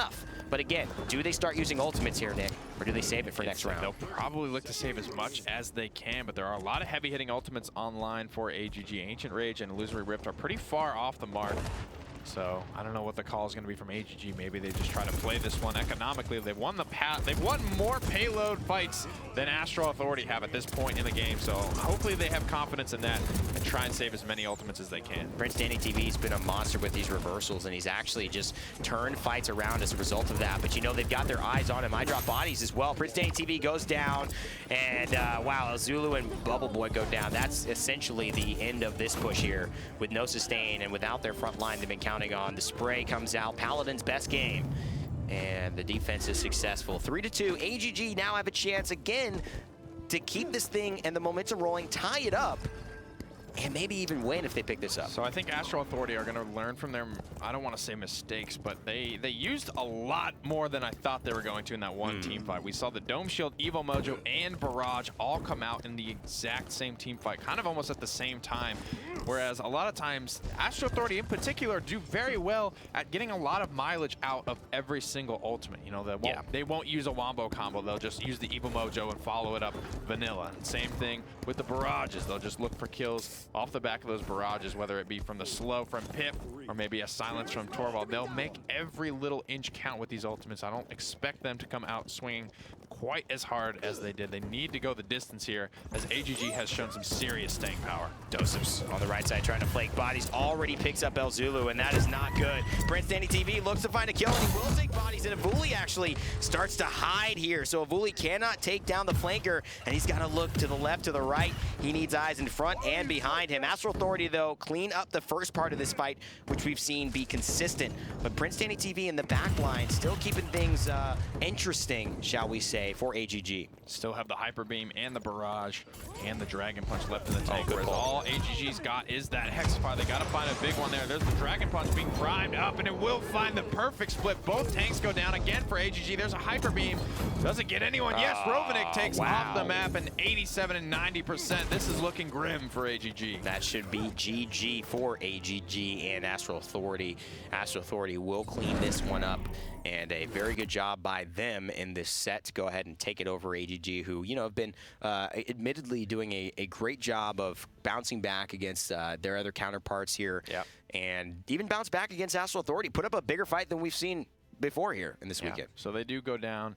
Not as much. They put up a better fight, right? They slowed the momentum down from Astral Authority. They made them go play the game for more than 10 minutes, which is a lot more than a lot of these other teams have been able to say thus far. Bodies, though, 105,000 damage on the Victor. Avuli 90k on the Drogos. I mean, there's just so much damage. From a death ball comp as well, there's still just so much damage coming out of Astral Authority, who get it done with just the Pip solo heal. I mean, turn up. Yeah, I mean, I think the thing for me, too, is that the death ball comp really doesn't work unless, you know, they get that 100K, that 90K out of Evuli and iDrop bodies.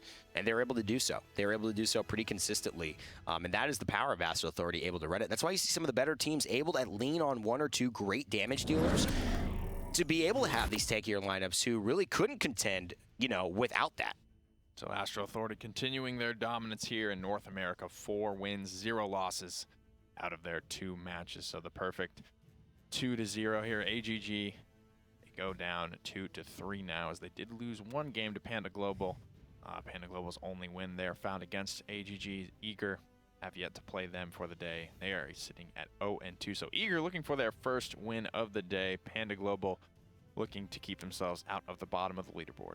Eager looking to keep themselves out of the bottom as well. I mean, they played Astral Authority. Unfortunately, they got 0-2'd. And now Panda Global, who... AGG put up a better fight than Eager did. That's what I'm saying. I mean, right now, I would be really interested to see the AGG-Eager matchup.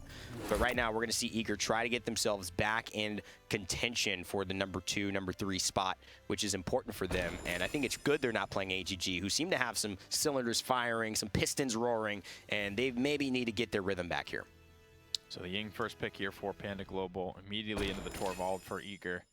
Starting to see the light there, finding the value in the Makoa as well. So Barrick's still on the board.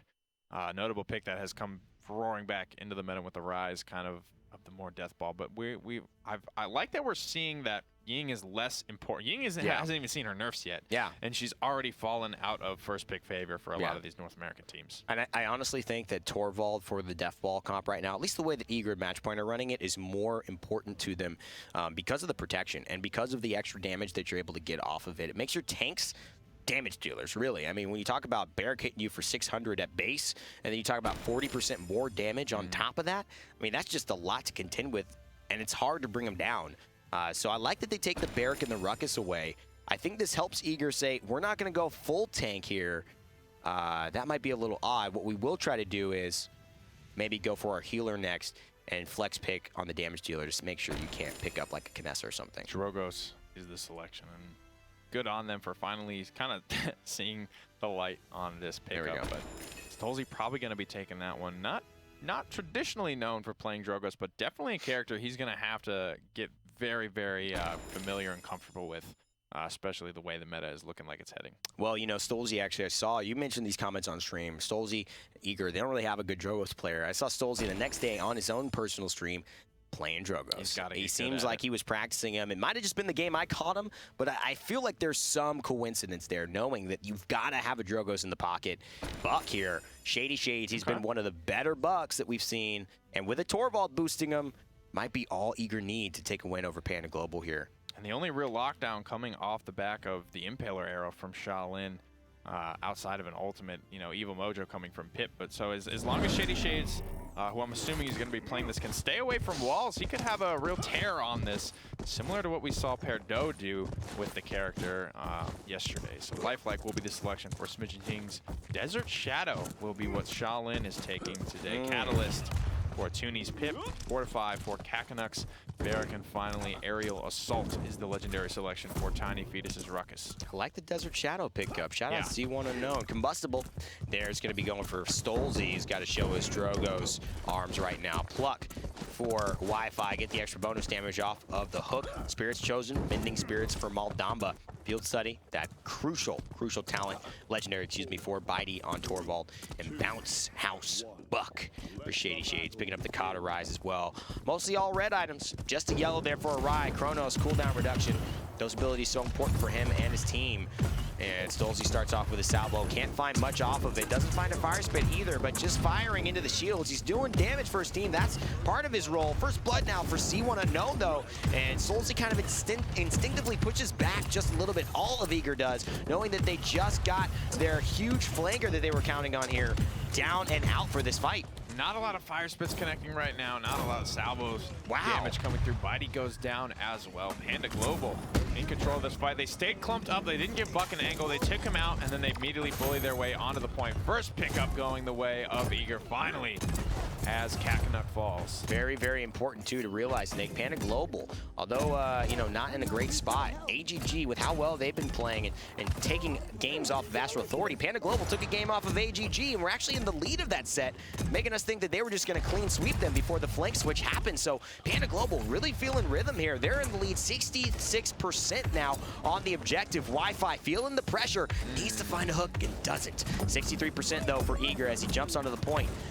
Tries to fight. Couple of percentage so close here, 69 to 72%. Dragon Punch is primed and ready to go, but Stolzy is very low and gets taken out before he can land. Eager struggling to get the Strogos pick off the ground. Barrick just doing so much damage, decides to turn and fight rather than run. An objective captured. 1-0 for Panda Global. Eager yet to find their rhythm here, even in their second set. And Tooney, Tiny Fetus, both on streaks yet again. The brothers in arms.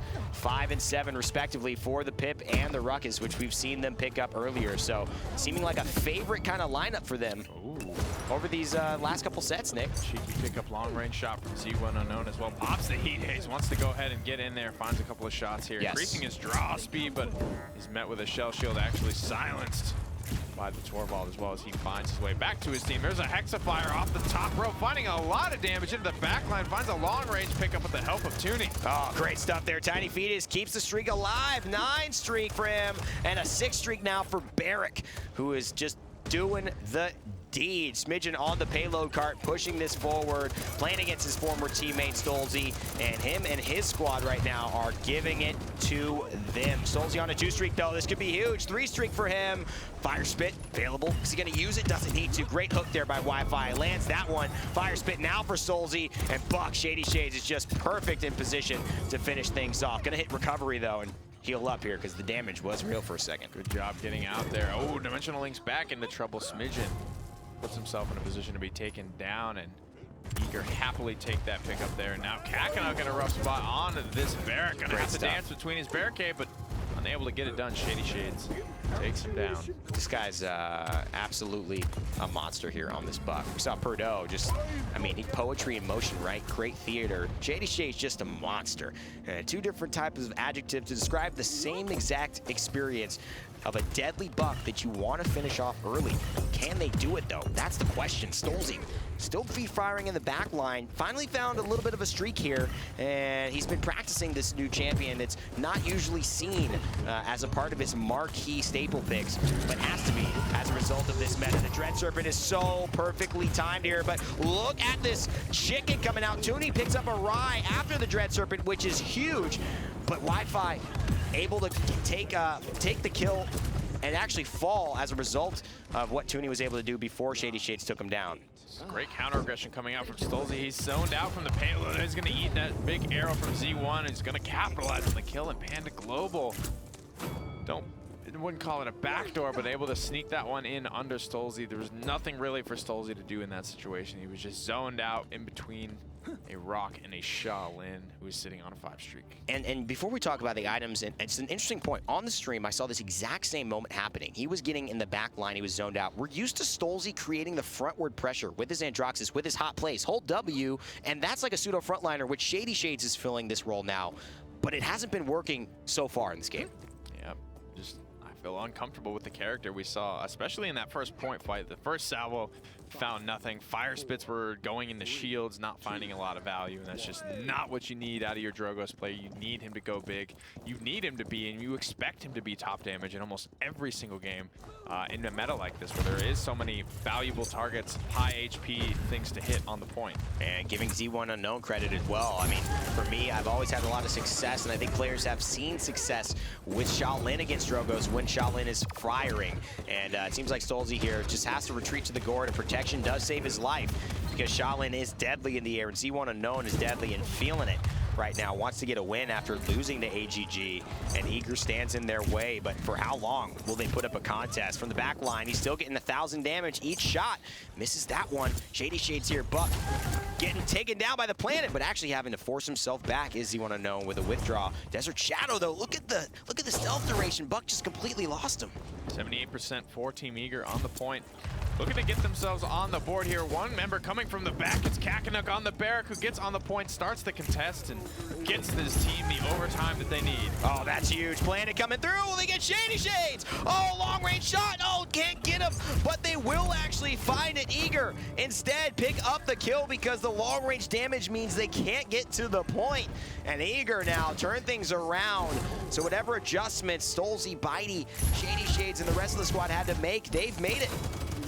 Tiny Fetus didn't get a lot of value for his Hexafire, whereas we saw Shady Shades was able to find picks in the backline with his Buck Wild, and I feel that's kind of where the team fight really started to go in favor of Eager, that just found value for their ultimates, and Panda Globa couldn't find it there. 2 picks for Team Eager as they get this payload push off the ground. Nice planted in the wall, but won't retain the angle as Drogos falls to the floor. He falls behind cover. Yeah, impaling can work in the sky. As long as you hit one of those tops of the buildings. Ancient Rage pop by Makoa. Wants to find something, but he's going to get met with an illusion. The push is continuing, though. For Eager, great hook by Wi-Fi. The emitter will take away a bit of that damage. He's going to retreat to safety. He's got his healer coming back out in just a moment. But they will contentedly stay there and start the defense. They've made a decent amount of progress, about 65%, 70% of the way now, with a minute and 17 seconds still on the clock, and Buck alive and healthy. As Buck Wild as well. Big polymorph hits all 5 members, but unable to get a kill off the back of that. Panda Global, you have got to follow up on those dream ultimates like that. Man, I don't get it. That's a free team fight. I don't get why you do that if you know you can't follow up, or what the miscommunication is. I didn't even see Pip follow up there. Unfortunately, it just wasn't firing. Stolzy gets a great kill on Natuni, who just jumped into the Dragon's Fury. And Ying clones being destroyed left and right. Great air shots by Stolzy.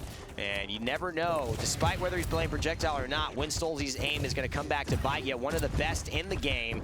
And he's landing his shots now. It's a scary proposition for Panda Global, because look at that salvo. Look at the damage from Gord. It is just nuts right now. Stolzy doing really well in the back line and free firing like he likes to be. No pressure whatsoever. Going to try and force out Z1 Unknown. He'll pop him shot right in the head and hit a double tap onto Kakanuk, and Barrack will go down. Oh boy, this is Stolzy's time. This is Shady Shade's time. Eager looking to tie this up 2-0 without much of a contest. There goes Smidgen as well. The Hyper Beam, just for good measure, retains the Dragon Punch to boot. So Eager still with an ultimate in the tank here. Panda Global, all they have is the Illusory Rift online. Tuni pretty much off the mark there at 69%. Kakanuk's almost got his Dome Shield, but that's going to be canceled out very heavily by the Dragon Punch. As soon as the Dome Shield comes through, Stolzy's probably going to prime the Dragon Punch, taking Barrack and that Dome Shield with him. Bitey and Shady Shades and Wi-Fi have all gone into Resilience after they escaped the Devil's Due, that Penta chicken there, and they don't want it to happen again. So the Resilience will get them to the mark, that 2-second minimum. So Resilience 2 is 60% crowd control reduction, and that's the maximum that Pip's Evil Mojo can be reduced. And this is why we're so impressed with what Simsilo does, right? It's not that he hits those chickens, but he and his team somehow always follow up on it in such an exciting and effective way that it shows. That's why you prioritize a Pip in your lineup, when you can do that.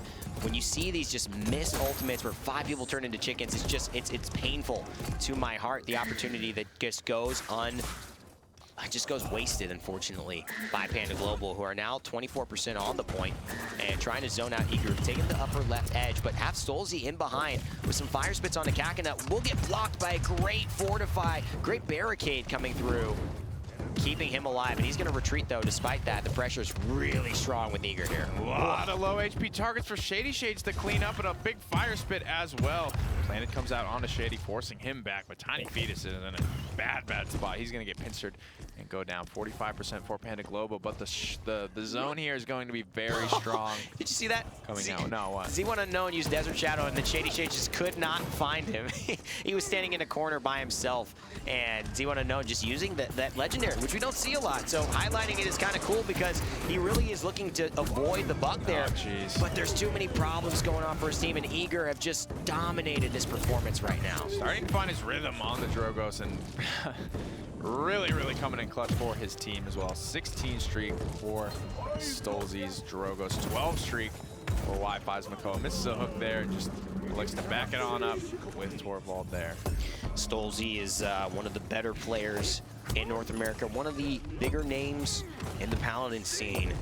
And he took it as a challenge to see if he could play Drogoz well, to see if the rumors were true that Eager didn't have a Drogoz player, or if that was what really hurt them in their last week, not being able to claim first. Whoa. But right now, his combustibles are saying something different entirely, saying that we had the true Drogoz all along, Paladins fans. I'm on an 18 streak.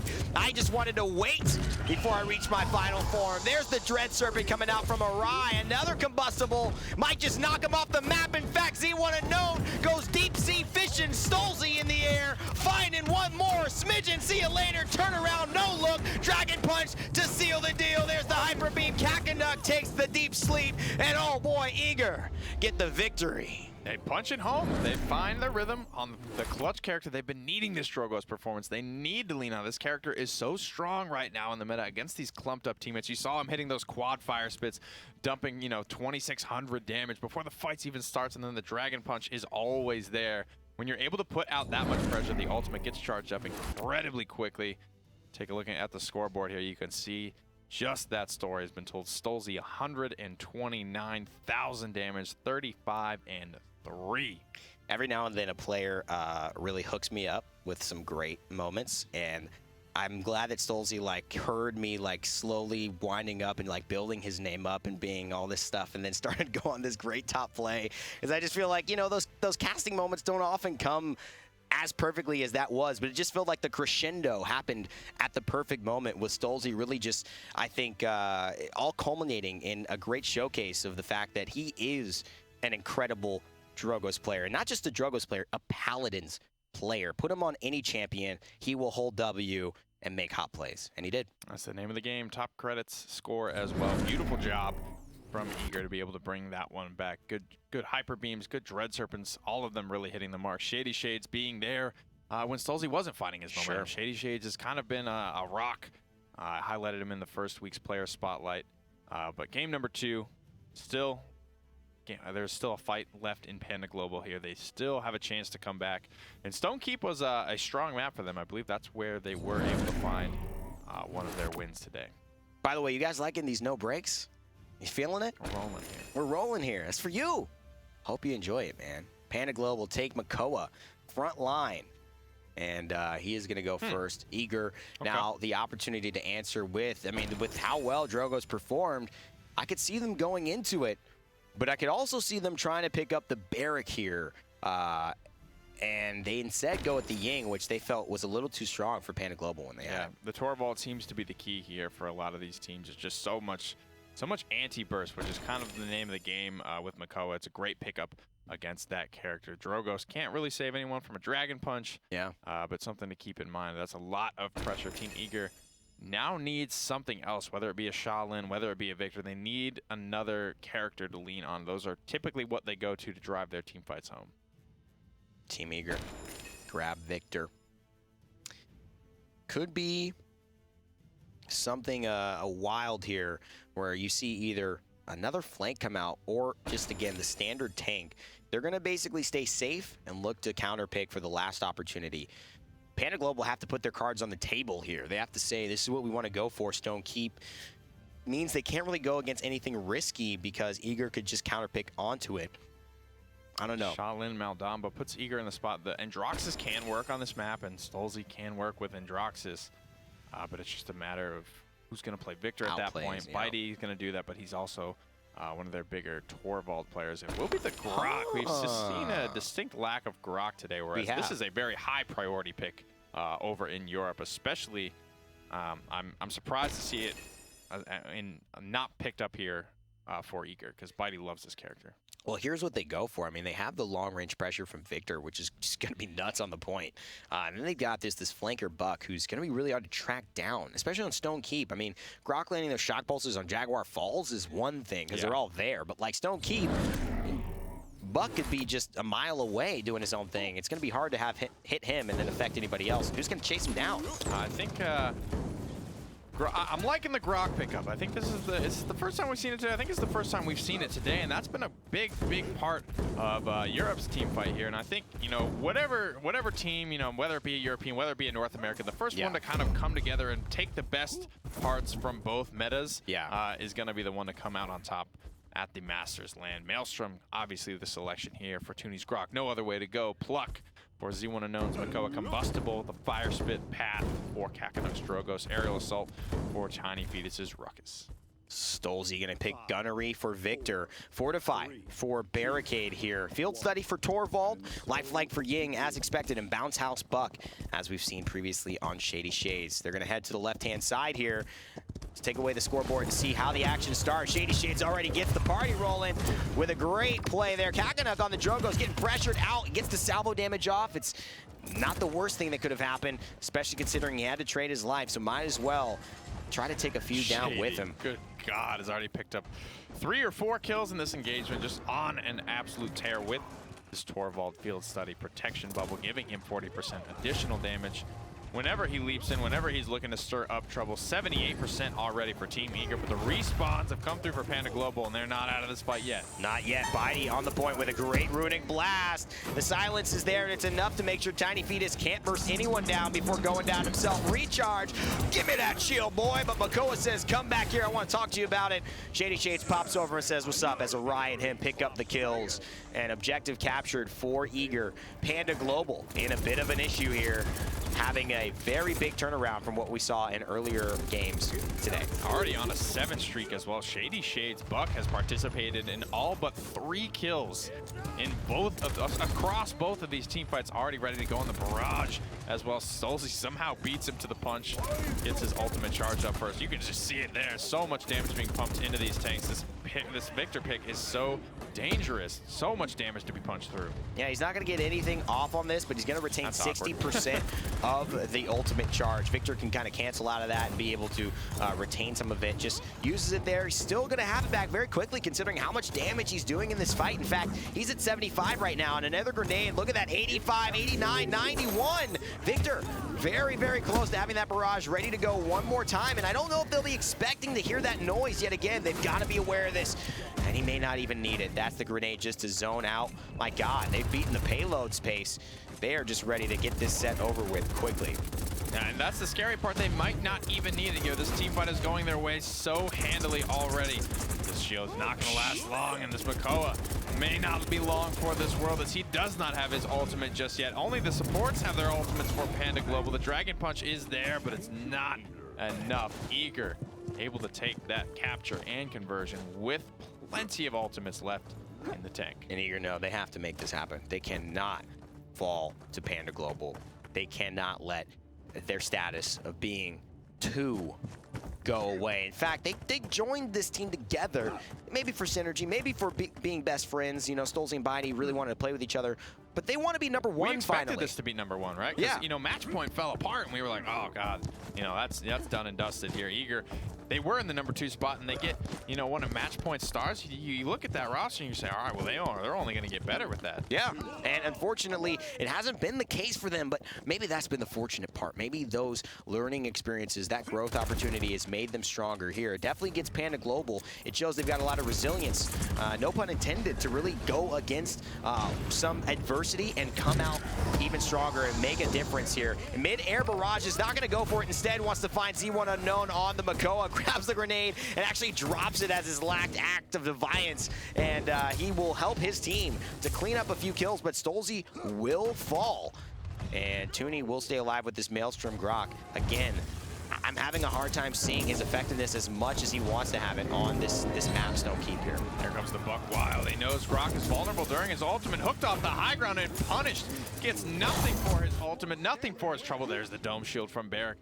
Try and keep this team fight alive for Eager, have now retaken control of the zone, and they move north of 70%, but a big Hexafire. Can they get out of the way in time? Stolzy gets the kill on a Kakanuk. Hexafire gets the shields down, but nobody else. But that means defensive measures are gone, and that that will mean that so are the tanks. Wi-Fi takes the spill. Trying to come back into the fight is Arai. He's going to dimensional link and buy some time. And look at that, 3 seconds that Ruckus was not firing onto any other tank, trying to chase down Ying, and Arai ends up with full health yet again. The power of Ying, the power of dimensional link. But because the momentum was just so heavily in the favor of Panda Global, they keep this rolling 97% for almost both teams. Yeah, here's Stolzy with the barrage, though. It doesn't get a lot off of it. There comes another Tempest to heal up all of the Best members of Panda Maelstrom Global. There it is, the Dream, and leaping in just to try and keep that overtime alive, but he leaps into the Dread Serpent. Eager, forced to give this one up, and Panda Global not out of it yet. Maelstrom, I mean, that was the best Maelstrom ever. We usually don't see Maelstroms used kind of like that and get so much value, get a couple of kills, keep all teammates alive and healthy. A lot of times it's on the push, but the point fight is just so vulnerable. He has to go into Ghost Walk as a result of it. And, you know, he can't Ghost Walk, he can't damage anybody, he can't get those shot pulses off. Sometimes it's just better to pop out of it early and just stay alive, but that one gets full value. Grok has one of the weaker ultimates in the game because of how vulnerable he is during it. It's most often used now just to pocket heal certain teammates, and it's kind of a weird use for an ultimate, but that's where Grok stands. He's all about the shot. Wow, nice. Look at that Ghost Walk speed. Astral Traveler, a card in Grok's loadout is going to help him to move faster in Ghost Walk. And what that means, why I like that, Nick, is because Grok, he's got to heal right where he is, which means that if you're not near your target that you got to heal, or if you're in a bad spot and you need to get around the corner, you need to get there quickly before the healing is irrelevant and they're dead. Astral Traveler gives him that movement speed to get to where he needs to go quickly. Uh-oh, Bitey caught out here. Probably going to have no choice but to eat that Dragon Punch. Goes for the jump off the top rope there, but will not stay alive.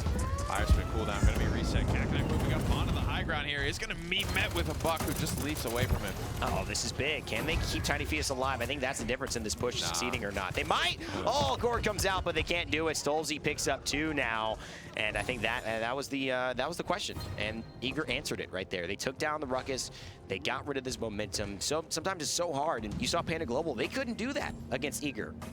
That was their chance there. I feel they had the Dragon Punch taking out Bitey super early in that fight. Eager are still sitting on 4 ultimates, and Stolzy at almost halfway on his barrage. He's gotten pressured out of like almost every single barrage, I think, this game. So if he actually manages to get one off, it's going to be devastating. 30 seconds remain for Panda Global. All the respawns are here, but they're having trouble breaking this zone and finding their way in just to try and get some pressure. That pressure is important. That's what Maelstrom Grok is here for with this legendary. Ghost Walk, will it keep anyone alive? Oh, it will! And another great Ghost Walk from, Tempest from Grok here on Toonie. And I really think this Astral Traveler getting him to a good spot is a great pickup for him. Wants to get to Tiny Fetus, cannot do it yet.